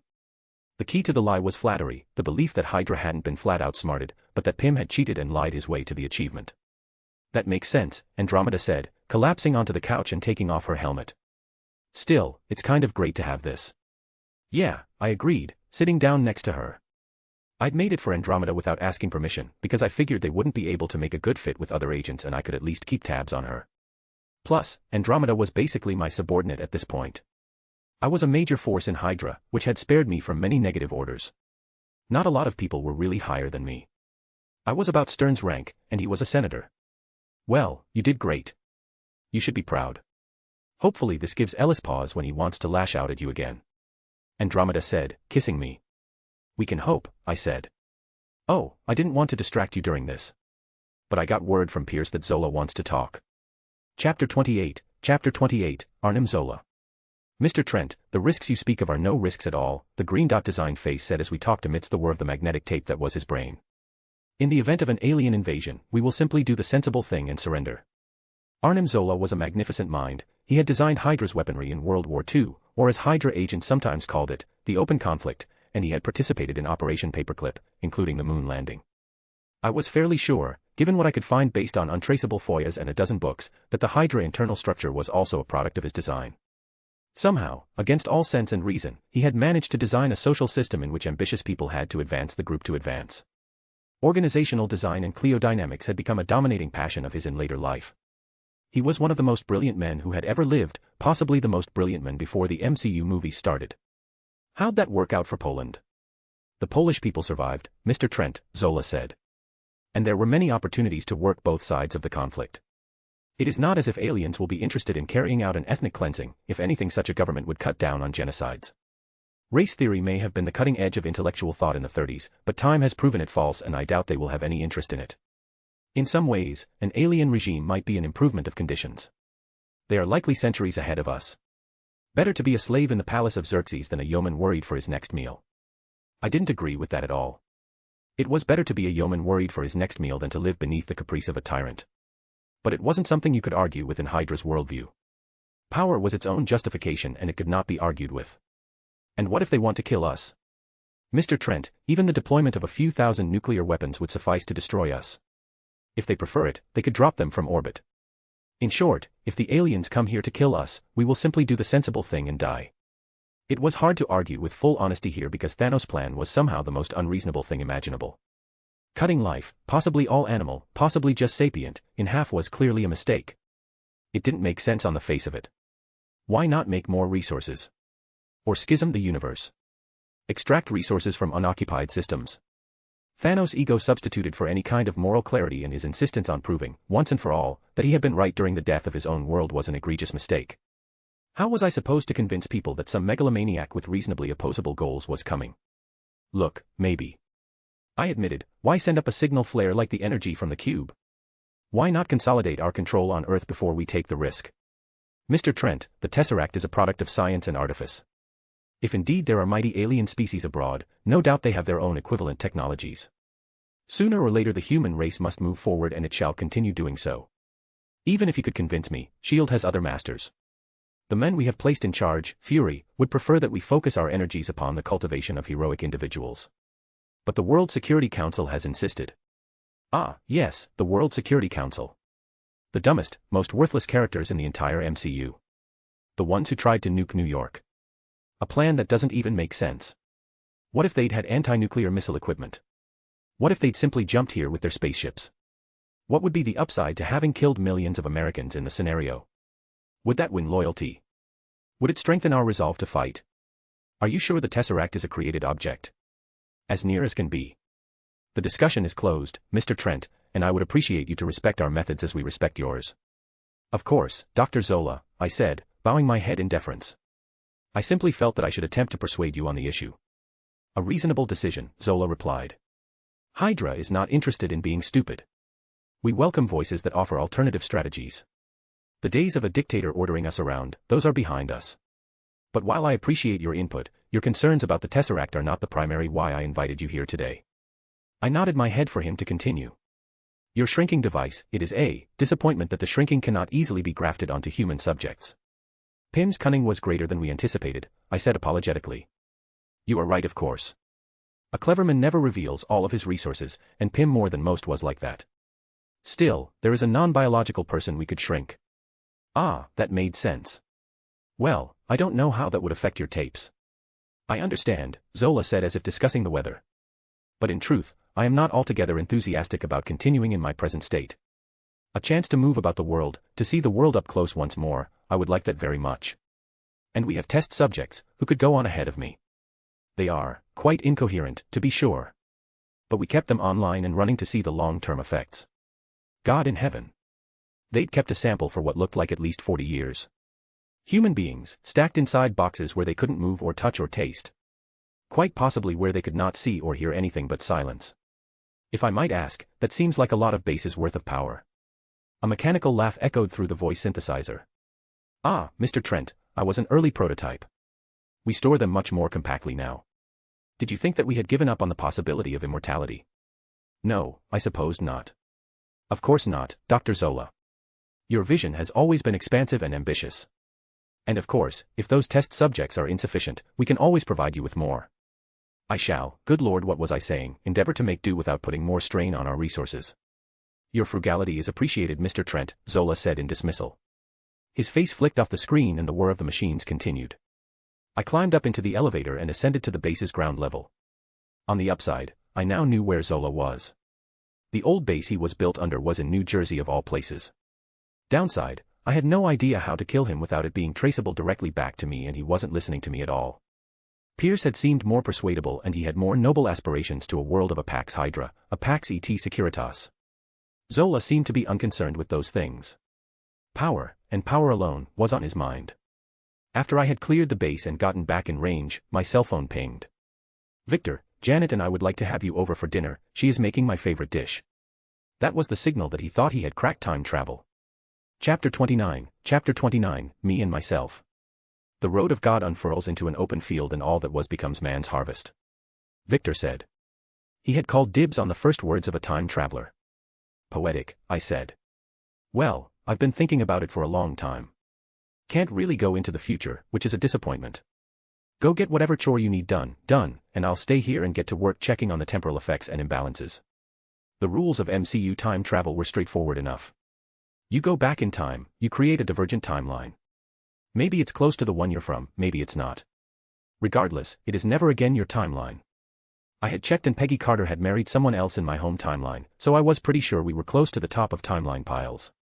Banner explained it in the most confusing manner possible in the movies, but those were the rules.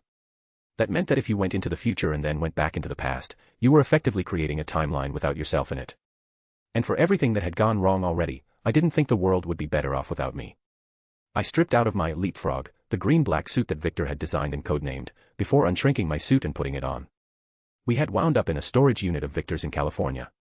Minimal time in the past wasn't really a problem. The platform of curved inhibitors and mirroring panels was a beacon back to our own moment in history.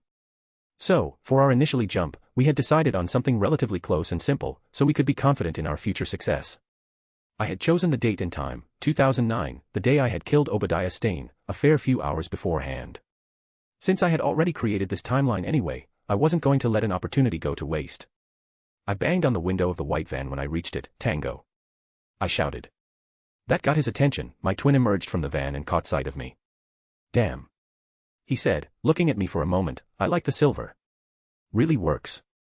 I was only 2 years older than he was, but I was starting to gray. The fake nose and wig don't work for you, take them off. Ah, dude, you know what I'm here to do. Yeah, so, if I'm here to stop you, maybe you should stop. He tilted his head back in thought and then nodded. Yeah, fair enough. Come on. Let's go get some food. Ice cream. I climbed into the van and we started driving away. I know we're genetically hot now, but we're not genetically fit, so I'll pass on that. Trying to stay in better shape. Your loss. So how bad did we fuck up? Tony Stark isn't Iron Man. War Machine operates under the name Patriot. That's not good, he admitted. Captain America. Still haven't found him. Well. Banner. Wasn't there for his rampage, but he inspired a huge amount of anti-bioengineering activism, and now the president and I have an ongoing feud about it. Is the anti-bioactivism new? I shrugged. Did you at least catch Mjolnir in Nevada? It was actually in a small town in New Mexico, Puente Antiguo. Damn, did you get the girlfriend's name? Yes. Jane Foster, spitting image of Natalie Portman. His eyes darted as he sorted through his memories and found her. Wow, she is. I'm never going to get used to that. You absolutely do get used to that. Oh, I get used to it, huh? He said in a tone that made me want to punch him. Do I detect romance in my future? Look man, if you want to go for it, go for it. It couldn't possibly be worse than my own choices. Plus Jane Foster was smart, which would make her much less boring than most of the pretty girls I had flirted with before Andromeda. Alright, so I won't kill Stane. How far in the future are you from anyway? 2011. 2011. He asked incredulously. Has the invasion of New York even happened yet? No. Did you start a nuclear war? No, I just made some personal mistakes. But you can't change them by coming back here, you doofus. I already checked, no stable time loop cap. Yeah, I know. I said, hoping my voice wasn't too bitter. Did you blow up the space stone and cause a fissure in reality or something? What? No. I just fell in love with the wrong woman, I guess. It was so weird to be explaining my regrets to this past version of myself. Ah, so I really should go for Jane Foster. Yeah, I mean, yuck it up, man. She puts out an internship offer for summer 2010, maybe get some of your hot for teacher on. Doesn't she lift Mjolnir in the next movie? Seems like she wouldn't go in for it. Abuse of power and all that. The internship thing was a joke, but I encourage you to try to romance her. Mjolnir material is girlfriend material. Wow, we broke this girl's heart, huh? No, things between us are great actually. Then what happened? This is a test run. Lots of potential test runs that go back further than this and help loads of people. You came here, now, to me. To yourself. That means something went wrong with the plan. Look, it's fine, I said hurriedly. That got a glare. Then he pulled over and held out his hand. Give me the thumb drive and get out or explain your goddamn self.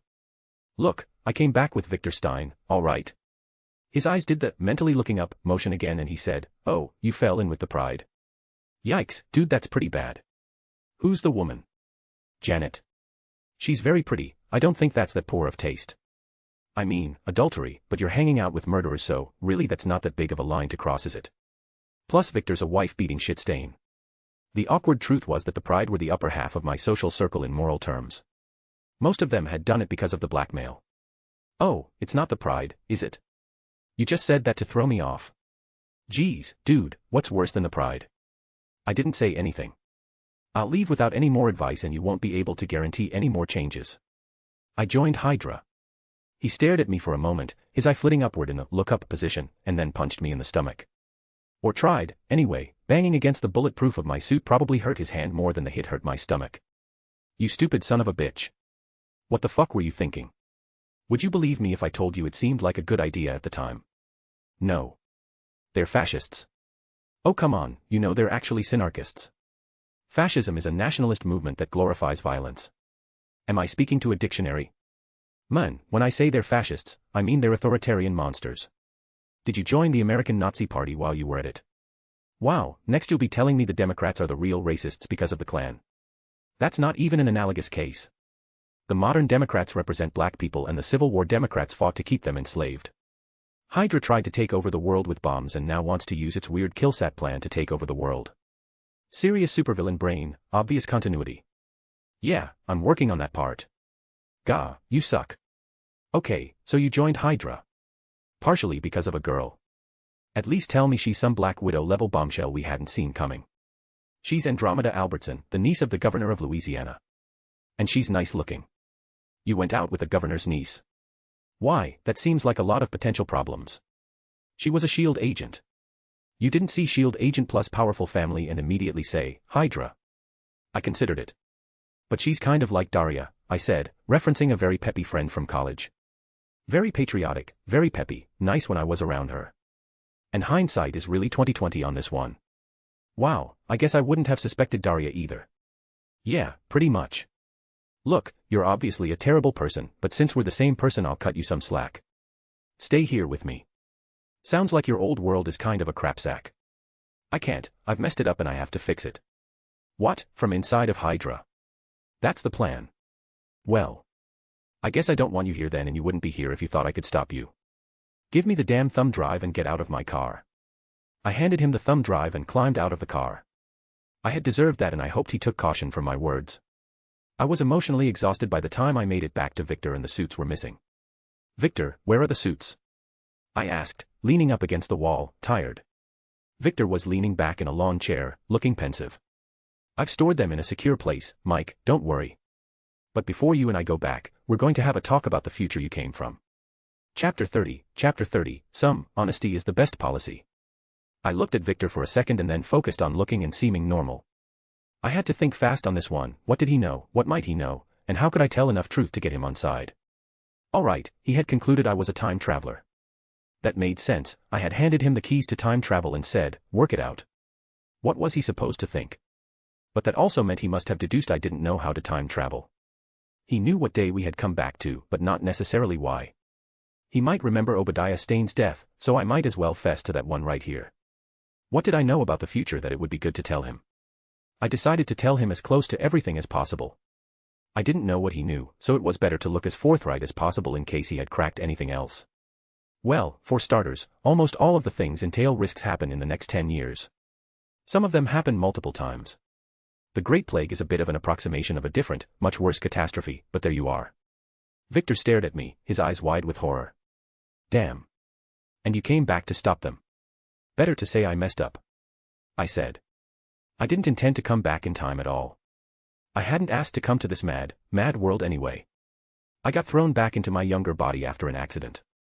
The rules of time travel are public knowledge in my future, and I knew they'd used Pim Particles to achieve it. Pim Particles. The micron particles, sorry. Hank Pym designed them originally. Are you planning on going back? No, I said. Did you get those measurements I asked for before you stowed the suits? I'll explain why. I got them after, he said, popping open the laptop and putting it on a crate in the storage unit. I looked at it for a few minutes and pointed, there we go. I tapped a sequence of numbers. I can't get back to my home timeline because I don't have that. A sequence of numbers that identifies where we are in the quantum fields. I know it's more complicated than that, I said, before we had to have an advanced physics conversation about this. But you get the idea. Right, so you're stuck in our timeline and you decide to help. Well, the timeline was already altered by my presence, so yeah. I still have no idea how powerful the butterfly effect is. Some things have been pretty successful, I said. I handled the gibberum long before your kids outed you and you got arrested. Some things I did worked, but the consequences aren't right. In my timeline, Tony Stark saved and damned the world enough for 3 messiahs as the Iron Man. So I thought I was doing him a favor when I got rid of Stane. Now apparently that's mothballed and I still don't know why. How does Chase turn out? He's an impressive engineer. He designs these gloves that fire force that are amazing when he's about 17, but he never really takes to schooling. He's a better man than you or I. That's not the highest of bars in my case, Victor said with a sigh. But I'll take it. Tell me as much as you can about the future. All right, but the first thing that you need to understand is that whatever happens, you'll be asking yourself, shouldn't the government have done something about it? And unless I tell you otherwise, just assume it didn't. The government did nothing. Well, for a while there was an organization that addressed these sort of things, but then we just gave up on it because of some internal corruption. Of course, immediately after that, a rare genetic mutation empowered hundreds with superpowers. Okay, so we dissolved the let's call it extra normal response organization immediately before the mass mutation event. There was raw fury in his voice by this point. I mean, who could blame him? If you describe what actually happens in the Marvel movies, it's the ultimate embarrassment. That's essentially what happened. I couldn't remember the Agent of S.H.I.E.L.D. timeline, but I thought that was right. And the government didn't do anything during this. Well, I think they tried to patch the S.H.I.E.L.D. structure back together eventually. Lost track at some point. Why'd they dissolve? Internal corruption. So we disarmed ourselves in the face of a hostile universe because, what? Because of bribery. More like some members worked for a terrorist organization. Still doesn't make any sense. You fixed the terror cell yet? It's ongoing. Andromeda's a member of S.H.I.E.L.D., so that helps. I broke down the plots of each movie I could remember, Iron Man 1, 2, and 3. Good job with Vanko. You can't remember who the guy who developed the fireball regeneration recipe was. It was restricted access information, so it was really more of a curiosity. They can regrow limbs and they just let it go. I shrugged helplessly and left the Thor movies out. I hadn't watched Thor 2 and Ragnarok took place completely off. I included Captain America, Civil War but not Winter Soldier, the fights between Tony and Steve, the assassination of the King of Wakanda, Black Panther, the framing of Bucky. I was a bit fuzzy on the connective tissue and I told him so. So you're saying Wakanda is some kind of weird mix of throwback monarchism and hypertech Afrofuturist country? I know how ridiculous that sounds, but you have to believe me. Alright, so 2 dudes gather up their closest friends and just start beating the tar out of literally Earth's only line of defense over what amounts to a jurisdictional dispute. Yeah. With heroes like these, who needs villains? I explained that it was actually Pim who I had feared breaking into my facility. Scott Lang still hadn't been arrested here and I didn't want to involve myself too much in his life just yet. There wasn't any point in including Peter, and whatever happened with the Sorcerer Supreme, she had said that she had lived many, many times and always came back to that balcony, so I figured that Strange would make his way to her eventually. Also, the degree to which I did not want Strange to catch up with me was very high. I went over what I knew of Kilgrave, Kingpin, and Cottonmouth as well as the Hand. And then Pride of course, got caught out by your own kids, so good on them. Finally I ticked through Avengers 1 and 2. Okay, so Thor's brother, Loki, who is a god, comes back at this Thanos guy's behest. And then, the World Security Council tries to nuke New York. But, lucky New York, Iron Man, who no longer exists, saves them. Right, you got it. Working on a replacement plan. And Thanos is trying to get these Infinity Stones but he sends one with him. Thanos' MO is really aggressive plays but carried out by his subordinates. He trains child soldiers, I'm not sure it's about what's the most sensible. Alright, and then the Infinity Stone in this staff, the Mind Stone, right? Tony Stark designs a robot with it that almost destroys the world. And then, for some inexplicable reason, his solution to this is to design a new robot with the same stone to save the world. Listen. Tony was a hero but he was a mad scientist. Also, to his credit, it worked. Then Thanos came to collect the stones to kill half of everyone. Yeah, he did it too. The only country that put up a fight was Wakanda. And they fixed it only after 5 years. Won't be nearly that long now that we've cracked time travel. So why, of every time we could have come to, did we come back to this time? It's very early in my new timeline. Beyond that, 2 reasons, I said, leaving aside my guilt about Nicole and everything I had done. 1, I'm making powerful enemies in the home timeline and if it all goes south, I want to be able to bolt somewhere hospitable. I left some advice for avoiding those enemies here. 2, in case Thanos succeeds again, I'm certain this timeline would help us bail our timeline out. My secret fear, that we would need to sacrifice someone we truly loved for the Soul Stone, also meant that I wanted to optimize the number of times we, as in every timeline, had to do that to as low of a number as possible. Alright. He tapped his foot for a moment. I'm in. We have to stop this stuff. Let's go home. I counted that as a win for now. Chapter 31, an important date. This was the first subject to actually say words and boy I wished we could go back to incoherent nonsense. Hate this, the voice in the monitor said, kill me, it begged. Long enough sensory deprivation generally had led to a form of verbal incoherence, but in this case the subject retained enough self-awareness to express. Yeah, I don't love this either. I said, clicking a record button. Subject 19, to be subjected to the effects of micron particles in a shielded case. The laboratory I was using for the project was a beautiful thing, magnificent really. No expense was being spared on the investigation of immortality. Huge glass cases with computers that held the minds of dozens of old Hydra agents who had taken the risk of upload for a chance at immortality. For all of them, it had been a mistake. Hydra left them screaming on mute, monitoring their growth and their mental patterns. I wanted to be researching Carol Danvers' disappearance and hunting down the SHIELD documents on the crash. But instead I was in here, trying to discreetly euthanize a bunch of tortured Hydra agents while also obtaining useful information about the effects of shrinking on uploaded minds. Do tell me if anything happens, I said hopelessly as I clicked the shrink button. The metal box containing the apparatus shrunk down to the size of a book and I looked at it, checking its internet connectivity against my own. The internal mental patterns were gobbledygook, but that was always the case with an upload. I couldn't see any disruption in the pattern and it looked fairly stable. We'd fitted the case with Pim Particles, so it was just a matter of sitting and waiting for an abrupt shift. When Andromeda had come back in, I was listening to the begging. She was wearing a silk black dress and heels and, in my very biased opinion, looked stunning. Yikes, why don't you mute that, she said, curling her arms around my shoulders. It's useful data if there's any change. The inside of the box is all shrunken, so they can't tell that anything has happened. Normally, they don't say anything but this guy recalls enough to be mad that he's alive.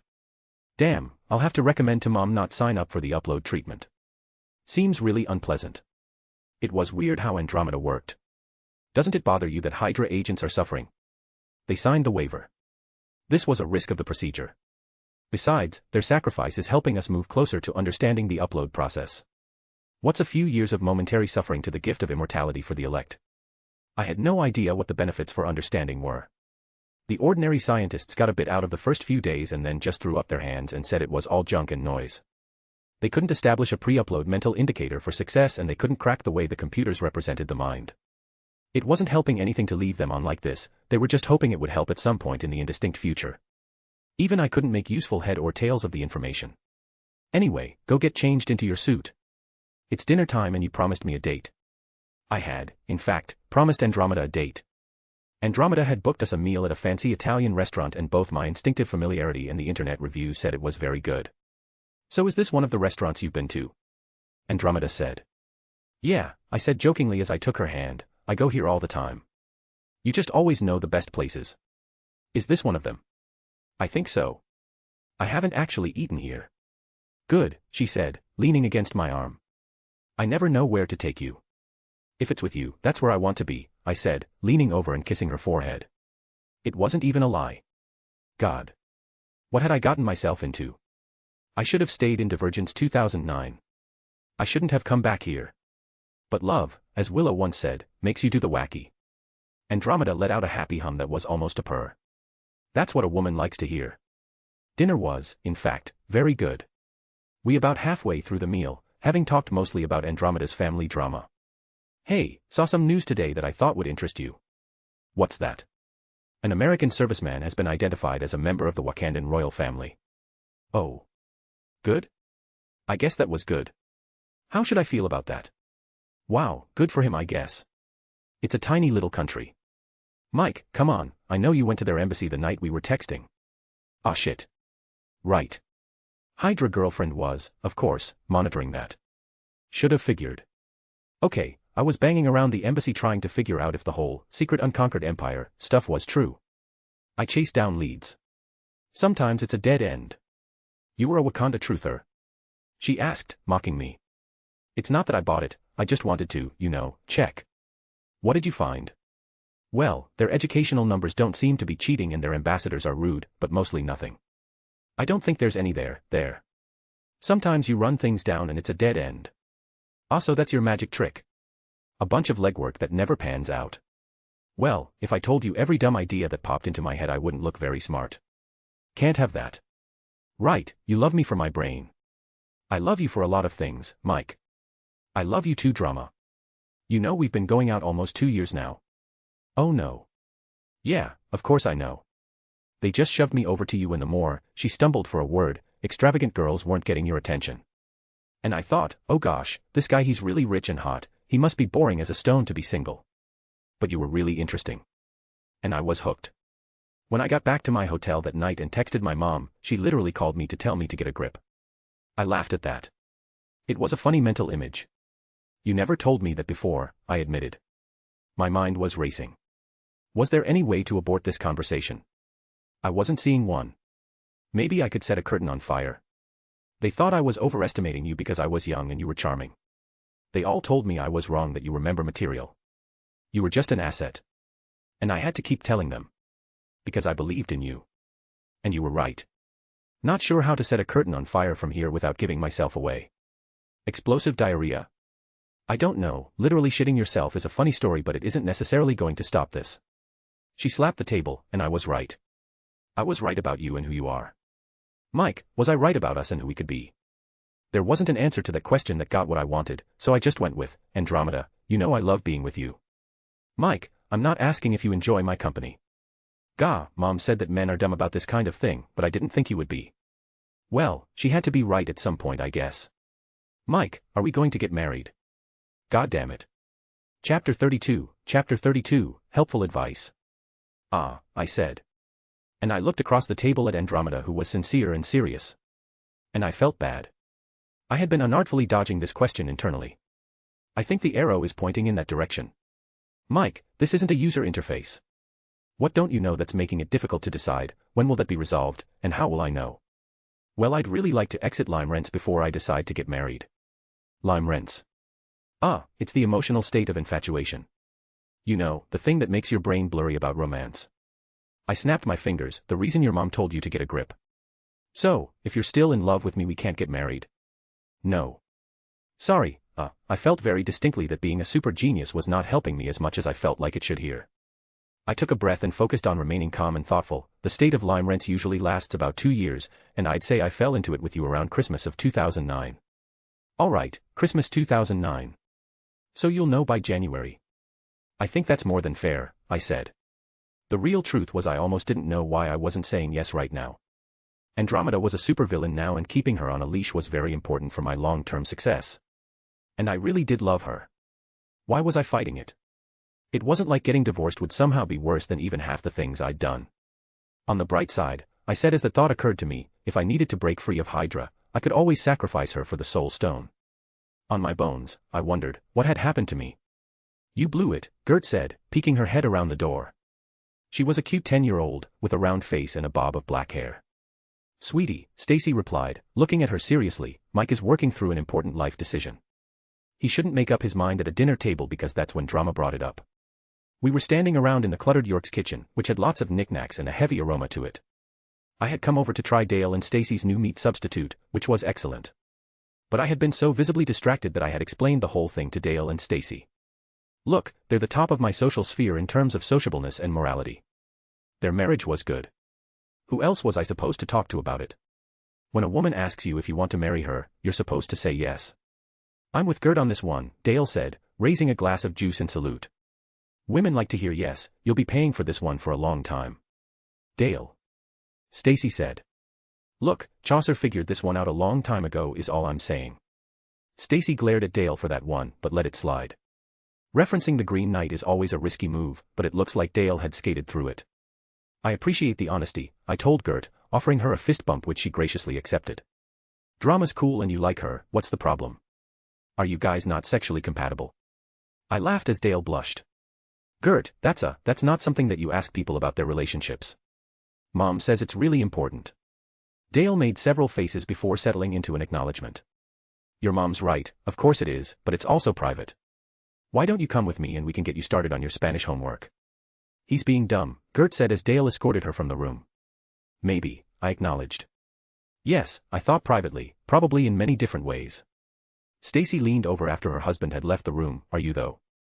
Sexually compatible, that is." I covered my face with my hands. "Let's go back to talking about the meat substitute." Food meat substitutes. Food meat substitutes. "She's not pregnant, is she?"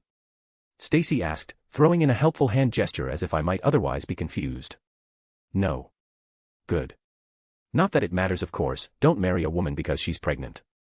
You're very well off, you can ensure your children are taken care of and you can live with whoever you choose. I'll keep that in mind. Now, the meat substitute, what's your price point right now?" "Oh. So, right now we think we'll be close to breaking even with normal meat, maybe 15% more. But once we get the supply chains up and running at an appropriate scale, we think within 5 years we'll be charging half the cost of a normal burger for a replication that tastes the same and has a better health profile." "That's amazing, Stacy. Any word on the miracle gloves?" "Ugh," Stacy said, beginning to pace energetically.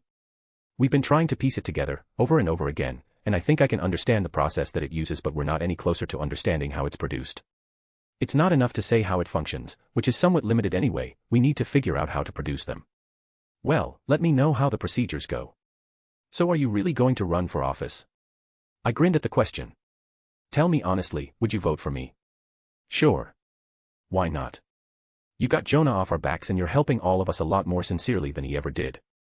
Catherine thinks you'd be good at being in charge. Are you going to run for Senate here?" "I don't know, I might try for the presidency if Ellis keeps running his mouth." "Dale and I read your book," she said. "Do you really think those things could happen? Are Gert and Molly in danger?" "Not any more here than anywhere else. I haven't told the public, but I think you know that every single one of those has come dangerously close to happening already. What you're doing should help. That's part of why I'm doing this. I don't want to leave any resources on the table in bringing us up to a competitive level." "Yeah, but even if we get all this worked out, I don't know how what we're doing helps us in the short term." "Well, I know I've got you in a holding pattern at the moment. But after I acquire some original samples, I'm hoping to have you working on the super soldier serum." Chapter 33, Getting the Formula.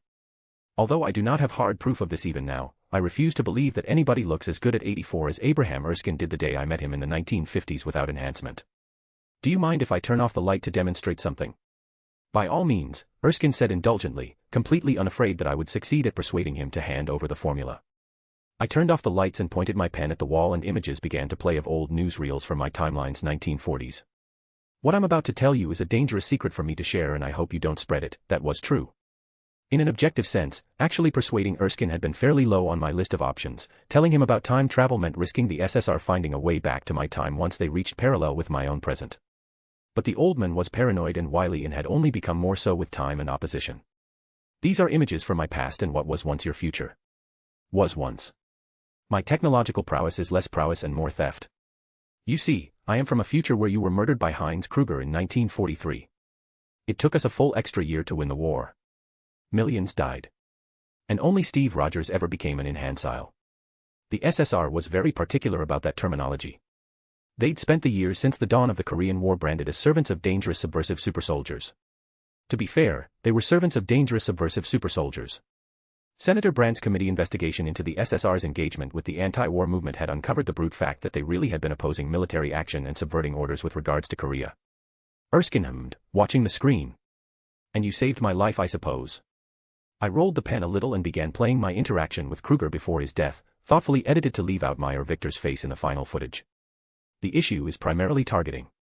I shall endeavor to destroy her, Erskine, the runt of a man, and hopefully some others, such as her Stark, the pen announced in low audio quality. Well, I will not say I am not grateful. I am very grateful. Who would say no to another decade? But do not think I will give you my formula out of pure gratitude. Perhaps every huckster in the future has a time machine. Well, actually, the time machine is breaking down. I only have 2 more trips total and I'm the only one with a machine. But I'm not asking you to do it for me, I replied and rolled the pen again. The next scenes were concocted with the Thoth engine, a replication of the invasion of New York, but across dozens and dozens of cities throughout Earth.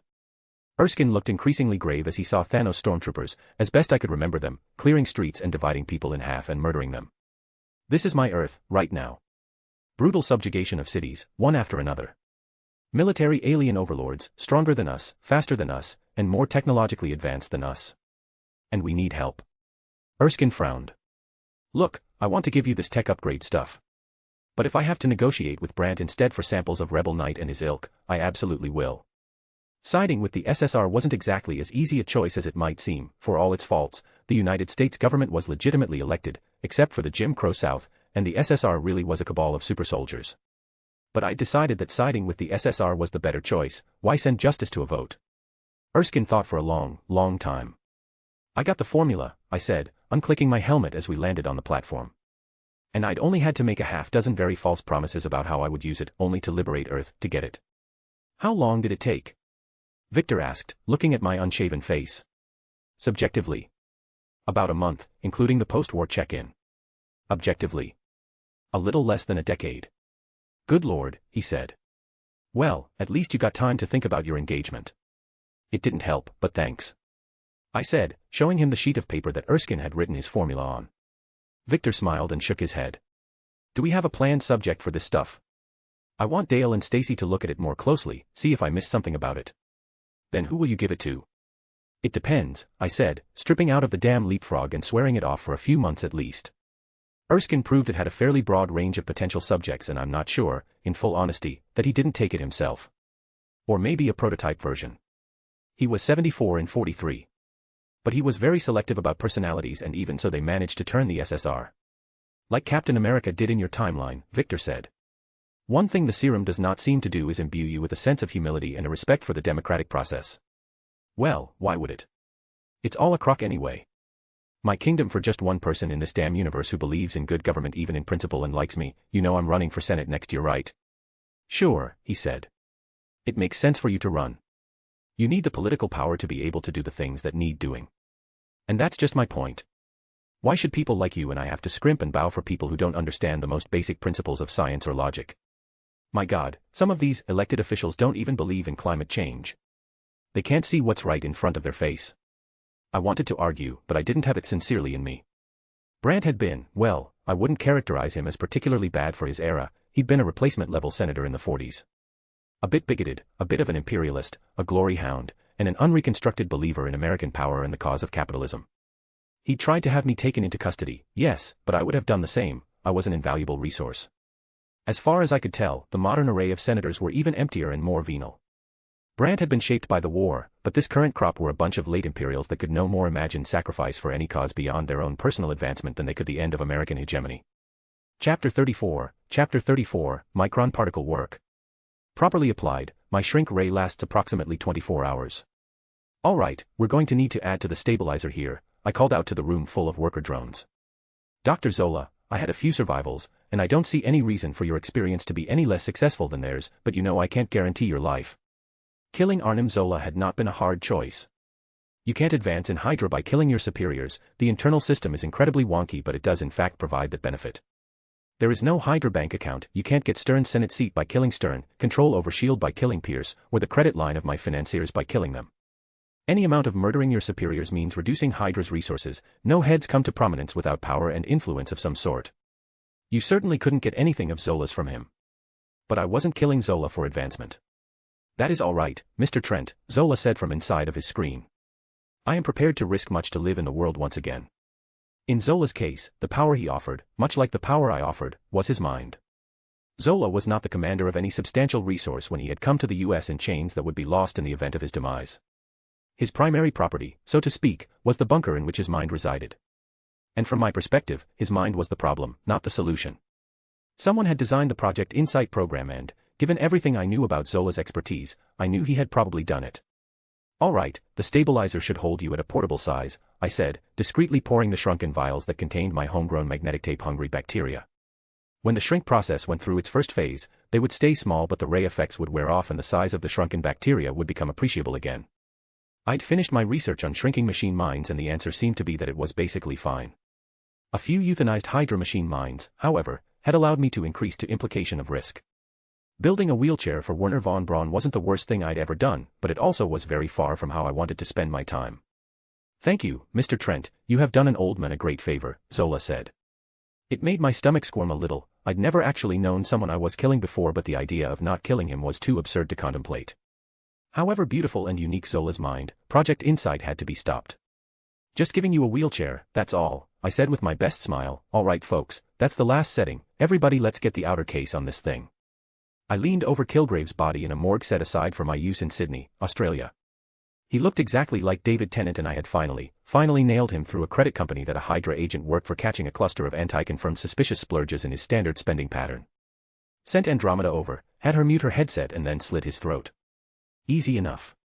So what are you hoping to get from him? Andromeda said as I stuck a needle deep into his spinal column. I'm more interested in an immunization to this sort of influence than a replication. Kind of boring, isn't it? Think of everything we could do with mind control. You mean, nothing? I said, taking out the syringe and putting it into a freezer with the rest of them. Kilgrave is dead because he had to maintain a nomadic pattern to go unnoticed and he didn't do it perfectly enough that I couldn't catch him.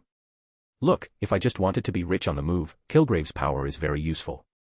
But any fool who thinks that the structures of power wouldn't hammer stomp this guy the moment they found out how his power worked if he was trying to influence things is a moron.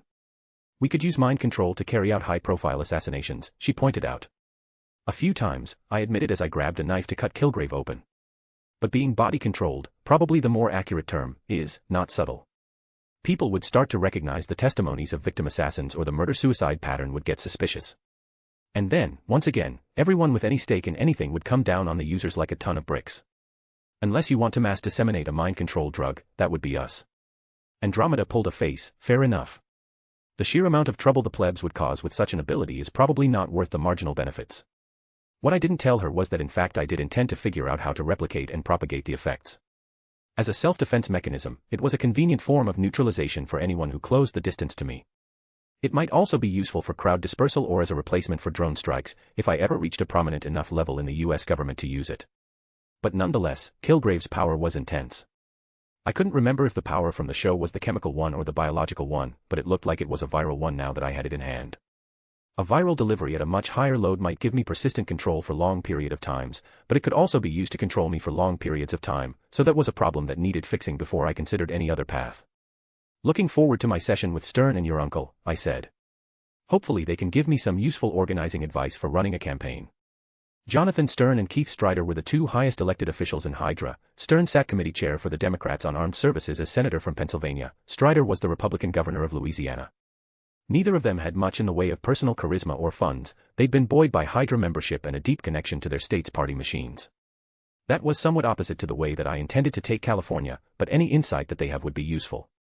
Seems risky to be running against the Democrats in an off year for a Republican president. Ellis hasn't been able to do anything, and there's nothing voters love more than a quiet government. But thanks to the new jungle primary system, I'll be able to run as an independent who plans to caucus as a Democrat. In my old life, I had been a literal party officer within the local Democratic Party in the reddest square of Texas, but here in the MCU I wanted to win an election in California against an ossified Democratic incumbent who hadn't updated his policy position since he won the seat in congruence with Reagan. Hawkish, socially more moderate than my opponent, pro-government actually working. Responsible, non-radical governance with a reformer's air. That's what I was planning on offering the world. And being right about the aliens, of course. You're the genius, Andromeda said as my phone started buzzing. Worst case scenario, I have to go back to the drawing board. Sorry, let me get this, I had told them only to call for emergencies. Sir, there's been a micron particle backfire, we managed to evacuate the workers, but the whole plant just collapsed into a singularity. What? The micron particle self-accelerated, took the whole place down. That shouldn't have been possible. Of course, I would check before I decided conclusively, but my mind couldn't help going to the most likely explanation. Pim. Chapter 35, Hank Pim. President Ellis was on the radio crowing. Those who continue to believe, he said, that the most aggressive path forward is the correct path forward, that our greatest enemies are little green men and flying saucers, must reckon with the fact that every attempt this way has led to disaster. Things weren't looking great on my other end either. Pierce is concerned, Drama said as if stating the obvious. But luckily, you've got Zola in your corner now. That's encouraging. That wasn't encouraging at all. According to my projections, Zola would probably live another month, but he'd inevitably have a nasty and grim demise as his materials were corrupted. Then, in the eyes of the heads of Hydra, I would have two massive fuck-ups on my hands. I would have lost a crucial factory, embarrassed myself in the public press, and lost one of the greatest minds of science and sociology and the only successfully uploaded human being. We drove up to the site of the production facility, or what was left of it. Millions and millions spent on security, but there are limits to how much you can secure while getting workers in and out of a factory. Storage was easier. The asymmetry of shrinking tech was showing. I walked into the short stack of walls and loose debris that hadn't gotten picked up by the singularity.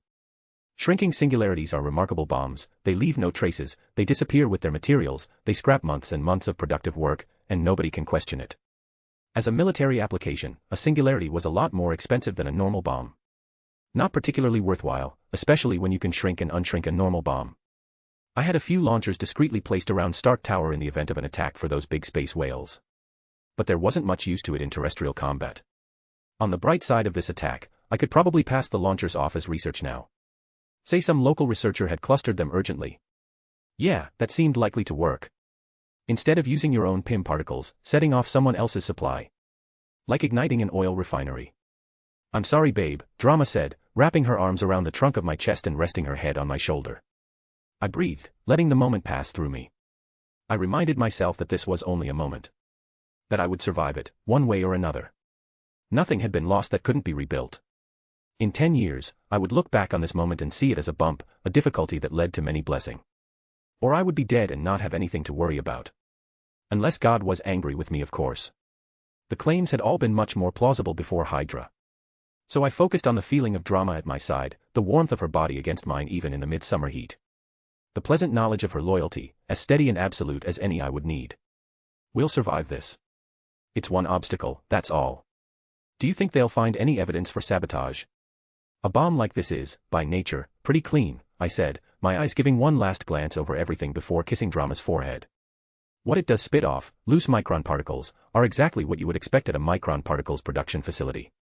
So no. We're still doing post-event interviews with employees, I said. We'd signed an NDA on all admitted information, guaranteed severance, and to hold all employees non-liable. I didn't want to be wrong about this because someone had lied to cover their own ass. But I'm not optimistic. Could the particles have self-accelerated? I knew it was bad when Andromeda was questioning my science.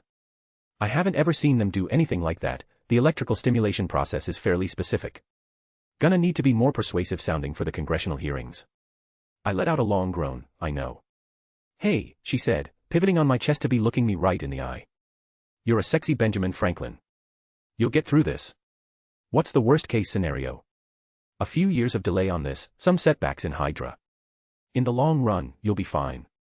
We'll handle this obstacle. Never underestimate the benefits of catching people off their guard.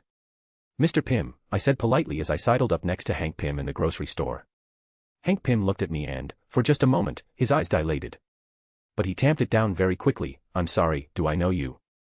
I wasn't quite famous enough that the question wasn't credible, but it was a near thing under the best of circumstances. For the designer of Pim Particles, it was a joke. Oh, I imagine you do, I said, leaning down and opening a package of eggs to check it for cracks. After all, I was the first to crack shrinking particles since the 70s. Shrinking particles. I think I read about those in Wired, he said, beginning to move away. Mr. Pim, I'm here because I'm worried about your safety. That stopped him in his tracks. He turned around and stared straight into my eyes. Is that a threat? I held up my hands in surrender, egg crate now held aloft like an ancient sacrifice in one hand. Not at all, I said. My factory imploded. Did it? Pim said, as if surprised. But it didn't reach his eyes properly. I was then assaulted by a shrunken person. I didn't think that was possible, but somebody else must have cracked it. And as a courtesy I thought I should warn you. If they came for me, they might come for you. That caught him off guard.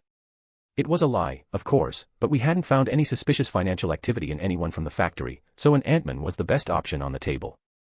As I watched his eyes, I could see the concern set in. You're lying, he said after several moments. He was right, of course, but I was quite sure I wasn't displaying any tells.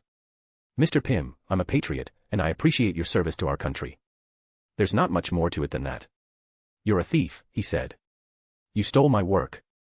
That's how you knew to warn me. Now someone's stolen from you and you've endangered the world. I thought to myself that stuff isn't yours because you had a good idea 40 years ago, but what I said was, so help me protect myself and the world. It's easy. Somebody's trying to send you a message about that. Stop making Pim particles. No. Then I don't have anything else to say to you. He turned and left me standing there, holding these eggs I didn't want to buy. I put them up gently. We'd watch Hank, see if he got into contact with his new Ant-Man, whoever that was. Give him a week or two to rethink my offer. I hadn't wanted to kill Hank Pym. He was a cranky old codger, who'd held humanity back by his paranoia, but that didn't mean he deserved to die.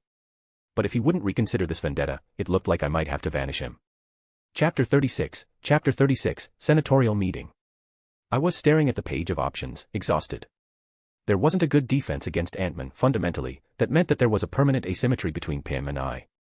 As long as Pym was willing to go on offense, I wasn't going to be able to defend against it, at least not well. His power was covert and subtle, and if he wanted to drop a bomb into my room or into my head, he could. I hadn't wanted to do this. I had to do this. There wasn't a choice. He'd shown he was willing to act against me. Real persuasive, I thought, with active malice towards myself. Andromeda, I said, crumpling the page and setting it on fire. It was in Farsi, so I doubted that she could read it.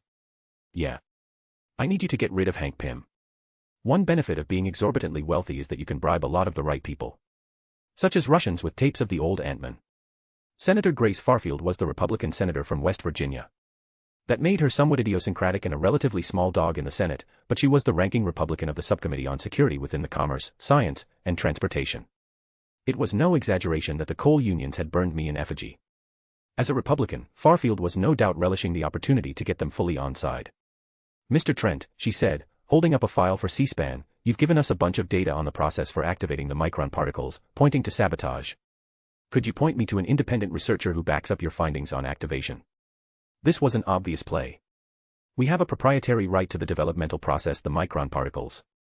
Still, we haven't kept an absolute stranglehold on the materials. The only licensing requirement is that it not be used for human testing.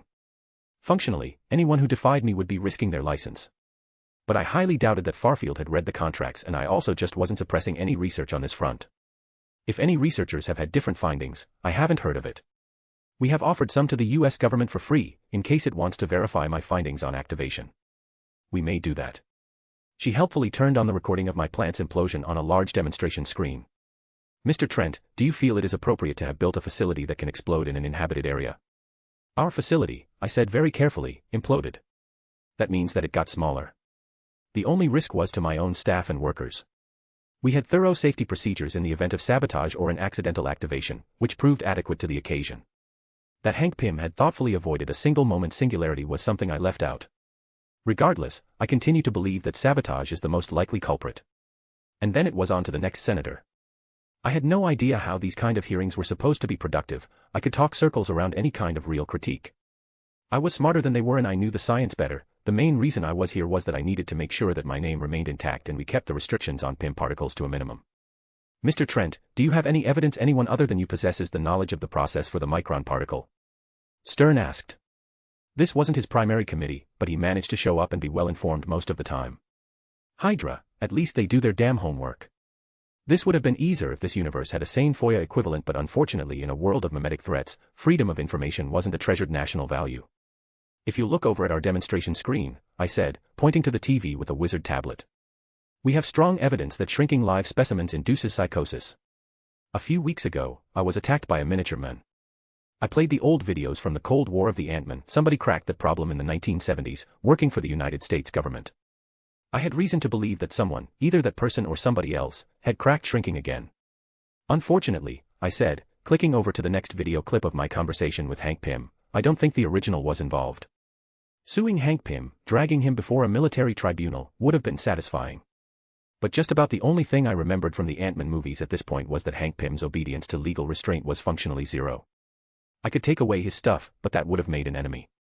And it would have created enemies and liabilities for me in the long term. Did you report this attack to the police? Stern asked. I did, I said. Not that they believed me, of course. Why would they? A shrunken man. It sounded absurd. My own research had been that it was impossible. I went looking for answers anywhere I could find them, and I found these videos. So I warned the man I thought had been America's original Ant-Man, Hank Pym, and hoped for the best. And now Hank Pym is missing, has been for 2 days. Going outside in the Marvel Universe when somebody serious wants you gone is always a mistake. I tried to maintain a reasonably thorough protective kit. Shrink ray, bulletproof suits, quick-don helmet, and a bug-out RV in case I was ready for a warning. Hank Pym had gone outside and Andromeda got him with a handful of shrink bombs. I didn't know exactly where he was, but I was pretty sure it was deep in the quantum realm, held in suspended animation. It was possible that he was also dead. Hope had managed to get over and spirit away the Ant-Man suit, largely thanks to my running interference with Hydra. The last thing I needed was them figuring out we could mass-produce the damn things. President Ellis has said that we shouldn't take the most aggressive path. But my path is not one of aggression even if it is aggressive. I wanted to use this technology for peace, for the advancement of all mankind. I opposed shrinking men down and using them as spies. I believe that now, the enemies of America have let us know that they're not interested in a peaceful advancement for mankind. How do you propose we respond? When I wrote my book on tail risks, the super soldier problem was a theoretical one. Now it's obvious that it isn't anymore. We had this technology in the 1970s and now we don't because we let an old man sit on it for decades. Now the old man is missing. How many more major risks are we going to endure for the sake of meek reluctance? There is a virtue to being peaceable, but it's clear that we're under attack. It is past time that we reject this ostrich approach to America's security. I thumped the desk in front of me. It is past time that we move into the future, past time that we act. Chapter 37, Thoughts on the Beach. The warmth of California summer was light and lovely, the air was clear, and I could see the sea. It was a beautiful day. I am not given to regretting. If there is repentance, better restitution than a rending of garments. But I could feel the tug from the back of my mind, that Hope had lost her father. I couldn't give Nicole back to her children, but I might be able to give Hank back to his daughter. But I had done what I had done for good reason and I would not undo it. Not now. Probably not ever. Perhaps I couldn't even, depending on how his body and mind responded to the deep quantum realm I'd stuffed him into. I was not sure if I liked that thought more or less, but it was easier on my shoulders so it was what I ended with. What's the matter? Andromeda said, finishing off a corndog as we sat in the sand of the beach. I'm worried about Zola's condition, I lied. I lied a lot. There was no one left I was honest with, not even myself. Is he getting worse? Andromeda's voice was shaking, as if asking after a beloved uncle. Yes, I said, without further elaboration. Zola's mind was slipping from him, he was losing words and continuity. They had unshrunken him once the symptoms became unmistakable, but it didn't do a lick of good. The wheels had come off the wagon, things would continue to label themselves to the wrong parts of his minds, the tapes would continue to fray, the noise would increase, it would end in agony and silence. Andromeda let out a scared, sad little noise and I pulled her to me beneath the summer sun. Oh my God, how are we going to go on without him? Andromeda whispered from my breast. We must be strong like he taught us. He bound together and gave us destiny, which we are closer than ever to achieving. I said. Soft words, memories, fear, doubt, Andromeda did not want the ordinary comforts which life affords to us mortals in truth. She wanted strength, the comfort of power and destiny, the new millenarian hopes, these were what Andromeda wanted to hear in a moment like this. Andromeda extracted herself from my chest at that, straightening up and wiping the tears from her eyes. Of course. It's just so hard to imagine. Zola has been our shepherd since the war. Then now we must be wolves, I said, my voice sure and steady. There was never room for shepherding, the costs are too high. Andromeda nodded, growing more confident in reflection of my bravado. They won't be happy that he is dead. This will be a black mark for you. I warned Zola.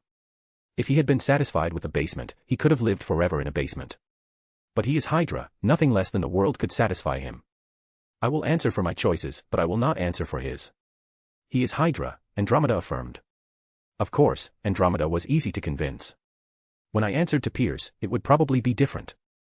Still, it is not as if they could strip me of my rank. I am an integral part of the West Coast operation, worth billions of dollars, and, though I love you dearly, I do not will my goods to you upon my death. As a matter of fact, I actually willed them to Phil Coulson. Maybe my attorneys would be able to find him with $1 billion attached to the task. And that's smart, Andromeda agreed. I don't want to marry a sucker. Well, fool me once. And shame on me for it. Andromeda said with a laugh, before managing to look almost contrite. Not quite. No, to her, the deception was a part of the sweetness of this moment. There could be no regret for it, no sorrow. It had given her what she wanted. And it had given me what I wanted too. Hydra had cleared the field for me to raise the tech level and they'd left me to it. But I don't want to be a weapon your rivals can use against you. Pierce and the other heads will have to work with you on this. It's a setback, but it should stay a temporary one, especially after that Senate appearance. People were really talking about me as a senatorial candidate now. Ellis was stubbornly refusing to adjust his policy in any way that made any kind of sense. Where did they find this clown? And I was getting a bunch more bookings on talk shows to talk about the threat to America. Of course, this particular threat was mostly fabricated, especially since I'd disposed of Pim. But given that I'd failed to derail the Space Stone's activation, I didn't feel dishonest in directly and openly stating that we were in mortal peril. How had I managed to attack almost every single plot between Arrival and Infinity War, except whatever the Dark World was, but not Infinity War itself? Of course, some of the stones were in space. I had no idea where, on the great map of the cosmos, the soul, power, mind, and reality stones were. The time stone was probably somewhere in New York, or one of the other sanctums, not that I had any idea at all where those were. But the only plausible choice for a house was locked to me and not, like, a normal door locked but blocked and protected. I guess that in however many futures the Sorcerer Supreme had walked, the ones in which we met were not the ones she was looking for. And the Space Stone was somewhere, locked away with a bunch of geniuses for S.H.I.E.L.D., and I had no idea where. There were limits to what I could obtain from S.H.I.E.L.D.'s files and Pierce seemed to have deliberately cordoned Andromeda and I off from it. You're drifting again, Mike, Andromeda said. Sorry, Drama, I said, standing up and dusting off my trunks. I offered her a hand. These are heavy times. They are, she said, grabbing my hand. We'll face them together. We will, I agreed. So, what's the next big project? Victor cracked broadcast power, so we'll be putting solar panels into geosynchronous orbit, cutting power costs down to less than half a cent per kilowatt hour. God damn, why? Why are you obsessed with pushing power costs lower? Lots of ideas I have require massive amounts of energy. Like blasters, sustainable shields, robot drone armies. But mostly, interstellar travel. I laughed at the look on Andromeda's face as I got into my car.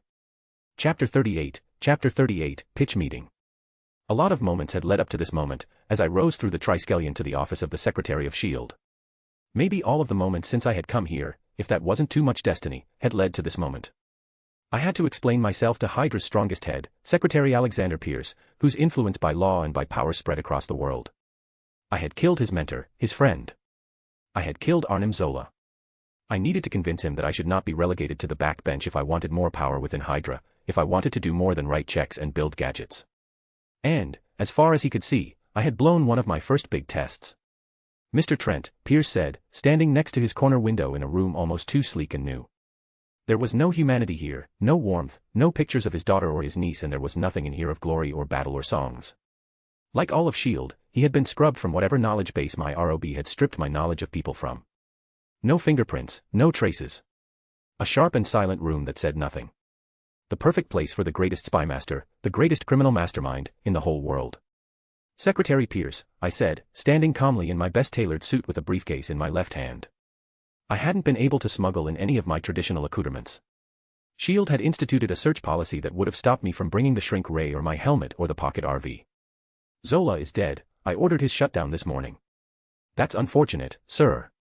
Pierce walked over to his desk and pulled out a can from under it. A Dr. Pepper can, and he offered it to me. I understand this is your drink of choice. Yes, sir, I said, accepting the can with unease. Was it poisoned? Laced with a truth serum? Was it just an attempt to intimidate me with knowledge about my life? Oh, there was no escape for me if he wanted me to stay. I propped my briefcase against my foot and popped the can open with a hiss to take a drink. Mr. Trent, you're quite brilliant. Can you tell me how you didn't see this coming? I did, sir, I pointed out. Dr. Zola and I had conversations on the possibility of his death.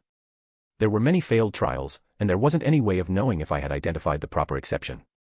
It was his choice, not mine, to go through with the procedure. Mr. Trent, do you know why I joined Hydra? I wish that anyone in this universe would speak in a straight line.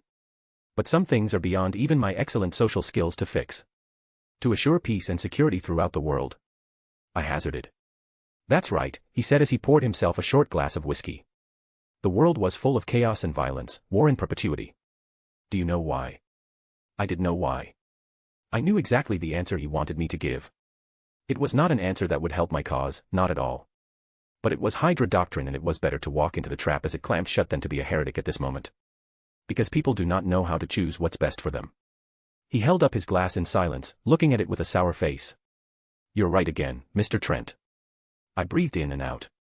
There was no point in fleeing this moment. I let it hang in the air for a long, long time. I wasn't going to be the fool who punctured it and gave something for Pierce to lash out at. Pierce finally put the glass to his lips and slammed the 2 thumbs of whiskey down his throat in one gulp. One of the things I like about you, Pierce said, is that you know not to say stupid things. Responding to that would have been a stupid thing, so I just stood silently, waiting. And I think you did well at the hearing. I see that, and I can't help but think that you could be someone, maybe even an heir. He let the compliment hang, as if waiting for me to take the bait and thank him. But he was angry. This wasn't a compliment session. Any response at all would lead to a sucker punch. Better to let him step out to attack me, to put me into a verbal arena where he had already set the terms. But then we come back again to your failure to aid Zola in making the correct choice. What happened? The lie had been carefully chosen and crafted. Something specific, something clear, and a conclusion that reflected the deep tenets of Hydra. I let my heart get in the way, sir. I imagined my life in a box in the ground, my face glued to an internet screen. And I knew of Zola. Andromeda speaks of him with the highest admiration. So I thought that he was wise enough to make the determination. I regret the error and will keep my own counsel on my technology in the future. You let your heart get in the way, Pierce said, tapping the rim of his glass. He was thinking. I had heard you seldom do that. Ms. Albertson's report, failing me at last. I won't lie to you and pretend that Andromeda is unbiased, but neither will I say her report is inaccurate. I had a moment of weakness. He was Hydra. Hydra would never be satisfied with abasement. I should have told him no, counseled patience, gathered more test subjects. But sometimes even our strength fails us. That they do. I wondered if he would pull out a gun and shoot me then, in a brief moment of horror and reflexive memories of Bond villains. But Pierce is a cooler, gentler kind of tyrant. He doesn't dispose of what he can use. He had employed Fury for years, not because Fury was loyal to the same causes, but because Fury was the best choice for the job. Tell me, Mr. Trent, what do you think Hydra's plans should be, going forward? In light of the presence of the Gibram, it is time we gave humanity something new to fear. I had to hope this worked. It had been my plan for a long, long time, something that would offset the natural suspicion of what I had previously dealt with. The Gibram is dead, Pierce pointed out. Not Gibram, I said, kneeling down to my briefcase, Dr. Pepper in hand. I popped the briefcase open and fished out the brief in its manila folder. I slid it over to him. He opened it and peered at it. I'm not an engineer, Mr. Trent, he commented. It's spaceship, sir. One that could traverse the stars themselves. Mr. Trent, humanity is not ready to encounter the wider universe. Of course not, I waved a hand dismissively. That is precisely why we must go. Explain, Pierce said, his voice patient, calculating. We send out a small team of our professionals, Hydra preferably, but that isn't really important. They gather knowledge and then return to Earth with reports of giants and monsters, like Joshua's spies. When humanity discovers that it is not alone in the universe, it will rightfully be afraid. A whole universe of beings, creatures not as unlike us as we might have hoped or feared, but powerful, numerous, and more advanced than we are. And we will look at each other, we humans, as we do in fire, flood, and famine. I held up my free hand, closed it into a fist. And we will come together. As the Allies overcame ideology for fear of the Germans, as Americans overcame our enmity with the Germans to face the Soviets. In one fell swoop, we would be united. One tribe, one blood, one people. Perhaps instead fools will slip out to sell us for trinkets, like the Aztecs and their enemies tore each other to pieces before the Spanish. I admit it is a possibility. That is why Hydra must maintain a tight control on interstellar travel. But it seems more likely that mankind will at last see its interests united. I said, scurrying at the thought. We're a long way from a final decision. They may never come, Pierce reminded me. I wanted to laugh. I knew destiny was calling for us. They have come already, and if there are Gibram, if there are Asgardians, then then who knows what greater threats are out there in the universe. There are more. Many more. Stronger, fiercer than us. So you want to charge out to meet them, Pierce said. I want us to see them, I said. And I want the world to cast around for a voice, a leader, someone who can speak for all mankind. You. Pierce sounded more amused at the idea than it really deserved. Yes, of course me, you old fool, I wanted to say, I wanted to shake him. Me because I can see the world, I can see its people, its bright future, and I can chart a path. I who would give them a hope and a future. Not you, hoarding secrets and hiding futures, chewing on humanity like a dog on a bone. But megalomania is not appealing to other megalomaniacs, even if ambition is respected within Hydra. And if I offered up such a plan, he would have rightly laughed me out of the room. Maybe someday, I said instead. There was no profit in pretending that there was no profit in it. But not soon, certainly not now. I'm very young. Then who? If you want to tempt someone, you have to offer them something they want. And I had an idea of what Alexander Pierce wanted. There is a global organization dedicated to the defense of mankind in the face of threats far larger than one government could handle. And Pierce's lips quirked upwards and I knew I had him. It would only be natural to look to it for guidance. To its leader, a seasoned man, a sure man with the years and experience we need for such a massive transition. Worst case scenario, I could always kill him and let Fury take the reins. You. Chapter 39, Captains and Ships. Steve Rogers felt like a ghost. Peggy was alive. He could go talk to her whenever he wanted. He'd walked into enemy fire 100 times. He downed a plane in the Arctic. So why couldn't he go see her? What was stopping him? He was just a memory for her, a story she told her nieces and nephews. She'd gotten married and done a fine job with S.H.I.E.L.D. by all accounts. She'd had a whole life and all he'd had was an ice water bath. He hadn't been back long, just a month or so. They'd put him in a cabin in the woods with something called the internet and a screen that pumped films into the room. But he didn't have much to him on that front, he was just out here, detoxing. Someone knocked on the door and Steve Rogers straightened up. He was a legend now. Captain America, the great symbol of America's nobility of spirit. He didn't want people to see him like this, didn't want them to be let down. Steve walked over and opened it. Natasha, he said, waving her in. She was beautiful, her hair was red at the moment, and she was carrying a folder with her. Guess you haven't seen the news, Natasha said, looking at the TV screen. It was gathering a bit of dust. I was enjoying the quiet. Told Clint we shouldn't put you in a place like this. Got you contemplating your own shadow. It's not too bad, the weather's nice, I can go for a run, think. Don't have to give anybody autographs. Natasha said with a turn of her head as she flicked on the TV with that little black wand. That too, Steve grinned sheepishly. Look, I get it. My line of work, attention is a problem. But paying attention, that's important. Come on, Grandpa, let's have a look at the news, give you a glimpse of my future. This son of a bitch slipped it right past us. This a mission? Probably not, we've got the guy responsible in interrogation, but it's mostly above board. He'll have to pay some fines, but he can afford to. Plus, we don't put guys who can do this sort of thing away permanently. What's this sort of thing? Natasha clicked on a glowing icon and toggled into the Thoth screen. There was a picture Steve was still getting used to, of the Earth taken from outer space.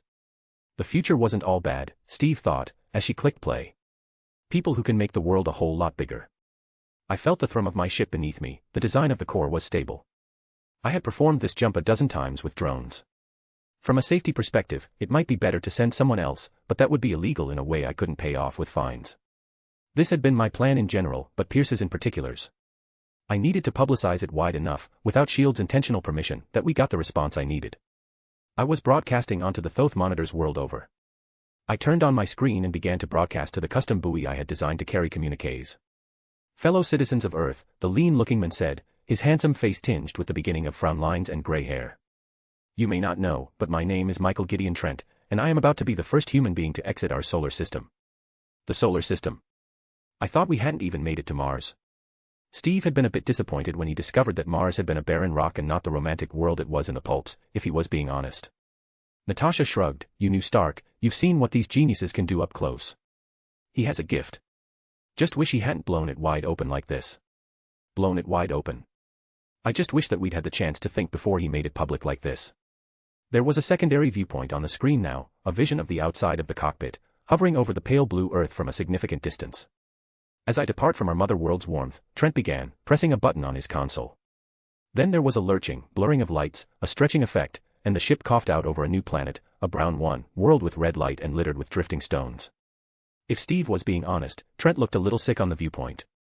I took a moment to look on the world I had discovered with my own eyes. I had left Earth. I had left the cradle of our world, I had left it all behind. I had done what no human, except Captain Marvel insofar as she counted, had ever done. I'd like to say the first thing I said was my speech, but the first thing I actually said was, GUH. Hyperspace travel is a nasty thing. I took a moment to breathe it in, to feel the moment wash over me, and then I finished my speech. I leave behind the childish squabbles of Earth. Let us live now, together, in peace and unity, as the children of one mother. There was a long silence and then I said, if I might take this moment to do something a little bit more personal and a little bit more intimate, I know that I've just made the world bigger for everyone. But there's someone who's made my world bigger than I thought possible. Her name's Andromeda Albertson and I'd love to face this broad new future with her. Andromeda, will you marry me? Steve smiled, that's nice. Bit flashy, Natasha said with a shrug, but Steve didn't believe it. Did she say yes? She will, probably, but she's under interrogation. Works for us, claims she had no idea. Do you think that's true? I think it doesn't matter, Natasha said. We're not gonna fire his fiancée, even if it was technically illegal and she was under obligation to report. Innocent until proven guilty, I guess, Steve said uncomfortably. Truth be told, he didn't think it was appropriate that Ms. Albertson was getting special favors based on who her boyfriend was, but it also didn't make sense to fire her if they didn't know she'd done anything wrong. So it all balanced out in the end. Why were you here? That's the big news for you, Captain America, Natasha said, handing him the folder under her arm. He wants you to lead the next mission. Chapter 40, job offer to Rip Van Winkle. Steve Rogers was, really fit. Honestly, I don't think I'd ever met anybody in that good of shape in my old life. He was wearing a mostly blue and black ensemble, plain clothes, a heavy light over a pale blue shirt. A mad urge to explain everything to him had nearly overwhelmed me. But I sold my soul for this and I wasn't going to try some harebrained refinancing scheme to get it back before I had gotten everything I wanted out of the deal. Captain Rogers, I said, smiling and extending my hand. He took it and shook it back. Mr. Trent, he said, sitting down in the mostly featureless interrogation room where I had been waiting for him. I began to internally recite goals to myself to stay calm. I must not reveal my evil schemes. I must not appear to be a smarmy asshole. I must appeal to Captain America without doing either of those things. Congratulations on your life as a bridge of trust in an untrusting world, I guess. Thanks, he said, sitting down across from me. Saw your proposal. Did she say yes? Unfortunately, she's been incommunicado since I got back to Earth 2 days ago, I said, not bothering to hide my grumpiness about the fact. That was a good proposal and I was having to wait for her response for far too long. She works for the government, some nondescript threat analyst. I guess people are worried she leaked something. Not really clear on that. I'm getting worried about her. I wasn't actually worried. We'd agreed in advance that losing her position in S.H.I.E.L.D. was something that might happen anyway. And Pierce would prevent any serious legal consequences for her. Steve smiled and shook his head, looking down at the ground. She's fine, he said after a moment. Do you know where she is? No. But I know who she's with. And there it was, an opportunity to use his honor against him. Then how can you know if she's okay? I fretted momentarily. I don't know if you can appreciate this, Captain, but Andromeda is my first love and I'm worried about her.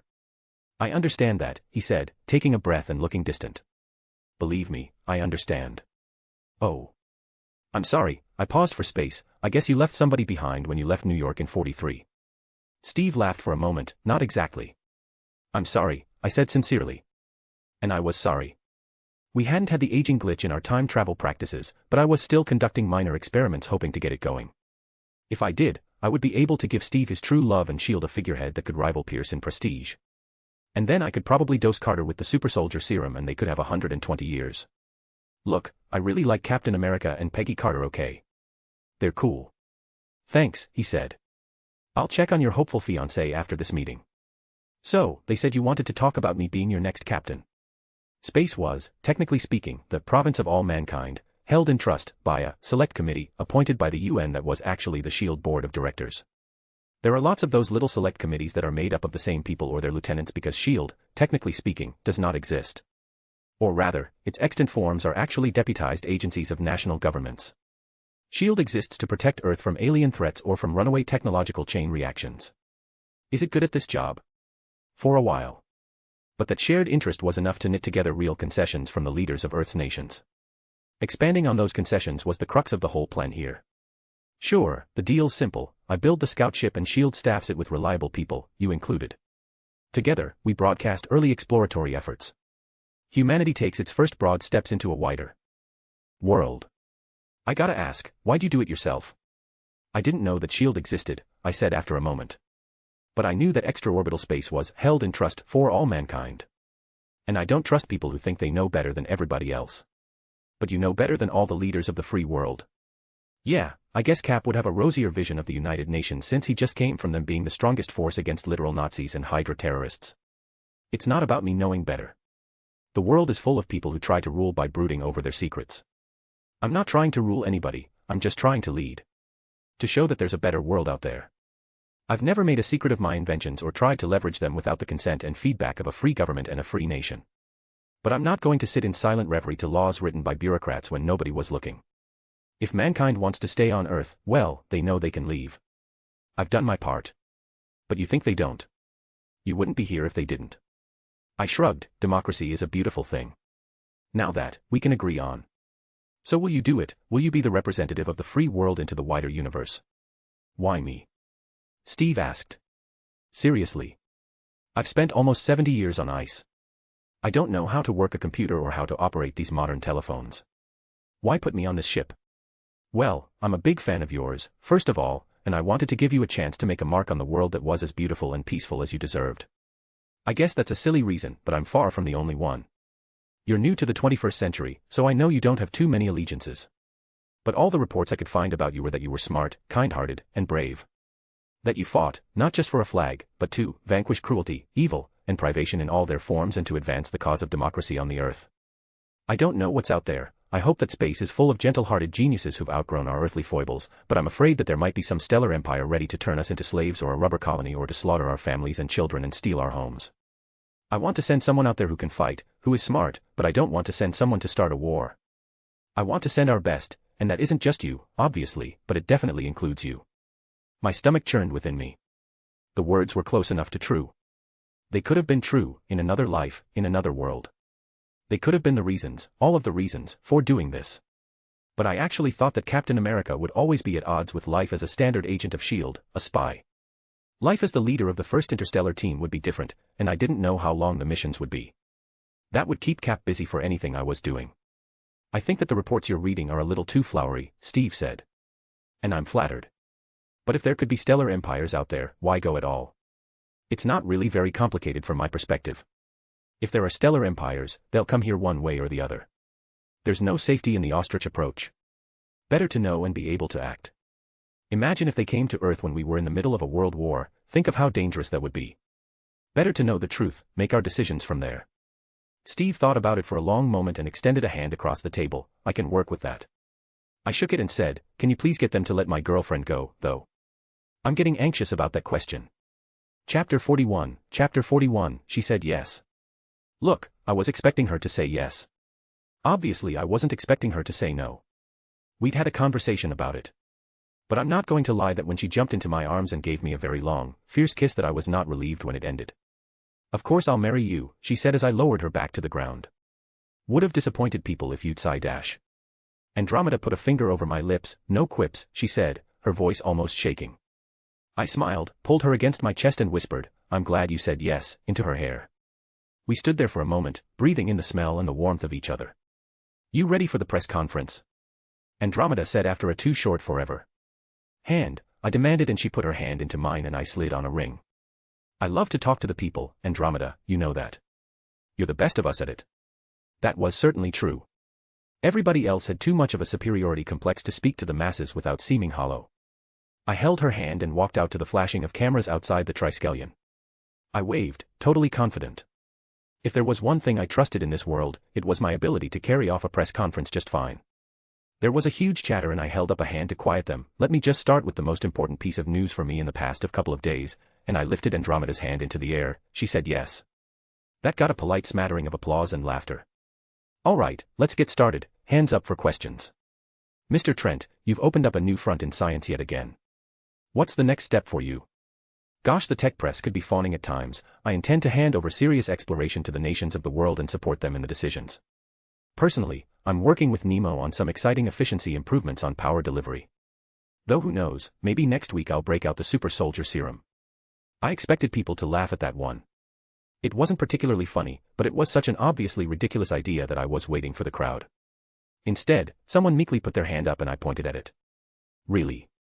I put my free hand behind my head and scratched a little. Sorry. That was a joke. What I'm doing makes sense to me. I guess it must seem pretty incredible to you all. I do not expect to be releasing the super soldier serum anytime soon. Another question for the brave fellow who asked that one. His name was Andrew Keyes, big writer for a space news zine. Do you know anything about what sort of missions are planned? Well, I think we'll try to jump single jumps like I did for the early missions, so they'll be pretty short. I expect there will be lots of news for you all to dig into. Mr. Trent, given your conflicts with President Ellis, do you think there will be issues between the two of you on this front? Sometimes, it's better not to throw your political rivals under the bus. I had little doubt that Ellis wouldn't be excited about space exploration. He was too small-c conservative for that. But he could pretend and I could make this not a fight if that's what he wanted. The United States has long been a country of frontiersmen and people who want to see over the edge of the world. Our flag is planted on the moon with a message of peace from all mankind. We're a monument to the questing, exploring spirit of humanity that's reaching ever outward and upward. I don't think President Ellis will deny that spirit whatever our differences, but even if he does, extraorbital space belongs to all mankind, and it isn't solely up to him. Another question.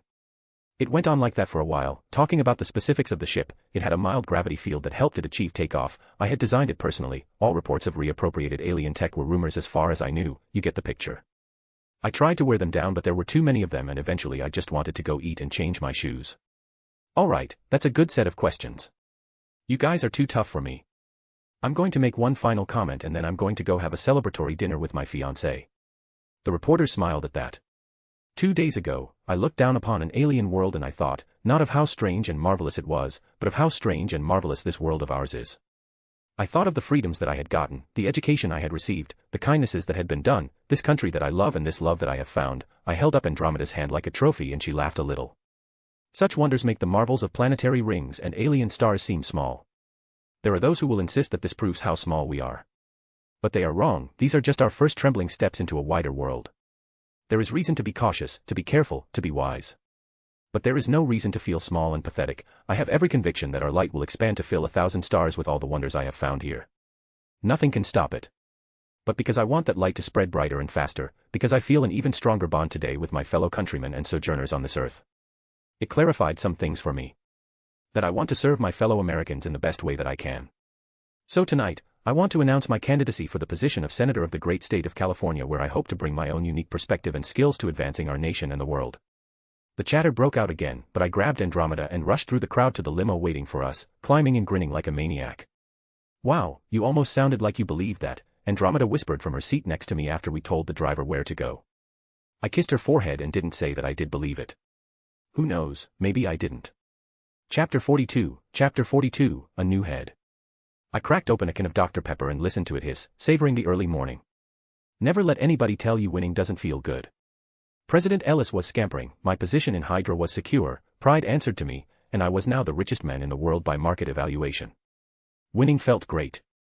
My beautiful fiancée was sitting on the mid-century couch of my sparsely populated living room in some very flattering workout clothes, looking up at me with a smile that somehow still took my breath away.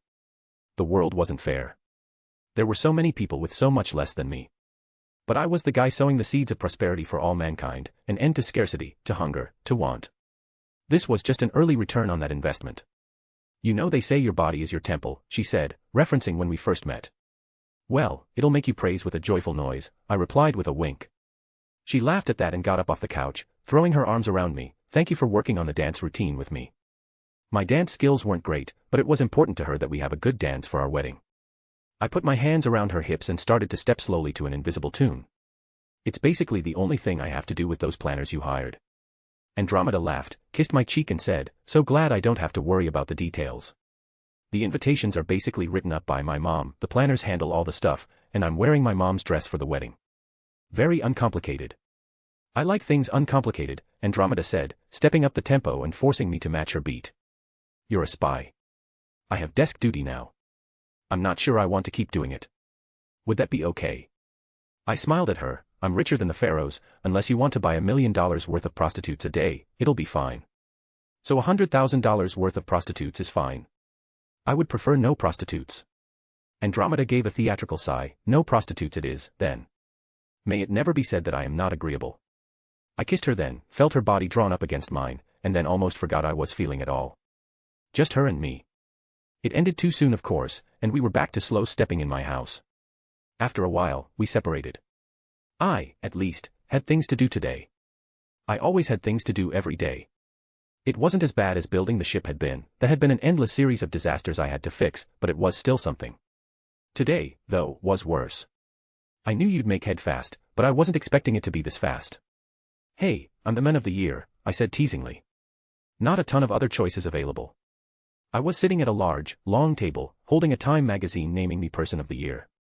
I had already finished it obviously, but it was a demonstration of my relative standing in the world. My right leg was shaking from nerves, honestly though not involuntarily. The great roofs of this wine cellar were private and had heavy Hydra guard outside.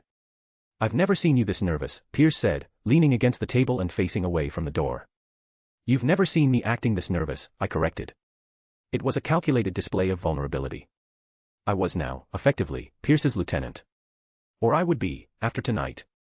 You're sure they're ready for a neophyte to sit at their table? Hydra is an organization predicated on the belief that the worthy elect should rise and lead the world. They will not resent you, too much. We're only human, after all. A weakness they should overcome. Of course, Pierce said, offering me a Dr. Pepper before sliding into the chair at the top of the table. But ambition is a key component in leadership. If I weren't comfortable with that, you wouldn't be sitting here. I nodded my head in understanding and turned back towards the door. The room began to fill. Gideon Malik, presently sitting on the World Security Council, a middle-aged man with a receding hairline. Daniel Whitehall, a skinny scientist who I believed might have been the Nazi from Agents of S.H.I.E.L.D. It had been so long since I watched that show I wasn't sure. Baron von Strucker, with his weird little monocle and bald head. He and Whitehall were the two mad scientists besides me within Hydra. Both employed, legally speaking, by S.H.I.E.L.D. An absolute waste of materials. The best we have, and they're not even that good. The Baroness and the banker, an upper-class woman from Europe, a rich Swiss banker who was probably a major source of pocketbooks. Octavian Bloom, one of the most prominent men in a number of fields, arrived last, his hair receding like his relevance in the world. Thank you all for coming, Pierce said.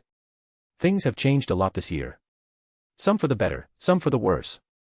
I would like to introduce you to our newest head, Michael Gideon Trent, who's been making some major splashes. There were polite head nods. Whitehall was gauging me like a frog he wanted to dissect.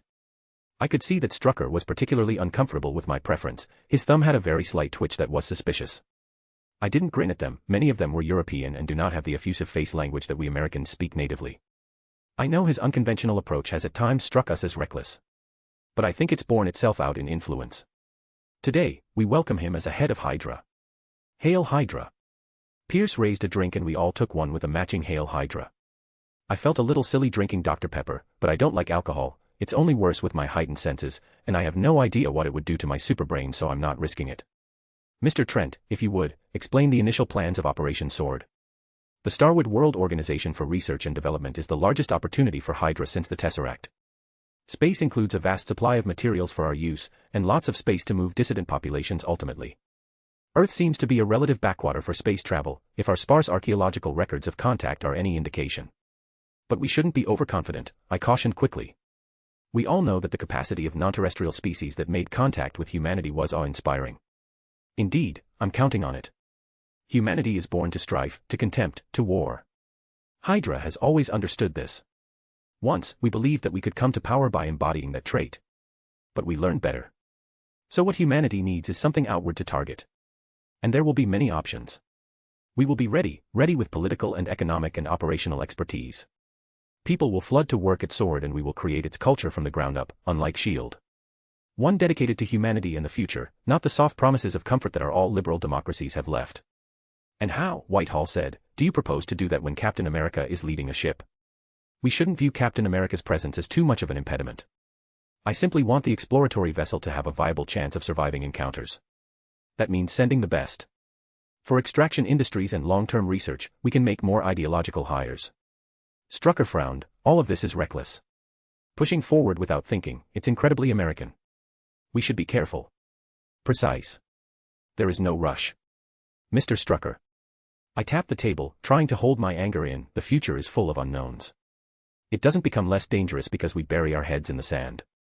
Gentlemen, Pierce interrupted, it's a little late for this argument now. Rest assured, all of us will profit handsomely from Sword's military, scientific, and industrial contracts as we work toward Hydra supremacy over the globe. And the meeting went on from there. Strucker was going to be a problem for me. He was not pleased to have me around. Fractiousness was wound into Hydra like barbed wire, but it wasn't anything spectacular. Strucker couldn't do any more to me than I could to him, not with the social incentive structure that Zola had worked out. Afterward, Gideon Malik approached me. I have an alien artifact that I'd like you to take a look at. I can make time eventually, I said cautiously. What's the artifact? It's an ancient object called a monolith. I think it might be a faster form of travel than the spaceship you designed. Fascinating, I'll definitely make time to look into it. Is this the space cult guy? I had stopped watching S.H.I.E.L.D. but I heard that there was like a secret space cult origin. But I have a wedding in process now. Of course, when you're able, he handed me his contact info. In the meantime, I had some destinies to reshape in Sokovia. Chapter 43, Sokovia's Twins. We don't want power, we want S.H.I.E.L.D. and Russia and everyone to leave Sokovia alone, Wanda said, her hair pulled back into a bun, her eyes sharp. Her hair was browner than I had expected, still red-tinted, not quite as strong. We were speaking in the local dialect of Serbian and my accent was admirably thick, but they were putting up with it. Power is the only path to liberation for Sokovia, I said, my voice steady. Power enough to protect yourselves, to change the course of Sokovia. Giving people superpowers is risky business. Giving people the super soldier serum is even riskier. As far as I could tell when I was on Erskine, the personality effects are fairly mild, mostly increasing confidence, the sort of thing you would expect when you went from a normal human being to a titan of physical musculature and health who could live to be comfortably 130. It was the effect you had on other people that was the real difference. Red Skull, Captain America, the Erskine Enhansiles. They had moved nations, changed the world. Inspired fanatical devotion. What kind of power? Wanda asked, taking the lead on the negotiation while her brother tried to menace behind her. Can we stop tanks and bullets? The Maximoff siblings began their life as anti-war organizers, a fact that brought me a great deal of pleasure. For my purposes, this is a perfect disposition. S.H.I.E.L.D. was being petitioned to intervene there, they were petitioning for a free government. I slid her a picture of Captain America from the war, that kind of power. It said. She picked up the picture and held it in her hand before she threw it to the ground. We don't need more soldiers. I'm not looking to make you one, I said politely, leaning down and picking the picture up, folding it in my hand. I'm looking to set you free to protect Sokovia as you see fit. Captain America, the Red Skull, both had a charismatic power to them. You know people, but you're basically anonymous. Just two kids, living hand to mouth, trying to make the world a better place. I sympathize with your cause. I can make you icons. And why would you do that? This kid was remarkably cold and suspicious for someone who got suckered by Ultron. I guess the contexts were different. The world is very interconnected now, I said, trying not to spout off about the drawbacks of globalization and the exploitative nature of capitalist extraction from developing nations that had undergirded both superpowers' international strategies in the Cold War, and it can no longer afford to be interconnected on the basis of force. The time is already here where there need to be bonds of friendship. But friendship isn't born on the edge of the sword. And this is your beatific gift? Wanda asked, leaning back as if the thought appealed to her. Sometimes I may ask you for help, I conceded, to protect the world from tail threats. And I'd like you not to ever mention it was me. I don't think that's objectionable, do you? Wanda turned to her brother, who was pacing anxiously, and he nodded. All right, we'll do it. The light show and screaming came to their ends pretty quickly from within the pods and I switched them off. Wanda and Pietro stepped out of their green pods in my mobile tent. Pietro was 6.5 feet tall now, all lean muscle. Without looking I tossed Wanda a shirt. Pietro laughed, surely you've seen plenty of ladies. I'm engaged, I said, sitting down on a stool next to my lone desk and shrinking both the pods once they were clear. The whole process was much easier in the 21st century. It worked, Wanda said after she pulled on the shirt. She was shorter than Pietro at 6 feet tall, but she was much buffer than an average woman. More of a mixed martial arts build than the bodybuilder Captain American, but it was a very much muscular build. So are you going to use it on yourself? She asked. Can't, I said, tapping my skull. Not sure this thing is vanilla and I don't want to risk it. I was sure it wasn't vanilla and didn't want to risk it, but it was barely even a lie. Fair enough, she said, lifting the shirt to touch her abs. Pietro was standing on his hands as an exercise, then on one hand as an exercise, then on one finger. Much more aggressive with his powers. Interesting. So this is it, we part ways here until you send up a signal flare. That's about the size of it, I said, taking out a measuring tape and walking over to him. My senses were very precise, but I wanted to make sure I got measurements right. I'm going to be making you both combat gear. But you want your country to be free, so I don't imagine most of it will be useful. People will listen to us? Wanda asked, spinning around like a ballerina. It's not magic. I'm not even sure how it works. But the experimental evidence points towards yes on this question and your leaders already, I said. I wrapped the measuring tape around his upper torso. We are, Pietro agreed. He looked down at his clothes. Leaders who are going to need new clothes. I laughed and fiddled through the bracelet of charms, unhooking a suitcase on it and dropping it onto the ground. I sized it up. I can't escape you if you decide to stop me, I admitted. You're faster and stronger than me. I wanted anonymity so I didn't bring my usual guards. But if I go missing and your mutation is known to the public, the people who figure it out will have you killed. Or brainwashed like the Winter Soldier. And I don't want that. It gets in the way. There's $500,000 American dollars in that case. I enlarged it with a click of a button. Up to you. I wasn't threatening you, Pietro said, his head lurching back in offense. Sincerely, Wanda said, walking up next to me. Thank you for caring about Sokovia. She wrapped her arms around me in a hug.